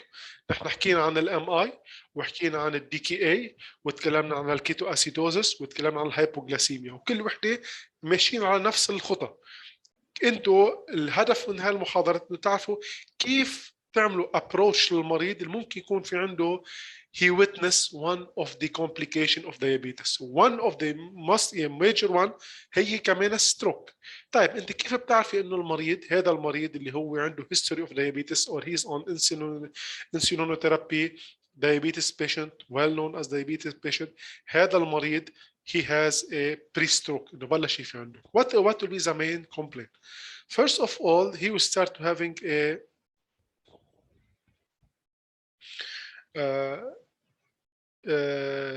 headache. تصير في عنده ألم بالراس، headache which is one of the main signs. Confusion تكلمنا عنه وقلت لكم عنه إنه المريض he might have confusion, he might be confused. يمكن مثل وإذا بترجعوا للسيناريو اللي أعطيكم إياه واضح إنه patients start to have confusion. He might have abnormal vision كمان. abnormal speech رح نشوف كل هذه العلامات. I'm going to go through one by one. Weakness, numbness on one side of the body, loss of balance and inability to walk. فإذا هيدي كلياتها هي علامات ممكن. هلا في شغله في شغله كمان كثير تعرفوها هي what we call the word fast. تذكروا وقت بنحكي عن كلمة stroke patient we need to talk about the word fast. F-A-S-T اللي هي ال F came from face, A came from arm, S came from speech and T came from time. Face dropping, arm weakness, difficulty in the speech and the intervention. It's very important just to call 911. Now كمان من الوحدة بنسميها the Cincinnati pre-hospital stroke scale. رح ارجع لنفس السيناريو. You're 65 years old, grandmother, she is diabetes, hypertension, on insulinotherapy, she's doing well. Suddenly she starts developing confusion and whatever. What to do in this case? Put in your mind she might have a pre-stroke. يعني هيدا المريضة تذكروا إنه ممكن تكون related to one of the complication of stroke. What to do in this case? فإذا I need to start assess and send the patient to the nearest hospital. كمان we need to do the pre-hospital stroke Cincinnati. اول شغله كيف بتلاحظوا عند المريض؟ يعني اذا مريض قدامكم مثل ما قلت لكم يور جراند ماذر اللي هي مريضه سكري، فجاه عم تتكلمي معها، انت عم تعطيها دوز الانسولين فور اكزامبل، this is the time to give the insulin وما في اي مشكله بالميديكيشن، already she's receiving the medication on time، بس انت جيت اليوم عم تعطيها دوز الانسولين، اوكي فجاه لاحظت انه بلش عندها فيس دروب. شو يعني الفيس دروب؟ when you will say that the face is normal or abnormal. Normal إذا مثل ما بتشوفتوا هون both sides of the face move equally. بتلاحظوا أنتوا هون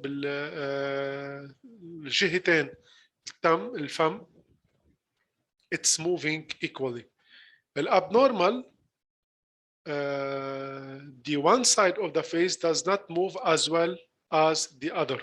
يعني بتشوفوا إنه هون في مطرح عم بيقدر يحرك الفيس بالمطرح الثاني ما عم يقدر يحركه. This is what we call the يعني the Cincinnati pre-hospital stroke scale. This is the first thing that we need to do it. This is what we call the facial drop. الشغله الثانيه اللي بنسميها الارم دريفت. In the arm drift, one you will say that is a normal or abnormal. Normal, the both arms move the same or both are do not move on. يعني بتطلبوا من المريض بتقولي your grandmother just hold your both arm. تعلي ايديك قبال بعضهم اثنيناتهم. إذا اثنيناتهم تحركوا بالطالع يا بالنازل she could move it equally فإذا we are on the right track ما في عندنا أي مشكلة. إذا قدرت حركت يد ويد الثاني قشطت عندها ما قدرت حركتها فإذا if she moved one arm and the other arm she was not able فإذا this is a positive signs of the Cincinnati stroke scale. طيب الشغله الثالثه اللي هي الابنورمال سبيتش كمان بتعرفوا انه بفجاه بتكونوا عم تتكلموا مع مريض السكر وفجاه بيقول لكم he cannot talk فجاه ببطل فيه يتكلم بشكل كويس او بيتكلم كلمات او that it's not clear and it's confused. مثلا how would you assess هلا نحن الحين فاذا انتم تم ضيع السيناريو بيقول انه انت كنتي بزياره عند جدتك او عند جراند فازر وهي مريضه معروف انها سكري وانت you are giving the insulin dose فجاه انت بلشتي تحسي انه بلشت تعمل confusion ساعتها here you could start assessing the patient if he has a stroke and sending her to the nearest hospital. What to do in the assessment؟ تستعمل السنسيناتي ستروك سكيل اللي هي مثل ما كنا سبيتش والارم دريفت والفيجن. فاذا بالسبيتش بتساعدها تطلبوا منها بتقولوا لها بليز can you say patient use if for example you can ask her you can teach an old dog new tricks وبتطلبي منها انه تعيد شكرا اخت نسرين تسلمي كلك ذوق. فاذا النورمال شو بتقول النورمال؟ اذا المريض he could repeat it after you يعني بيجي المريض بيقول لك you'll ask your grandmother بيقول لها يا جدتي لو سمحتي رح اقول لك كلام ورديه من وراي. You will ask her or you will say that you can't teach an old dog new tricks. طبعا نحن رح نلاقيها بالعربي. فإذا if she could repeat the same word فإذا it's not a positive sign لأنه she repeated ما في مشكلة. بينما if she says a patient slurs word or a wrong words or she's unable to speak فإذا this is a negative sign. وضحت؟ مثل ما تكلمنا انتوا عم تعطوا جرعة الانسولين عشان الجراند ماذر تبعكم وهي سكري مريضة سكر عم تعطوها الدواء فجأة لاحظتوا صار في عندها confusion. Don't neglect this signs. confusion رح ارجع لكم اياهم من شان يعني انا بهمني كثير هالمحاضرة لانه كثير المرضى ممكن تصير عندهم ما بدنا نهمل اي ساينس. نحن بالقطاع الطبي دائما هيدي الاشياء بنسميها الكريتيكال ثينكينج او ممكن المريض يعطينا علامات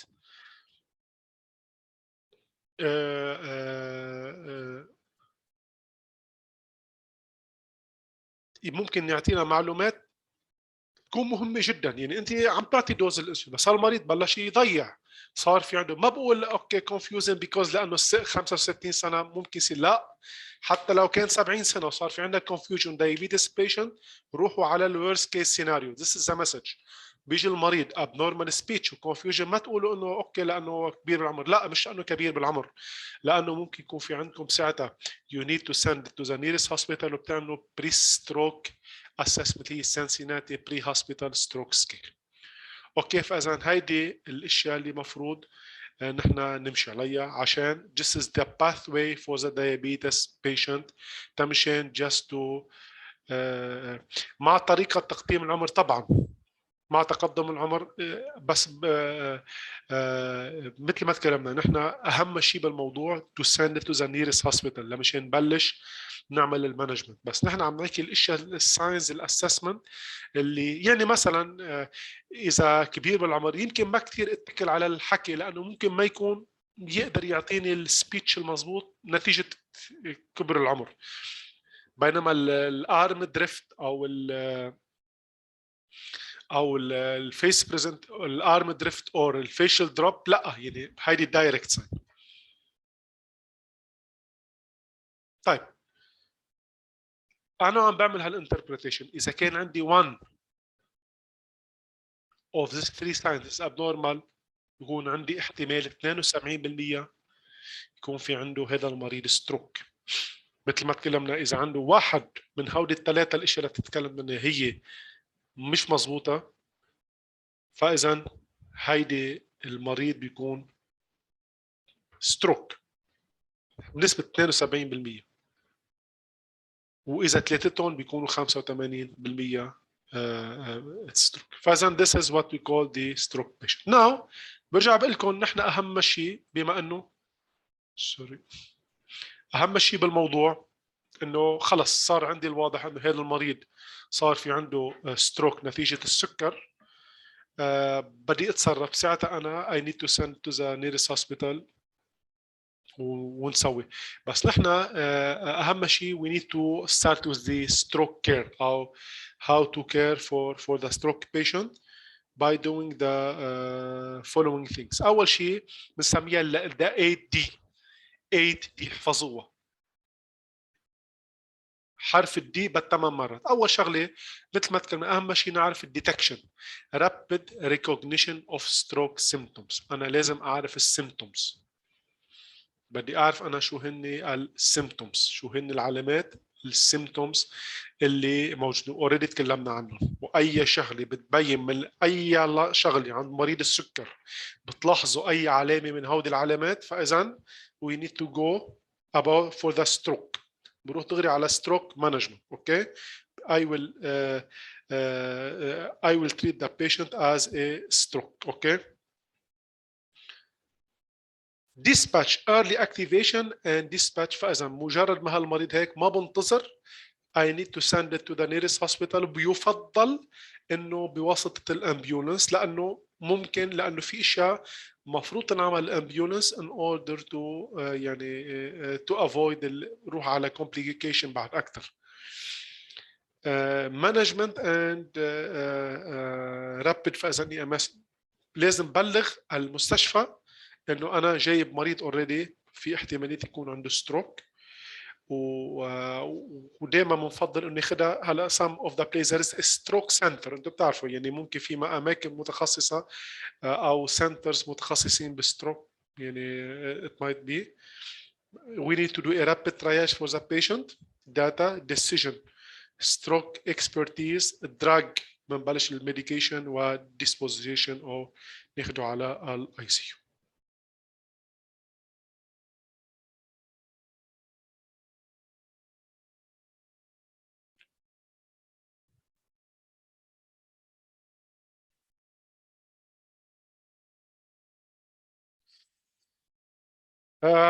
لو سمحت في ان السكر بينخل شرايين الدم.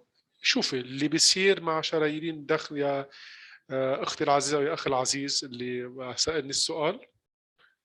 EMS Emergency of Medical Services قسم الطوارئ. This is EMS.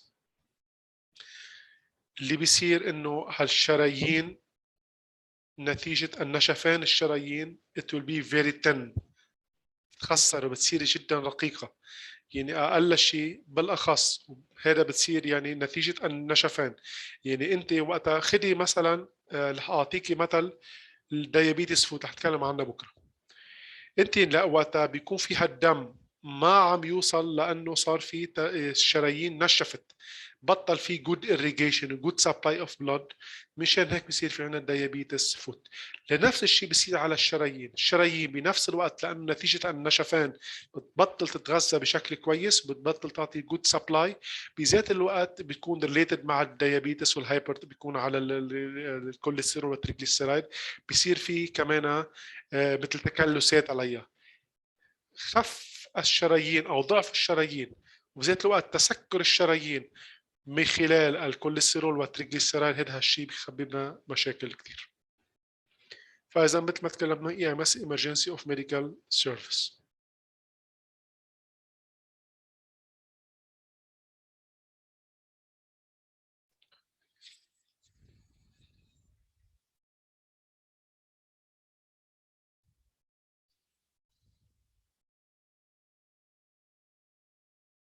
طيب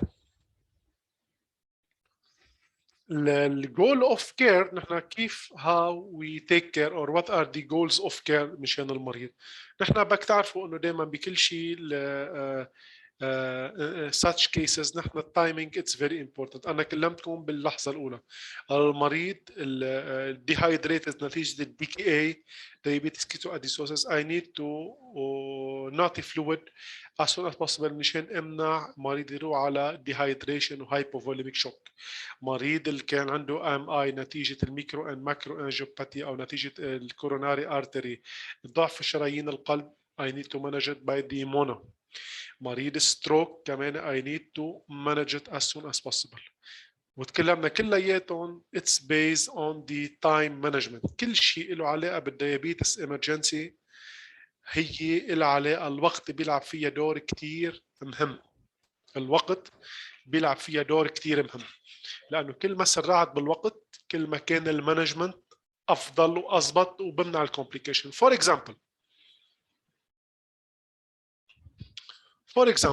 اول شغله نحن مثل ما بتعرفوا I need to assess، وانا تكلمتكم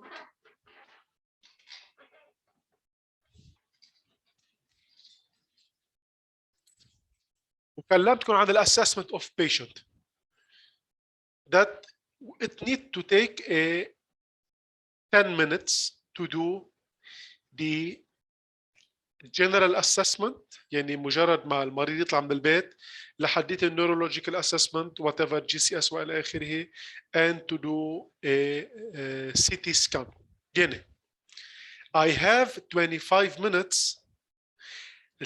شوفوا اذا بتشوفوا النيورولوجيكال اسسمنت والاكيزيشن اوف سي تي اوف هيد 25 minutes، بتقولوا لي كيف بدنا نعمل نيورولوجيكال اسسمنت وبالسي تي سكانر بخلال 25 دقيقه. السي تي سكان هي اهم assessment بتنعمل للمريض واهم intervention. One of the first line of the management of the patient with stroke انه بلش له انا اعمل له السي تي سكانر. شغله جدا مهمه، واهم شيء فاذا السيتي سكانر very important in the management of the patient with stroke. فاذا معي 25 دقيقه 25 دقيقه معي 45 دقيقه عشان طلع ريزلت. يعني شغله جدا مهمه. انا المعلومات عم بعطيكم معلومات دقيقه والتايم تعرفوها، وقت بقول 45 دقيقه انتربريتيشن. مش معقول يعني انا بقول انا بعمل السيتي سكانر انا will be waiting for the results. لا، ما بيمشي الحال كده. انا معي 25 دقيقه عشان المريض يكون done سيتي، معي ماكسيموم حوالي 45 دقيقه تكون قرات الريزلتس.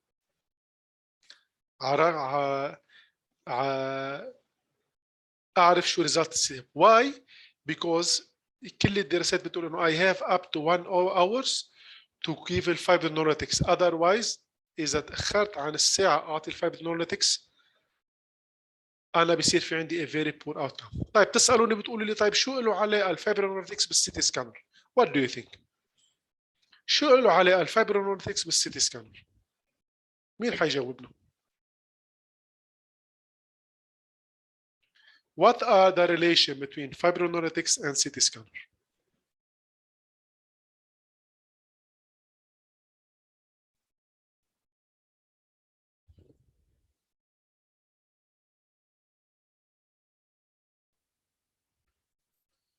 يعني السيتي سكان ليش مهم؟ ثانك يو يا اخت مظهر. can cause bleeding. لانه انا الفايبرونوليتكس ليش انا ليش قلت لكم السيتي برين very important. I cannot manage the patient. مثل ما بتقولي انت والله انا اليوم بدي اروح اليوم على البيت، بدي فوت على بيتي عظيم، بس انت كيف بدك تفوت على الباب لما تفتحي الباب الاساسي وتفوتي؟ ما فيك، بتضلي برا. نفس الخبريه، انت كيف بدك تعملي مانجمنت للستروك بلا ما تعرف اي تايبس اوف ستروك؟ It's depend on the types of stroke. لانه الفابرينوليتكس ما في اعطيه مع مريض اوريدي عنده هيموراجيك ستروك، اوريدي عنده نزيف ورجع اعطيه. فاذا first of all مفروض اعرف انا شو هي نوع التايبس اوف ستروك، لانه there is two different lines of treatment. Yes, it's the same illness, the same complication, but two different lines of treatment. مشان هيك انا معي 45 I have this 45 minutes just to know the results. إذا كان ischemic I will follow the ischemic line of treatment. Hemorrhagic I will follow the hemorrhagic line of treatment. فإذا administration of fibrinolytics therapy 3 hours or 4.5 hours in selected patient and put this يعني ببلش أنا من التايم زيرو لحد 3 hours patient he needs to be in the ICU. فإذا ببلش الوقت عندي من الدقيقة من الساعة الصفر لحد الساعة 3 hours. 3 hours مريض لازم يكون بالباقي، لازم يكون بالسرير خلص. اوكي، فإذا على 3 hours خلص المريض.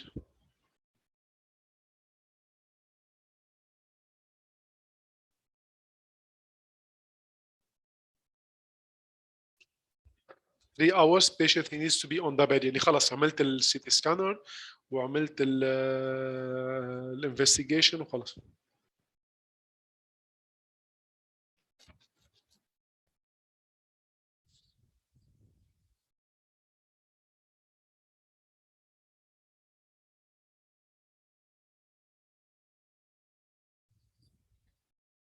كمان هيدي المانجمنت based on the American Heart Association مثل ما تكلمنا كمان this is the same line of treatment.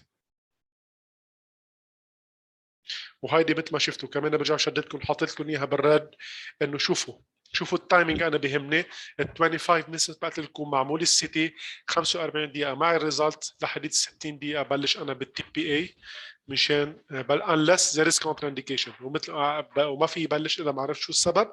واذا عرفت السبب يعني اذا عرفت انا مثلا انه اسكيميك ما بيكتفي بس، لا بدي اعرف انا بدي اعمل فايبرونوليتكس تشيك ليست اشوف if it could be given or no.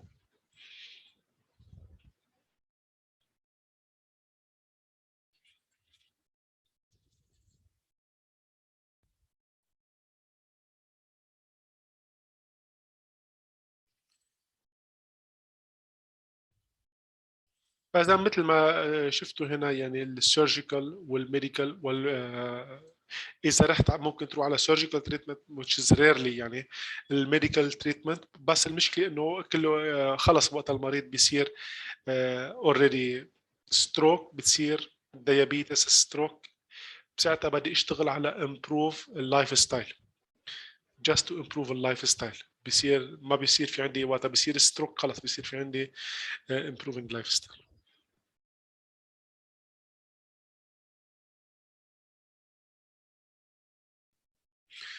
كلامك صحيح يا أخت مريم. طبعا مثل ما تكلمنا انه ممكن نرجع للسيرجري اللي هي الهدف منها just to place a stent in the blood vessels. وثامن شيء نشوف مطرح ما يكون في blocking as artery and to remove it and to put a stent in the blood vessels. لحها، وهيدي هي مثل ما شفتوا. I will show you the picture.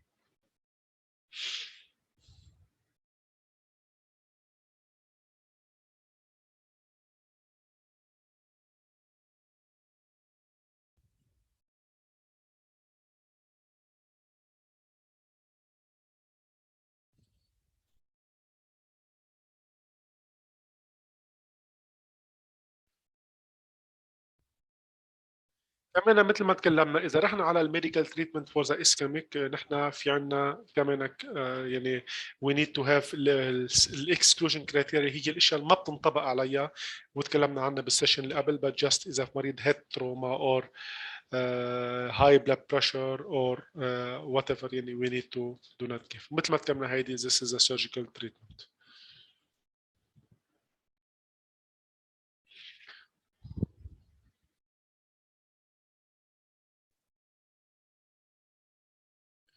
But just to summarize انه in this session stroke it's one of the main complication for the diabetes patient. Very important, the early detection very important, and once you detect it you need to manage it as soon as possible to avoid the complication. لانه بس يصير يوقع ستروك يعني شو الشبه بين الستروك والسكر؟ شو هو الشبه بين الاثنين؟ صحيح يعني الستروك ممكن يكون يجي من دافع غير السكر. but one of the main reason انه diabetes patient he might end with stroke. بس شو المشترك؟ انه اثنيناتهم ما في علاج، we are not going to treat. الهدف العلاج سواء مريض السكر بلا كومبليكيشن او مريض ال you know او مريض الستروك اللي هو نتيجه السكر، اللي هو وقت ما نبلش العلاج مش ما فينا نصحيهم منه. لهدف العلاج انه تو امبروف اللايف ستايل، لانه مريض وقت بيصير في عنده ستروك بتعرفوا بيصير في انابيليتي والى اخره كمان اتس فيري هارد. ومريض السكر نفس الخبر. اذا in both case you need to be careful انه just to avoid الكومبليكيشن. ما هي مراكز التقييم والعنايه بمرض السكر؟ والله صراحه يا اخ عبدو ما عندي يعني في كثير من مراكز السكري وهون بالضبط ما بعرف. كمان بفضل ما حتى لو هيك ما نسمي مطرح لانه ما يعني في كثير من المراكز والمتخصصه بعلاج السكر والغدد هنا بالمملكه، والا كلها اشياء ادفانس جدا ومتقدمه جدا.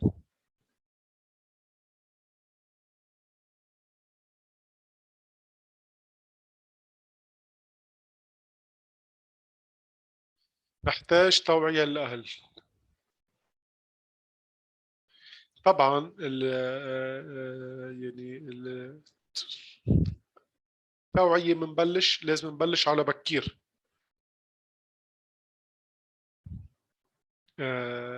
بتبلش يعني بالتوعيه بتبلش من الناس اللي بيكونوا ات ريسك، من الناس اللي انت كيف مين بتقول لي مين الناس؟ انا مثلا بعرف حالي انه انا بالعائله عندي بعرف انه والدتي يا والدي هن مرضى سكر. بعرف انه انا في، وانتم بتعرفوا بالاخص يعني السكر في احتماليه كثير تكون وراثيه. انا بعرف حالي انه فروم ناو بدي بلش ركلش حياتي واللايف ستايل تبعي من خلال الاكل. السيشن الثاني رح تكون عن الدايت ان شاء الله اللي يستعمل انه بطريقه ما يصير في عندي اي فاذا التوعيه والإديوكيشن شغله جدا مهمه بالتعامل مع اشياء العلاقه بالسكر. كل ما نبتدي على بكير كل ما نمنع الكومبليكيشن. رح صرت قايل لكم اياها كثير اليوم، نمنع الكومبليكيشن تو افويد ات. لانه نحن يعني ما يعني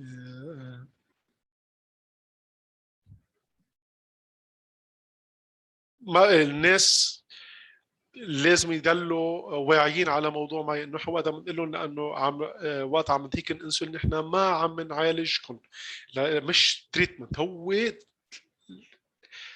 تو مينتين السكر مشان نسيطر على الموضوع ونمنع يصير في كومبليكيشن. بس هذا رح يكون يعني مش كافي وحده. فاذا هو اتس باكج اللي هي بتبلش من الدايت ومن الانسولين ومن اللايف ستايل وظروف الحياه وطريق الحياه. وهذا الشيء الانسان يعني يوصل لمرحله يقدر ما يروح على كومبليكيشن. لانه شفتوا اليوم يعني من بلشنا من الساعه 10 نتكلم عن الكومبليكيشن الامرجنسي، وشفتوا قد شيء يمكن في كثير منكم ما توقع يكون هالقد الموضوع واسع، بس شفتوا من العشرة للساعة 1:30 نتكلم على نفس الموضوع اللي هو الامرجنسي تريتمنت لمريض السكر. ممكن المريض يجيك دي كي اي، ممكن يجي كيتو اسيدوزس، ممكن يجي هايبوغلاسيم، ممكن يجي ام اي، ممكن يجي ستروك، وشفتوا قديش يعني هالموضوع. Any question before moving to the next session؟ في شي سؤال بتحبوا تسألوني عن هيدي السيشن قبل ما نروح على سيشن جدا مهمة اللي هي الدايت فور diabetes؟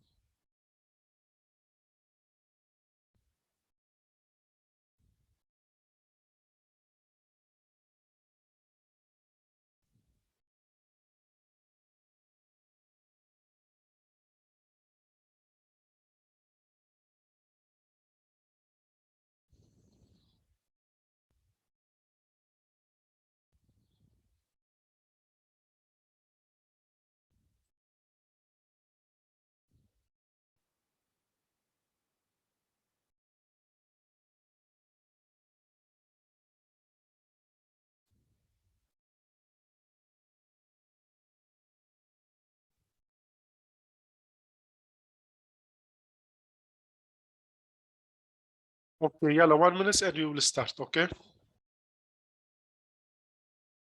الحمية الغذائية او النظام الصحي المفروض يمشي عليه مريض السكر. هو موضوع الدايت اصلا موضوع شيق للجميع، يعني سواء مريض سكر ولا غير سكر دائما بياخد استحواذ كتير يعني. نحن we'll be focusing on the diabetes patient، يعني اي مريض بيكون already diabetes patient شو هي النظام الحمية الغذائية اللي المفروض يمشي عليه just to avoid، يعني مثل ما قلنا مشان نمنع اي complication بالفيوتشر.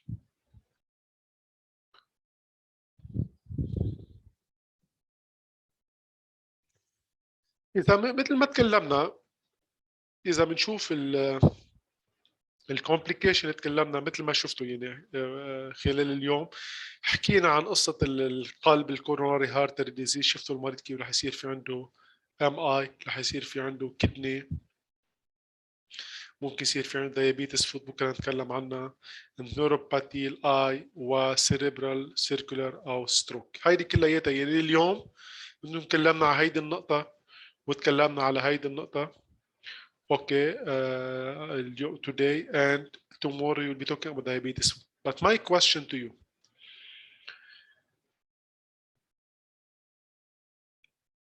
we were talking about the package. الباكج اللي هو أو bundles.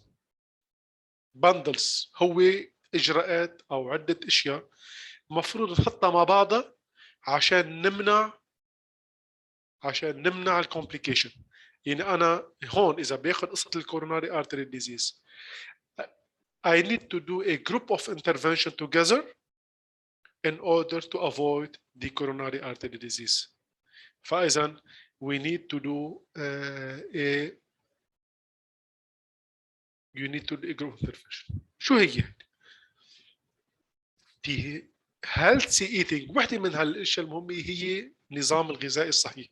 يعني مريض السكر ما في له بما انه انت على الانسولين وماشي على الانسولين وما في عندك مشكله يو كان ايت وات ايفر، لا، لانه المفروض مع الانسولين ومع الرياضه حسب ما يسمح له فيها، رح نتكلم عنها بكره، ومع النظام الاكلي مشان امنع انا الكومبليكيشن. هيدي بنسميها البندلز. احفظوا هاي الكلمه، كلمه البندلز هي جروب اوف انترفنشن انكلودينج الميديكيشن والدايت والاكسرسايزنج. هول ثلاثتهم بنسميهم البندلز مع بعضهم. ما في اعمل انا مشي اثنين ووحده ما مشيها، ما في انا بمشي الرياضه بعمل الرياضه وباخذ الدواء بما انه عم بعمل الرياضه كويسه وهيك وعم وعم باخذ الانسولين خلص في ممكن اكل بعد شيء. ليه؟ لانه الانسولين عم يركز لي السكر والدايت عم يحرق لي الاكل، فاذا او السبور، فاذا نو، هذا اعتقاد خاطئ. وفي كثير من الناس بيفكروا بهالطريقه which is totally wrong. المفروض نعرف عن كلمه الباندرز اللي هي الميديكيشن والفود والاكسرسايزنج. الميديكيشن اوريدي تكلموا عنها الاطباء اللي هي قصه الانسولين وهاو تو جيف والى اخره. الحين الدايت it's very important to keep healthy eating in order to keep your diet under control. لانه البالانس بين الدايت والسبورت والانسولين you will be on the right track. فاذا نحن كمان الدايت هو بيعتمد على الكميه والنوعيه.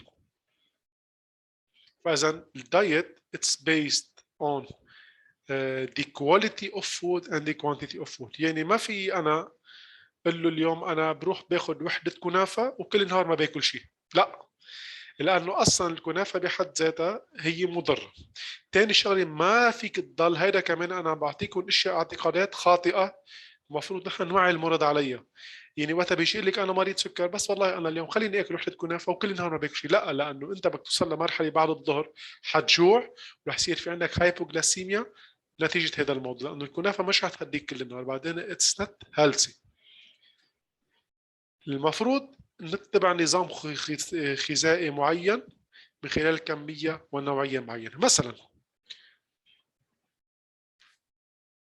ما فينا نقطع الاكل بشكل كبير، يعني بنقول لكم نحن شجعوا على انواع معينه، بس مثلا ما تاخذوا كثير كاربس ولا تاخذوا كثير سكريات، بس ما بنقول لكم دو نوت تو ستوب ات. انتبهوا، نحن اللي عم اقول لكم عنه الحين هي مش ادويه، هي ما في شيء له يو نيد تو ستوب ات، ممنوع.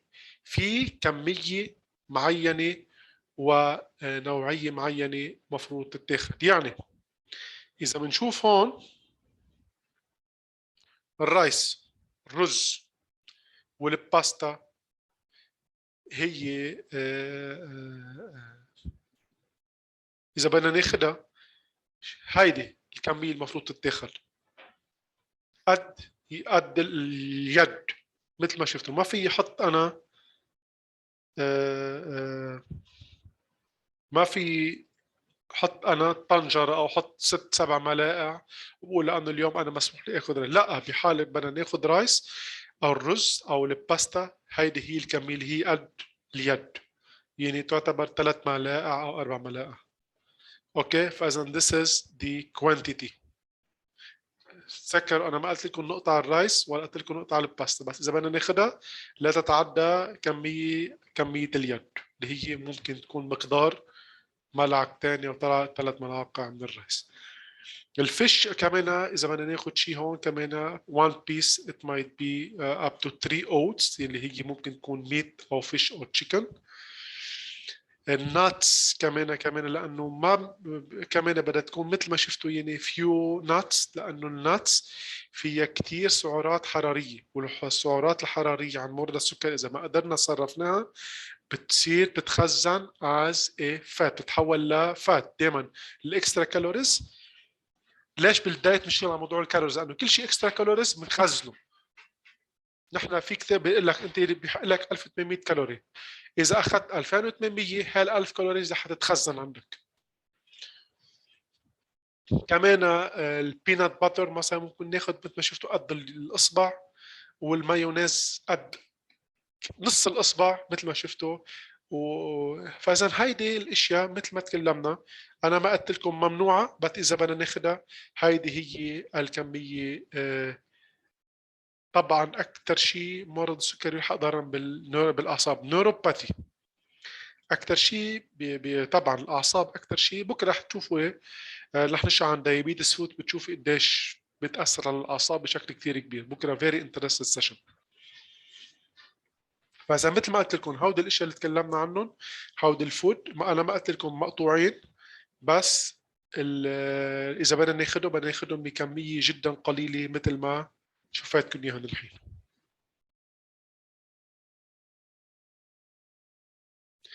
اهم شيء موضوع الكاربس we need to know about it. موضوع الكاربس مش بس السكر دايركت شوجر هو بيأثر، لأنه الكاربس إذا أخذناه بكمية كبيرة ممكن يتحول الكاربس إذا اتخذ بكمية كبيرة ممكن هذا بحد ذاته يتحول لإكسترا سعرات حرارية.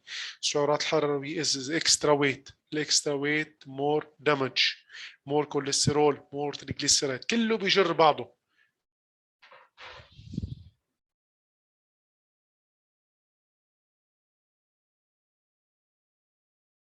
فإذا pay attention to the serving size لأنه just to keep دائما أنت مشان نخلي الكربوهيدرات under control. أهم شيء مثل ما قلت لكم موضوع الكاربس عندي يكون under control، ما في شوف يعني إذا بتشوفوا هون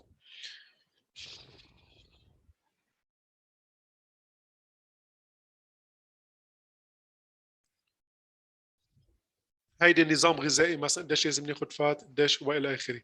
مثل ما شفتوا موضوع الكاربس هو اهم شيء انا عندي انه اوريدي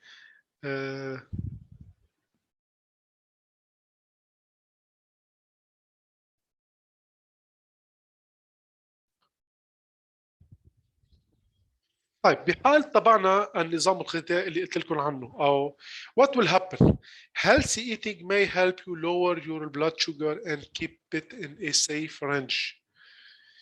Keep your blood sugar in a safe range may lower your chance for long-term problem from your diabetes.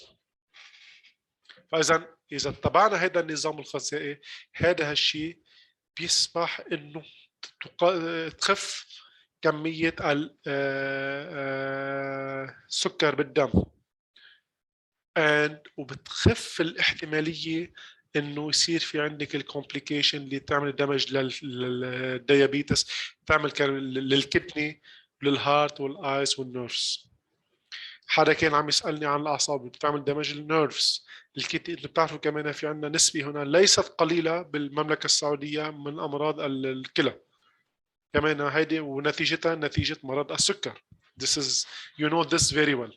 فإذا نحن كل ما عملنا كنترول على البلاد شوجر كل ما نخفف الكومبليكيشن، كل ما امنع هاي الأمراض توصل لي بشكل سريع.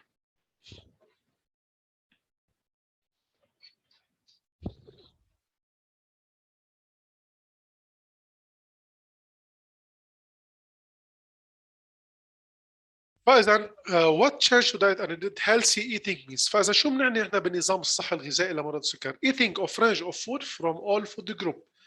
ما تعتقدوا انه في نوع مفروض، لا بتاكلوا من كل شيء. but right size portion and read the nutrition facts on each food you eat. يعني انت وقتها بتروحي على مكان، بتروحي على السوبر ماركت وانت عارف حالك انه مريضة سكر، كل شيء بدك تختاري كوجبات غذائية أو تاخديها من قسم، من أي قسم بدك تشوفي شو هو النيوتريشن فاكتس. مثل ما شفتوا هون هيدي نيوتريشن فاكتس، شفتوا هيك هيدي بنسميها. هيدي أهم شيء عند مرضى السكر تكون موجودة، ما ياخدوا أي شيء إلا ما يكون بيز على النيوتريشن فاكتس تتعرفوا أنتم قديش في كثير. أهم شيء بالنيوتريشن فاكتس تركزوا على قصة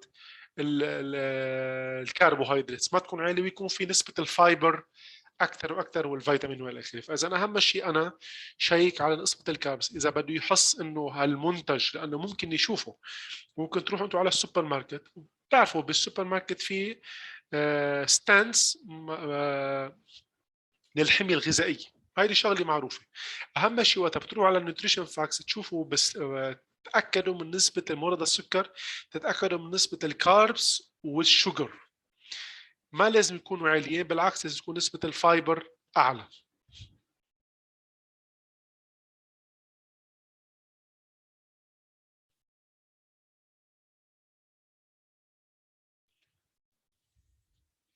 eating meals and snack at the same time each day. كمان في شغله كمان جدا مهمه عند مريض السكر، ما فينا نقول انه انا بدك تتبعوا التايمينج اوف فود. اتس فيري امبورتنت انكلودينج سناكس.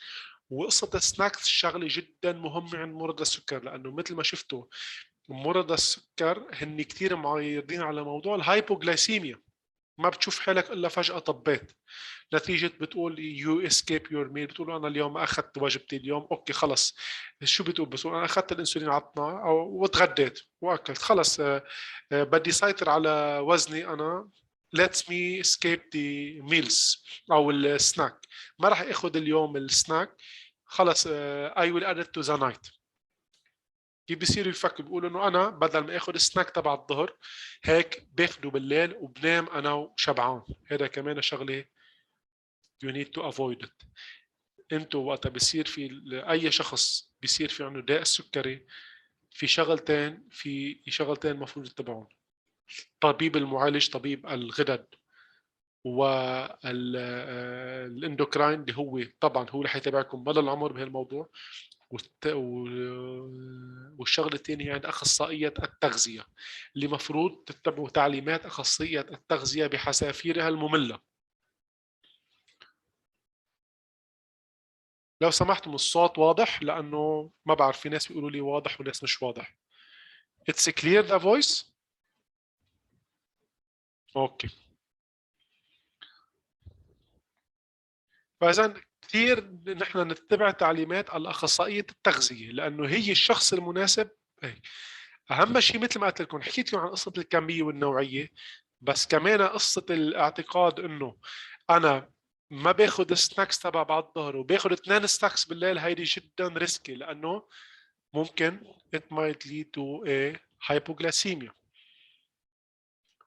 already you are not taking your already انت على حمية غذائية معينة، البيس تبعها هي low sugar low carbs، ترجعي you escape one it's a very dangerous.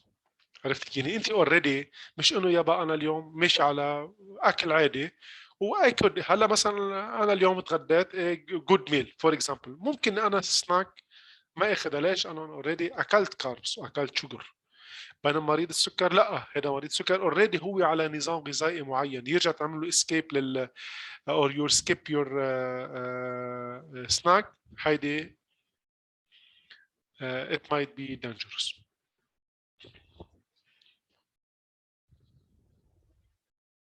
And if you're skipping your meal, it will lead you to eat too much at the next meal. Talk to your diabetes educator about making a personal meal plan for you. فاذا انت كمان ممكن تقولي انه شو الاكل شو المأكولات اللي انت عن جد بتحبي انك تاكليها and to modify them to be healthy.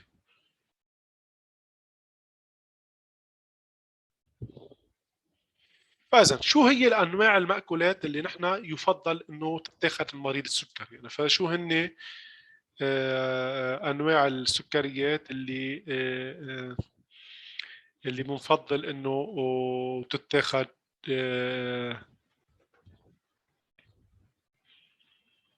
اول شغله اللي هي بنفضل نص الوجبه مفروض تكون بيز على الفيجيتابلز، يعني بنركز كثير على قصه الخضروات. اوكي، كثير مفروض نركز على قصه الفيجيتابلز، من الاشياء اللي ينصح فيها عن مريض السكر انه قصه الفيجيتابلز.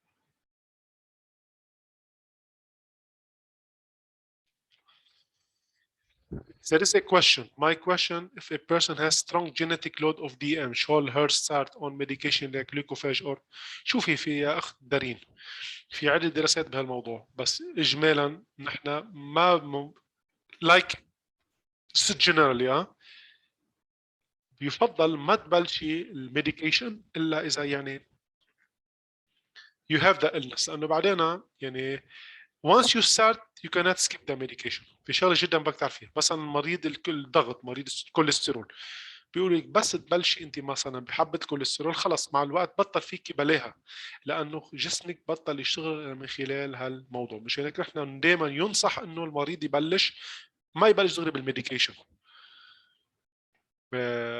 يعني لانه متى ما بلش خلص جسمه صار ما بقى في رك رجل. مشان هيك قصه في كثير، انا بعرف انه في كثير ناس بياخذوا الجلوكوفاج از بروفيلاكتيك هيك كمان، ما في يقول لك ايه ولا لا، لانه في كثير من الاطباء عم يوصفوا، وفي كثير ناس بيقول لك يعني لا. وانا طبعا من نظري بتقول انه ما بناخذ ميديكيشن الا ما نكتشف انه we are a diabetes. بس برجع بقول لك يعني هذا بيرجع كل طبيب عنده بروتوكول معين بيمشي عليه، ما فينا نقول ايه ولا لا. بس اجمالا جنرالي ليش يو افويد ميديكيشن؟ لانه بس تبلشي بالميديكيشن خلص بطل فيك يعني بلا يمشي الحال. بالنسبة للرياضة بكرة حيكون في عندنا سيشن عن الرياضة بكرة، بس الرياضة دايما بدها تكون مش مسموح تروحي على الرياضة وانت عندك حاسة الجوع، مش مسموح. بدك تكوني اكلتي و you feel that you are okay.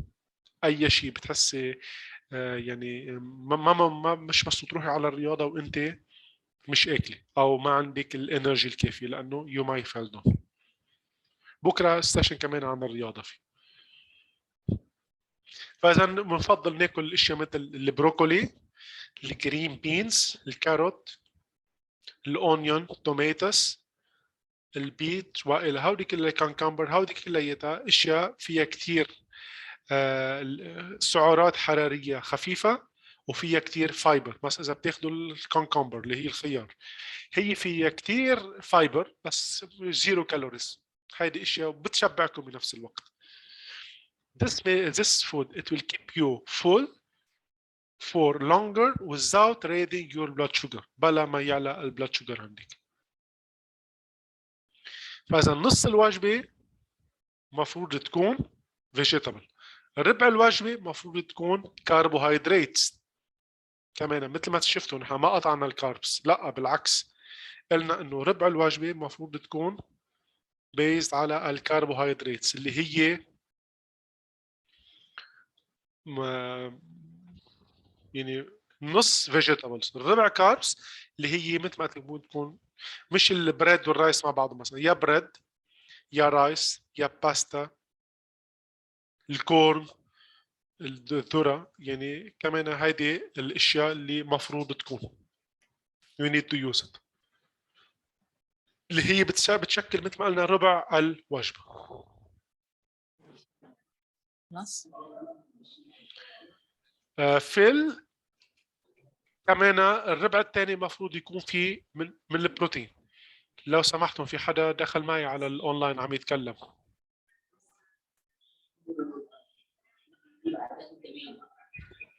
excuse me. طيب كمان الربع الوجبه المفروض تكون من نوع من البروتين، فاذا الوجبه نص فيجيتابلز، الربع كاربس، والربع بدها تكون من البروتين. مثلا مثل ما تكلمنا البيف او التركي ميت او الفريش فيش. كمان الفيش مفضل دائما نحن اللحمه البيضاء مش الحمراء، لانه اللحمه البيضاء اجمالا يعني اللحمه الحمراء بيكون فيها كثير دهون، بيكون فيها كثير كوليسترول وهضمها بيكون صعب، بينما اللحمه البيضاء اللي هي مثلا صدر الدجاج والسمك كثير منيح. السمك كثير منيح، بس كمان في انواع سمك فيها كثير سعرات حراريه، فيها كثير كوليسترول. مثلا شو مثل الجمبري، اوكي، زي الجمبري او حتى زي السالمون اللي هي فيها كثير دهون. كمان اشياء يعني we need to avoid it.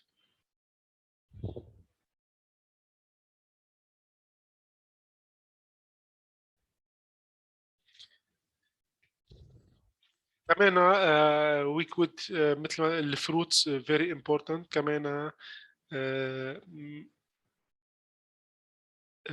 يعني كمان مش كثير نشدد، يعني مثل ما قلت لكم بفضل الاشياء اللي ما يكون فيها كثير سكري. مثلا اذا بتاخذ الباينابل هي كثير فيها سكر، الباناناس فيها كثير كاربس، الباناناس اتس فول اوف كاربس. هودي اشياء يعني مفروض يعني ما كثير نروح على اوبشن اقل ضررا. يعني دائما بالفود في ضرر في اقل ضرر، دائما نروح على الاقل الاقل ضررا.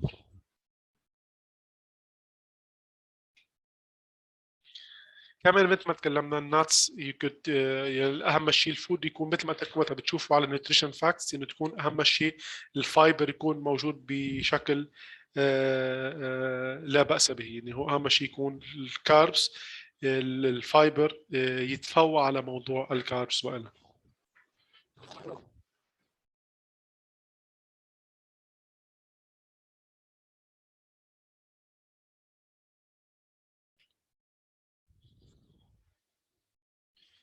snacks in the right portion it should be between two meals. يعني مثلا شو هي سناكس؟ شو بتكون مكونة؟ ممكن تكون مكونة من فيو ناتس، الجوز واللوز والى اخره. هيدي بنعني فيها السناكس.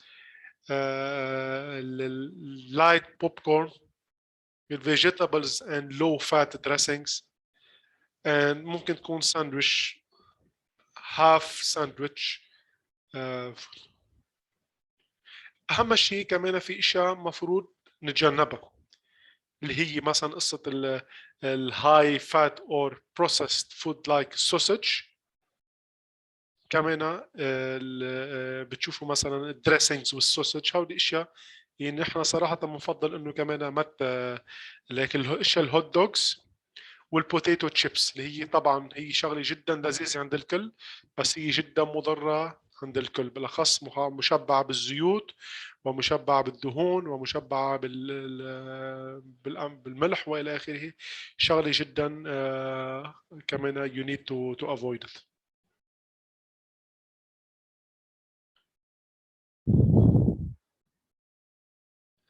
كمان في اشياء مفروض مثل ما قلت لكم نحن الشجر ما بنطلب، يعني ما طلبنا انه ينقطع، بس كمان الشجر بيختلف بين انواع وانواع. يعني مثلا الاشياء شو هي الاشياء فيها كثير شجر؟ اشياء الكانديز، الكوكيز.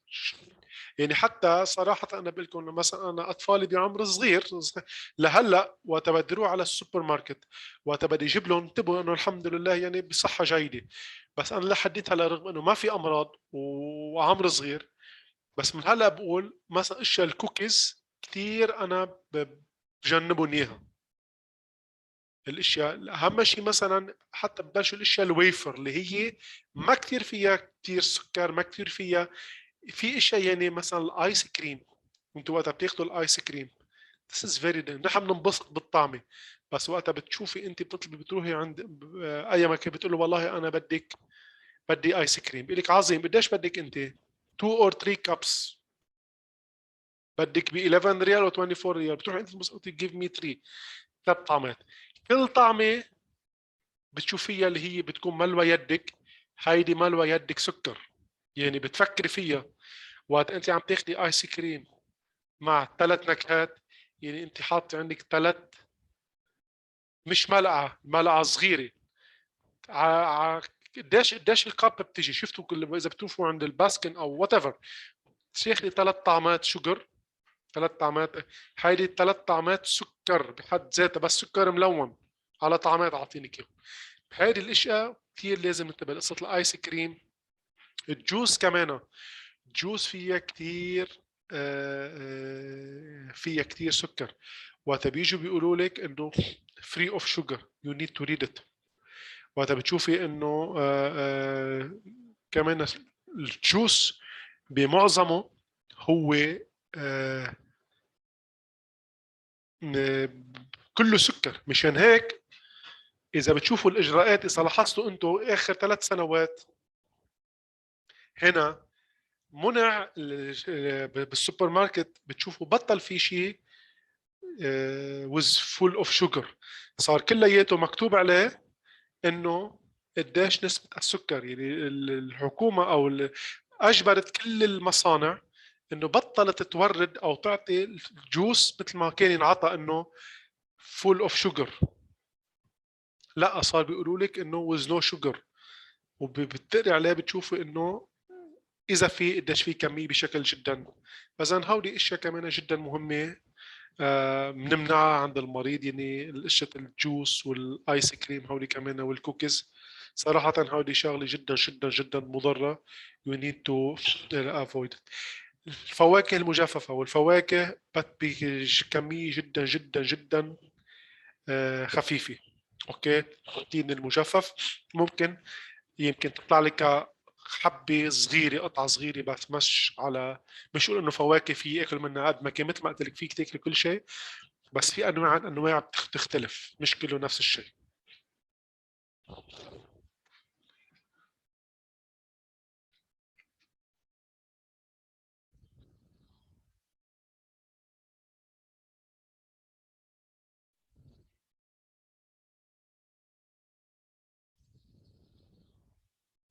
كمان مثل هيدي الباستا الوايت الرز الابيض وهودي كمان من الاشياء اللي فيها كثير من الاشياء والباستا that you need to avoid it.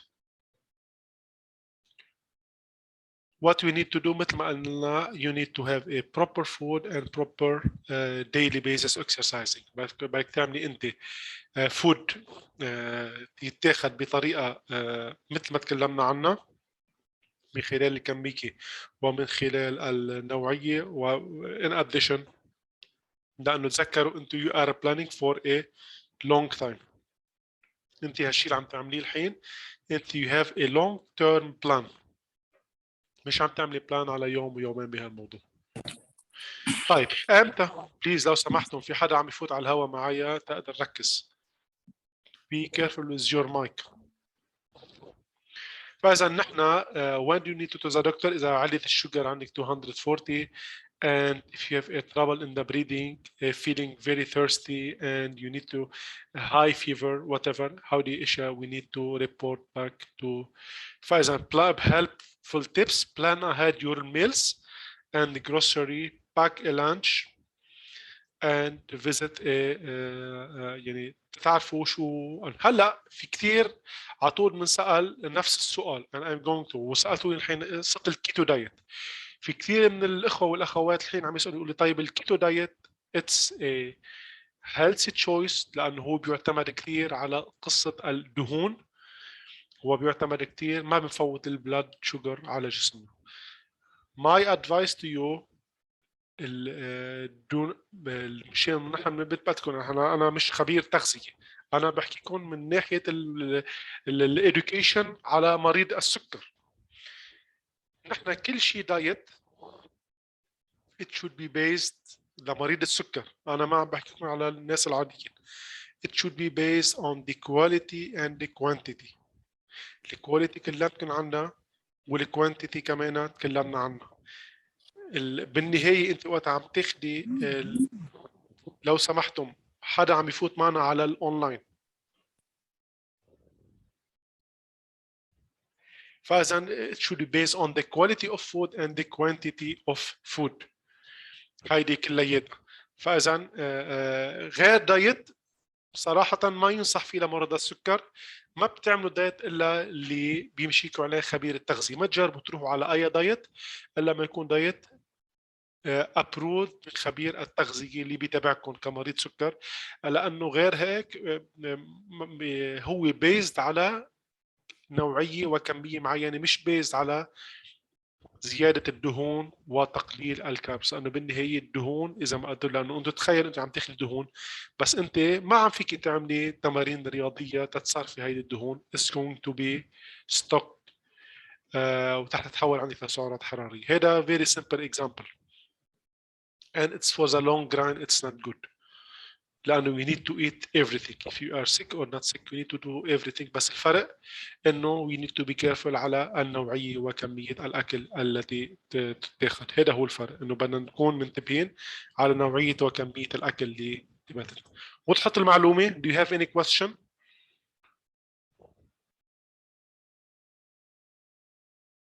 Any question regarding the diet؟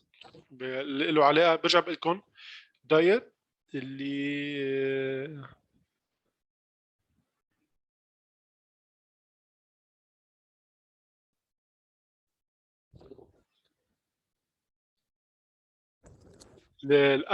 حدا عم يسألني هون what do you think about the artificial sweeteners يعني الاشياء ستيفيا and whatever. it's better يعني هيدي اشياء بدك تتأكدي انه it's better just to يعني هلا we need to avoid it صراحة يعني كمان هيدي it's a calories at the end بس يعني سكر مصنع but at the end it's يعني بيقولوا لك انه من شجر الستيفيا but you cannot trust 100%. اوكي فاذا you need to if you use it in a small but for sure it's better than the normal sugar يعني افضل من السكر الابيض but in both case both of them are extra calories.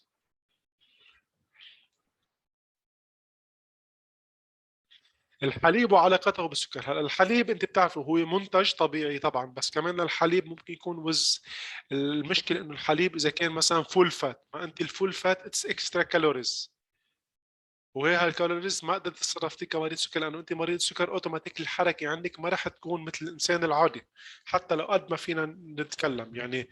آه، بالنهايه at some point you are a sick patient، يعني مش رح نهونها بطريقه انه مش رح نهونها بطريقه انه لا they are sick patient. مشان هيك انت ما رح فيك تعمل اكسرسايزنج مثل شخص يعني اكل شرب حليب وقشطه والى اخره وطلع مشي حرقهم، لا، بالنهايه it will be stored in your body.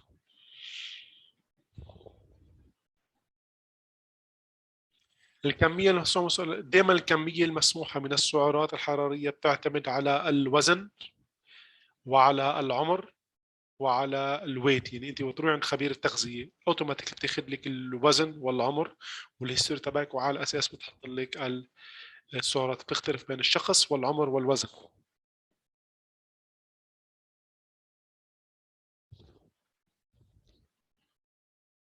ما الفرق بين الخبز والابيض الخبز الأسود؟ هلا الفرق بين الخبز الابيض الخبز الاسمر طبعا لانه بيكون اقل سكر، هذيك سكر 100، باثنيناتهم في عندهم سعرات حراريه جدا عاليه، مشان هيك الكميه مفروض. هلا في الخبز بيكون قمحه كامله يا خبز يا خبز هذا اوكي طبعا مش سكر 100%، بس at some point برجع بقول لك كله نفس الشيء اذا ما اخذناه بطريقه معتدله. بس طبعا الخبز الابيض هو اكثر ضررا من الخبز غير انواع الخبز، خبز القمح الكامله والى اخره.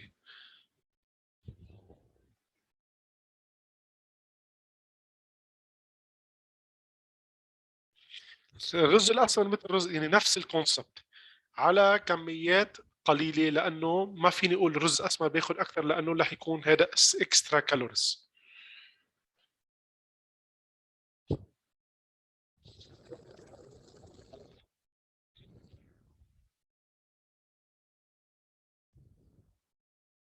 طيب any other question before moving to the poster؟ في عندكم اي سؤال قبل ما نبتدي بالبوستر برزنتيشن؟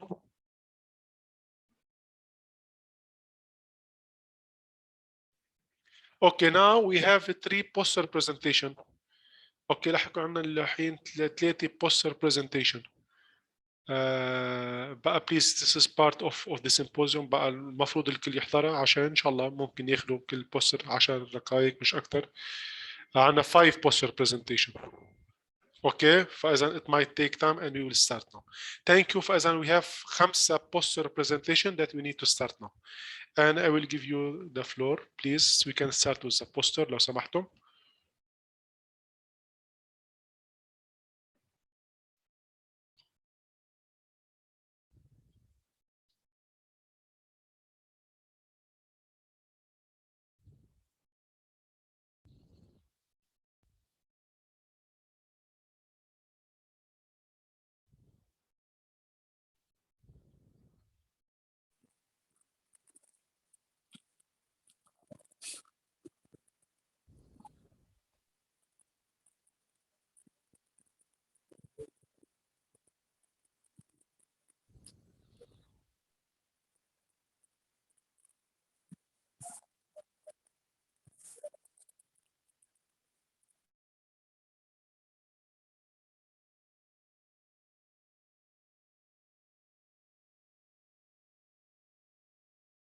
تفضل يا استاذ متعب المشرف.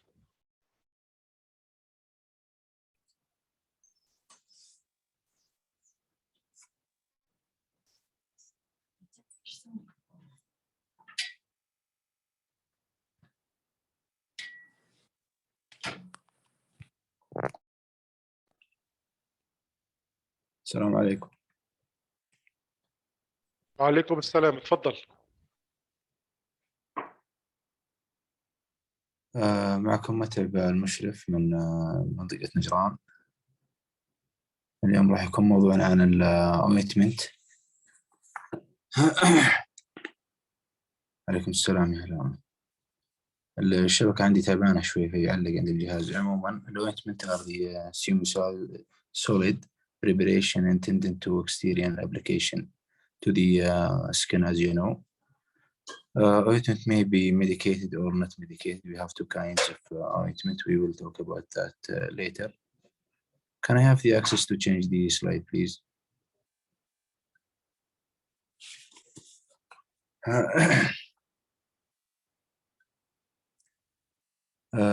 As you see, we have three kinds of, four kinds of general group of ointment. First one is hydrocarbon bases, absorption bases, water removable bases, and water soluble bases. We will talk about every single one in details.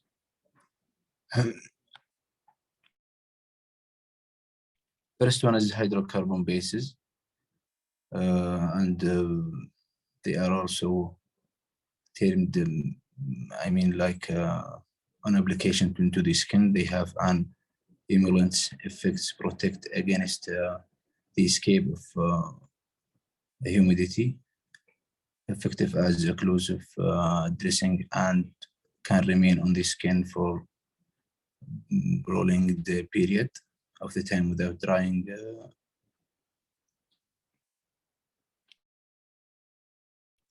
واضح الصوت الآن؟ تفضل. Effective as occlusive dressing and can remain on the skin for a prolonged period of the time without drying out, and because of their immiscibility with water would be difficult to wash or to dry because of the water. We have Vaseline as an example of hydrocarbon bases, all kinds of Vaseline. So absorption basins, we have two types of them. First one is permitting the incorporation of aqueous solution, resulting in the formation of water ointment, like hydrophilic Vaseline. The second one is water ointment emulsions, permitting the incorporation of additional quantities like lanolin. The third one is water removable bases, which resembling in creams to appearance, and because of the external phase of humidity and aqueous, they are easily washed from the skin and are all the time called, always called water washable bases. Hydrophilic ointment would be a good example of the water removable bases.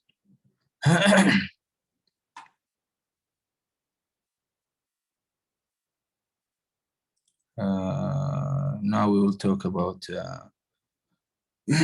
water removable bases. The second one, يا محمد بإذن الله. هذا المثال حقه hydrophilic ointment. الثاني اللي بعده اللي هو water soluble bases. هذه ما تحتوي على مثلا أعضاء زيتية في بعض الأدوية، وعندنا مثلا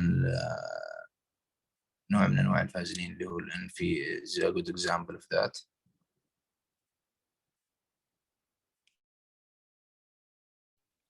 Now selection of النوع الجيد من البيسز. حقيقة هنا يعتمد على نوع العلاج المستعمل أو تشخيص المصابة أو الحالة. عندنا عدة حالات. ف lower desired release rate of the drugs substance from the ointment bases. Second one, اللي هو حسب نوعية الرطوبة لدى الجلد. الثالث اللي هو stability of the drug in the ointment phase.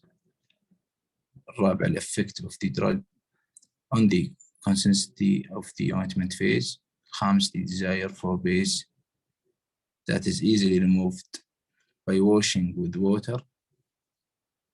الخامس اللي هو characteristic of the skin surface to wash it and applied. Preparation of the ointment. Ointment are prepared by two general methods. First one is in incorporation. Second one is fusion. Incorporation, down please. Incorporation, when preparing an ointment by circulation, if the components of an ointment are reactive with the metal of the spattle, hard rubber spattle may be used. The ointment phase base is placed on one side and powered components previously reduce the fine powders. On the other side, small protein of the powder is mixed with the protein of the phase until an uniform mixture is obtained. The process is continued until all proteins of the powder and the base are combined and thoroughly uniformly blended. Fusion, by the fusion method, all or some of the components of an ointment are combined by being melted together and cooled with constant strength until congealed. Components are not melted or added to the congealing mixture as is being cooled and straightened. Then heated label and isolated components are added last when the temperature of the mixture is low enough not to cause composition of the components. Substances may be added to the congealing mixtures as solution or insoluble powders with the protein of the base. That's all about ointment, and thank you.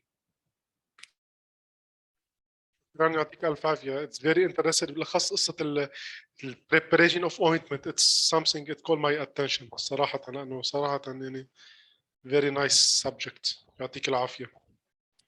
الله يعافيك. يعطيك العافية.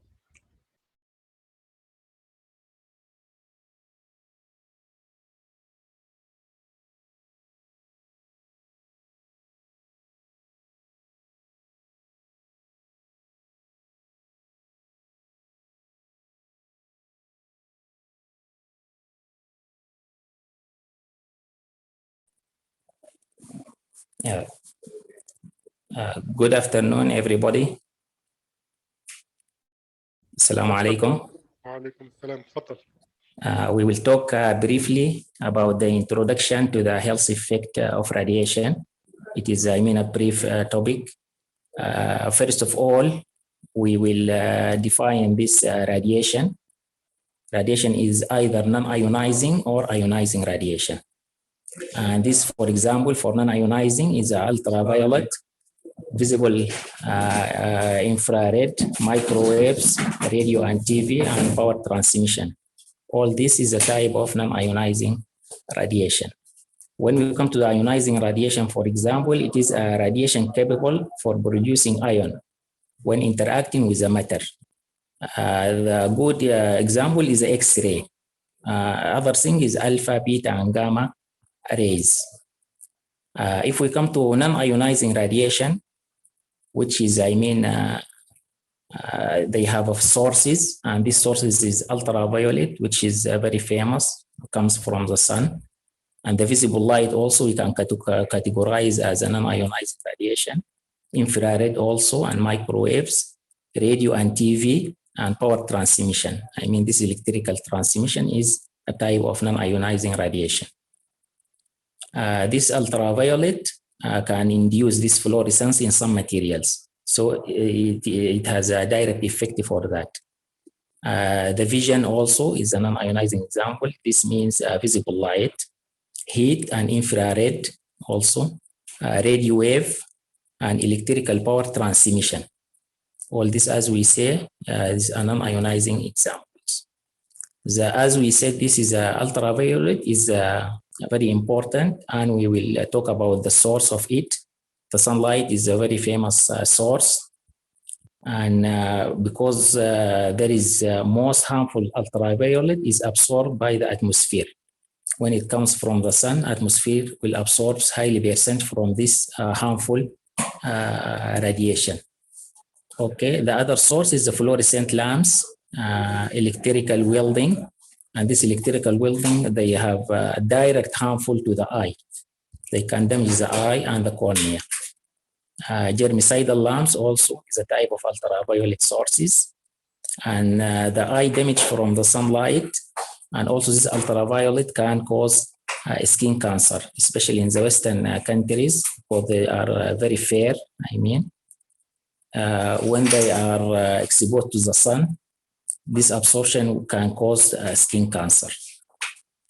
If we come to the ultraviolet effects, if high ultraviolet, I mean high radiation from this type, it can kill bacteria and other infectious agents.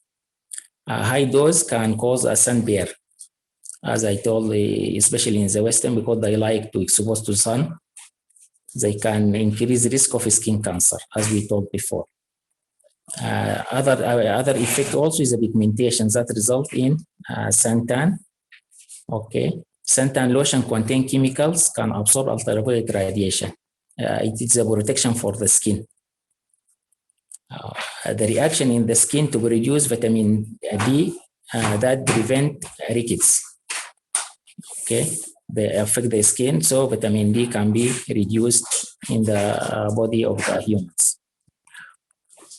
This ultraviolet is strongly absorbed by air. That's the danger of hole in the atmosphere. If there is hole in the atmosphere, so all this radiation will come to the airs. This is what concerning the non-ionizing. If we come to ionizing radiation, which is more harmful, we will define it as a radiation capable for producing ions when interacting with a matter. In other words, enough energy to remove an electron from an atom. As we told, this atom contains proton and neutron, and there is electrons surround this atom. The sources of ionizing radiation, which is famous, is X-ray radiation. X-ray is very famous in the hospitals, dispensaries, all over, many uses for these X-rays, and it is a good example for ionizing radiation. Radioactive materials that can produce alpha, beta, and gamma radiation, this is also an ionizing radiation. Cosmic rays from the sun and space. Okay, if we come to radioactive material, this either natural or created in nuclear reactor or accelerator.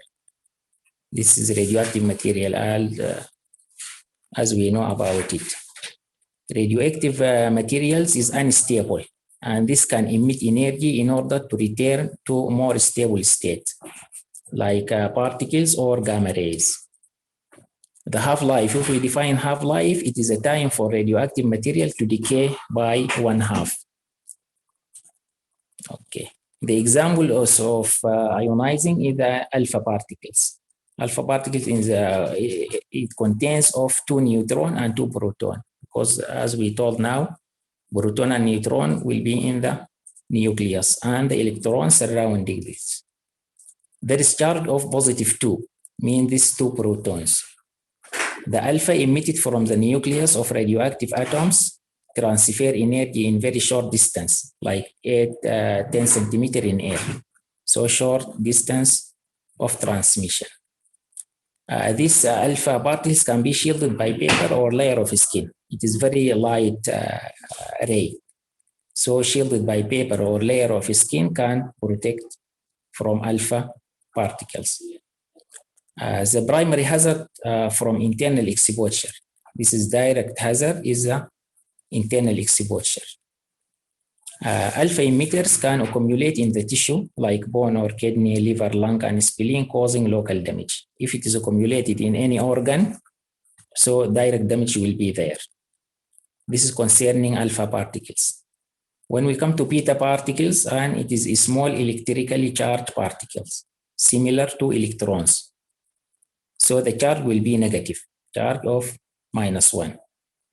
These beta particles ejected from nuclei of radioactive atoms, and it is emitted with the various kinetic energies. This can be shielded, beta particles can be shielded by wood body penetration, okay, depending on energy. So it is, more danger, or it needs a more thick shield to be protected from. If we come to gamma ray, this gamma ray is electrogenic photon or radiation. This is identical to X-ray except for source. It is like X-ray, similar to it. This emitted from nucleus of radioactive atoms, spontaneous emission, this gamma ray. Emitted with kinetic energy related to radioactive source, and it is highly penetrating. Extensive shielding is required to protect from gamma ray. So it is more penetrating. It can cause a serious external radiation hazard for this gamma ray. The last thing we come to X-ray, as we told, it is very important because there was many uses of it in the medical field. And this X-ray is discovered in 1895 by Roentgen. Okay, this X-ray can overlap with gamma rays. It is electromagnetic photon or radiation. This produced from orbiting electrons or free electrons, as we told before. These electrons surrounding the nucleus and surrounding the proton and neutron. Okay, this X-ray is usually machine produced. Should be some machine there to produce X-ray. Okay, the mechanism is that when electron strike a target material inside an X-ray tube, so this X-ray will come. It emitted with various energies like wavelengths, highly penetrating. Extensive shielding is required for X-ray because it can harm the body of the human.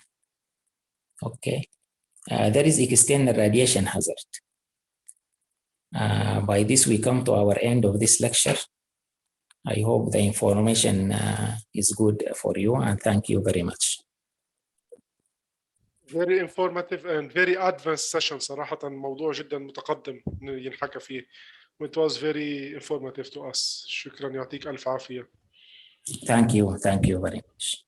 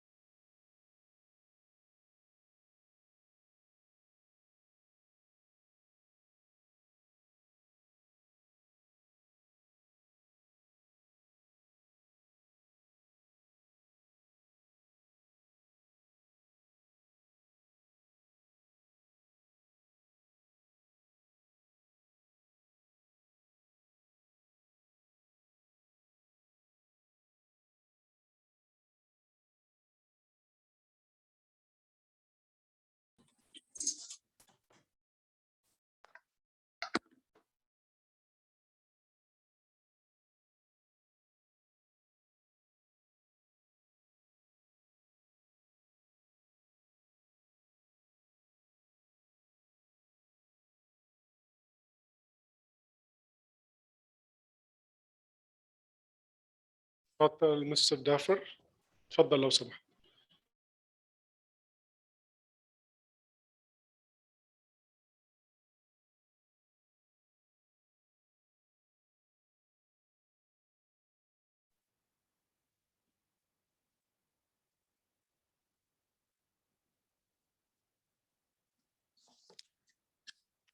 Hello, everyone.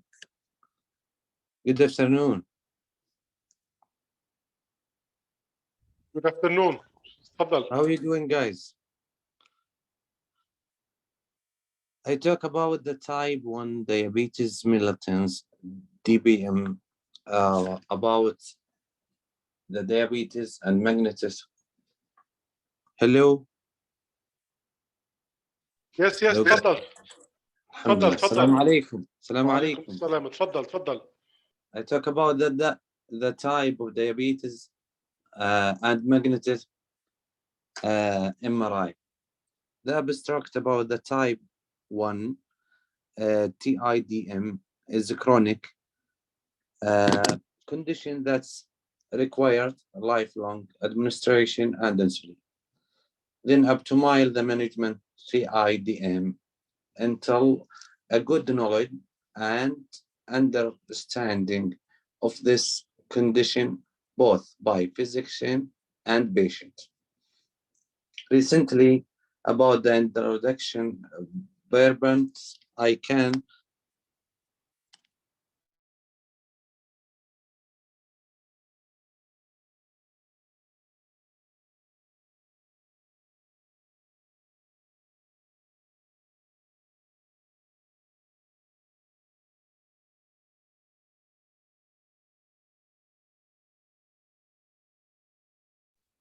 نو ساوند. راح الصوت. الصوت مش مسموع. الله يخليك. صوتك مش مسموع.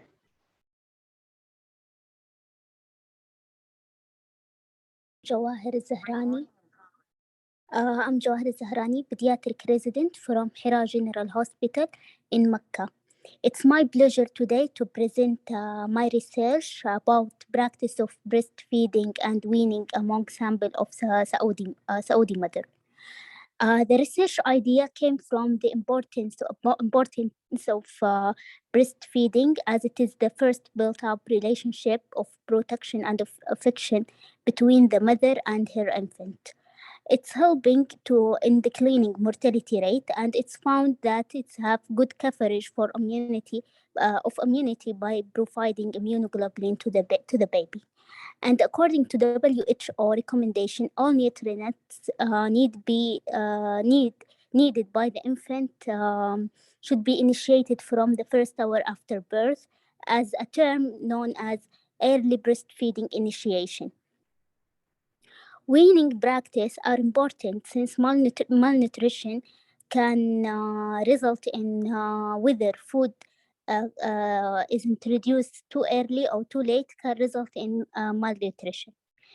In Saudi Arabia, considerable studies have been conducted aiming to observe the infant feeding and the practice. Studies showed that breastfeeding have a higher percentage in the Taif and Al-Hassa region compared in those in Riyadh. The mean duration of breastfeeding in Saudi Arabia have been declined progressively since 1989. Focusing in Middle East, studies conducted in Bahrain showed the practice has declined during the period of 70 and 90. Influenced by multiple factors like including educational level of the mothers and preceded weaning foods, until the health authority has run a comprehensive program that helped to encourage breastfeeding. In England, studies showed that 83% of mothers conducted a proper breastfeeding initiation processes, while the proportion has dropped by 6 weeks to 57%, and only 36 were still committed to breastfeeding until the age of 6 months. Our study aims to investigate possible factors. Yes, it's الرضاعة طبيعية. Our study aims to investigate possible factors that affect infant feeding and weaning practice. The method, our study was observational cross-sectional study conducted on well-set sample of Saudi mother in Mecca city during the period of 5 of February 2021 to March 4th, 2021. by using online questionnaire. Sample size was 1,105 filled out of 1,142 responses. Regarding inclusion criteria, we include the adult Saudi mother from Makkah City in childbearing age from 18 to 45, having at least one child, and filled up the questionnaire. And we exclude non-Saudi mother above or below childbearing age who didn't have any offspring. Those who also messed up the questionnaire filling.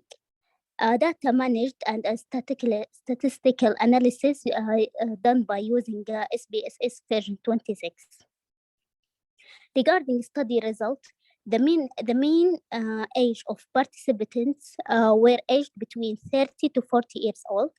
It was also found that 63.3% of mothers had the university education or more, with high percentage of working mother of 55.9% of total sample. 340 of them, which represent 43%, have switched to artificial feeding due to difficulty of committing to breastfeeding during work hours. In table 2, the mean number of offspring was 3 plus minus 2. It has been stated that most of the children in this area are breastfeeded until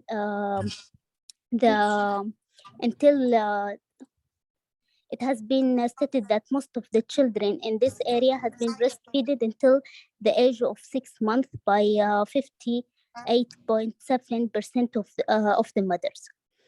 The mean duration of breastfeeding was 7 months plus minus 5. Mixed feeding was the most common feeding manner, approximately 175 of them, which represent 61%.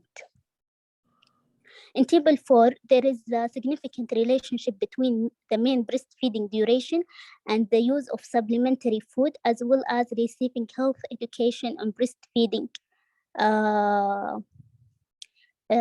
manual and discussion. Regarding the type of feeding, our study result have implicated that most commonly used pattern of the feeding among participants is mixed feeding, with both breastfeeding and artificial or supplementary food. In other Saudi area, like central part, a study showed that the most common type was mixed feeding. Two other studies, one in Arar and one in Riyadh, showed a similar result. In north of Jordan, study showed highest rank of breastfeeding also. Regarding the duration of breastfeeding, our study has demonstrated that 58.7% of mothers breastfeed their children for 6 months or less, while mother continue until 1 year represent 20%. Another study in Mecca showed similar result. In addition, another study in Hafr al-Batin found that 2/3 of the respondents breastfeed their offspring less than 1 to 6 months. Contrarily, results have been estimated in India, which showed a high level of exclusive breastfeeding more than 6 months. Regarding the causes of breastfeeding abstinences, our result confined to reasons of feeding decision depend on highly on difficulty facing working mother, as 43% have switched to artificial feeding due to difficulty during working hours. In another study on Saudi women in the southwestern region, has reported insufficiency of breast milk as the most common reason for the breastfeeding cessation in 44% of the cases, while workplace-related problems have come in second place with 38.5%. Another study has stated that working mother breastfeed less frequently and had shorter duration than non-working working women. Further, 5 studies found that working states had no significant effect on breastfeeding practice and duration. Our study found statistically significant correlation between the mean duration of breastfeeding and mother age, number of offspring, number of breastfeeded offspring, and number of offspring to the number of breastfeeded offspring ratio. I will end by conclusion and recommendation. It has been found throughout the study that mothers' age and the number of their offspring or children are correlated to the duration of the breastfeeding. The majority of participants have reported that their main source of information about breastfeeding is hospitals. Thus, it's recommended to start campaigns targeting current, new, and future mothers to raise their knowledge about proper feeding importance and feedback, as well as to establish easier access to get information and instructions concerning all feeding topics via hotline or regular workshop. And thank you. شكرا، يعطيك ألف عافية.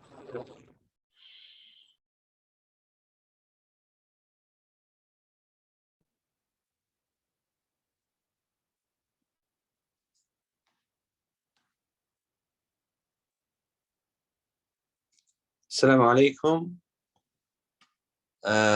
نتكلم اليوم الله يعافيكم راد أيام محمد القحطاني from مراي radiologist ابن السلطان. Type 1 diabetes mellitus management update. Sorry for the disconnect before, but now will be inshallah. Enjoy with us. About the objective to provide the offer weight of the recently advanced type 1 management focusing and novel the insulin preparation ways of the insulin administration and the glucose monitoring and the rules of the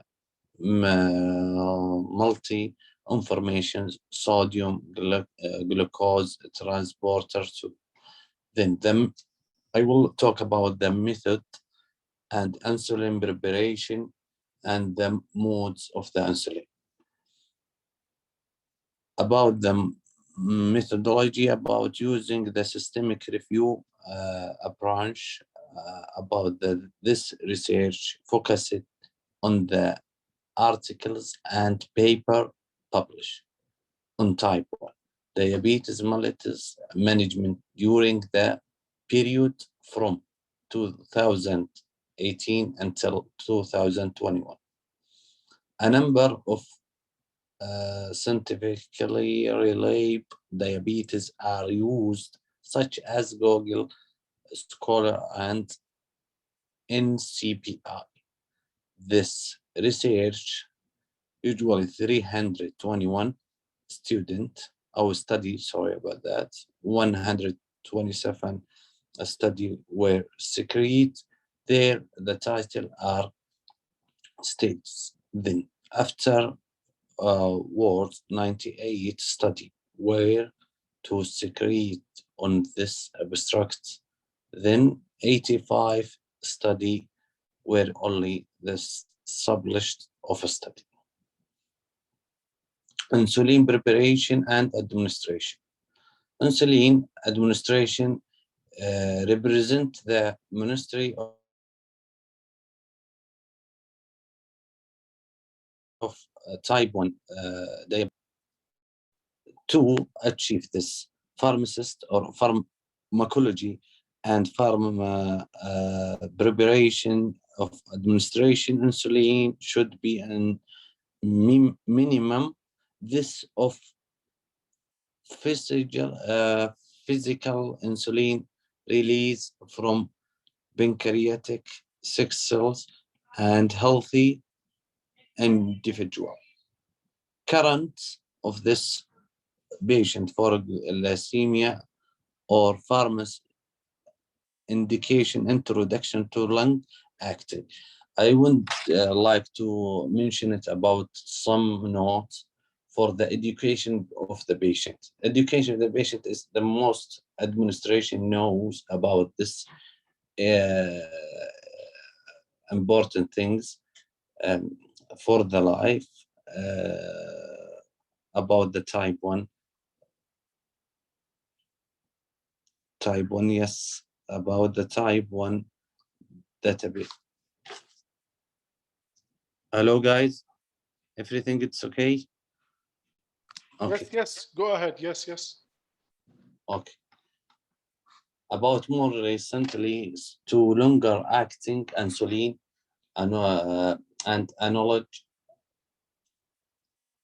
I think so, being introduced the higher cost of the insulin analogs, has a contribute of analog diabetes their overall cost effective diabetes of management. However, they use insulin analogs from of the multiple delay insulin. Remind this contaminates continuous insulin infection. I think so about the insulin infection CS type 2 is the optimal management strain with T1 DM. That means type 1 of diabetes. Modes of insulin delivery. Currently, the most obvious mode of insulin delivery is via as subclavian injury of by the help of an insulin pens and single use this needles. CS2 also know of type 2 and insulin pump was introduced into the clinic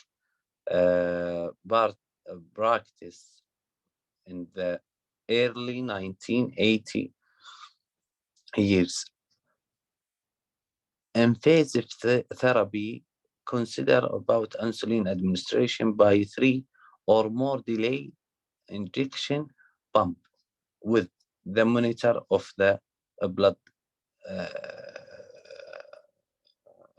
glucose. Okay, then the insulin does adjustment, reduce risk of macrovascular complication. Invasive therapy with the frequency SMPG, patient education and evidence of minimize according to hypoglycemia have science then become the pillar of modern T1 DM management. Also, continuous glucose monitor is a small device that you wear just under your skin. It measures glucose level through the day and night. Use the second paragraph about use metformin in T1 DM. The current nationality in state for health and care, excellent Gadolinium for the management of T1 DM. Recommend consider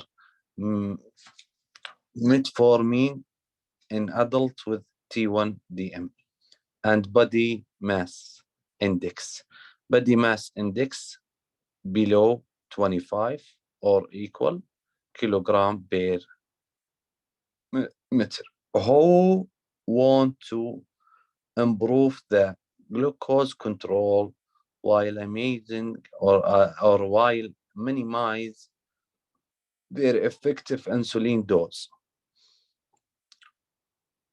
American Diabetes essentially also recommend insulin required and improve diabetes control in overweight of obese people with poorly control for type 1 DM or type 1 diabetes mellitus. Recently reported adding metformin 1 gram twice daily to titer of insulin therapy. Trigger is 55 or 53 mmol. People with T1DM aged 14 years or older and with 3 or more cardiovascular risk factor for duration of a 3D of results significant. Program T1 artery inhibiting or thickness. About the T2 inhibit in T1 DMI. About the T2, I talk about the magnets or the magnet MRI may be coming to T2 and T1 type of diabetes. Inhibit of glucose T2 are the Inuit class of during approved for treatment T2 DM. Then about the maybe approve the adjustment insulin people with T1 DM who monitor BG regular and event of good understanding early. Blood glucose monitor. This is the device and the blood you can glucose monitoring. Blood glucose meter with the finger prick and testing. BG meter with availability for kitchen the bodies and testing. Then there is CGM, that meaning continuous glucose monitoring, and CGM like it with insulin pumping, and the fourth one flash glucose monitoring system. Indicates such as glycemia viability as to be confidence primary and standard for division SD as secondary metric, and this is the or time of level 1 or level 2 of hypoglycemia. Provide valuable additional information about the individual PG control. The structure education program in monitoring hypoglycemia T1 DM. Guys, this paragraph is better than before because my glasses, I forget that.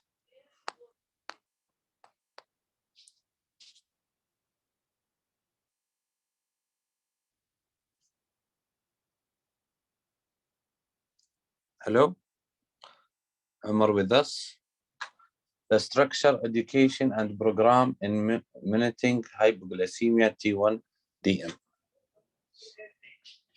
The basic premise structure and education training programs in the clinic management T1 DM is allow to the patient better self-manage their diabetes by improving them with Certicular skills. Managers or the blood glucose were to training about PG80 is most long standing. Trade physical parts of education them team and assistant programs. Conclusion and recommendation. Scientification advance of management T1 DM have been made in last decade. This is thank you to novel insulin and preparation, advanced technology, CS type 2 or CGM, and a better understanding the physical or the physiology behind determine effect of both hypo and hyperglycemia. Despite this delay, management of T1 DM is a challenge. Complex task requirement, continuous application of consider skills part of the person of the condition.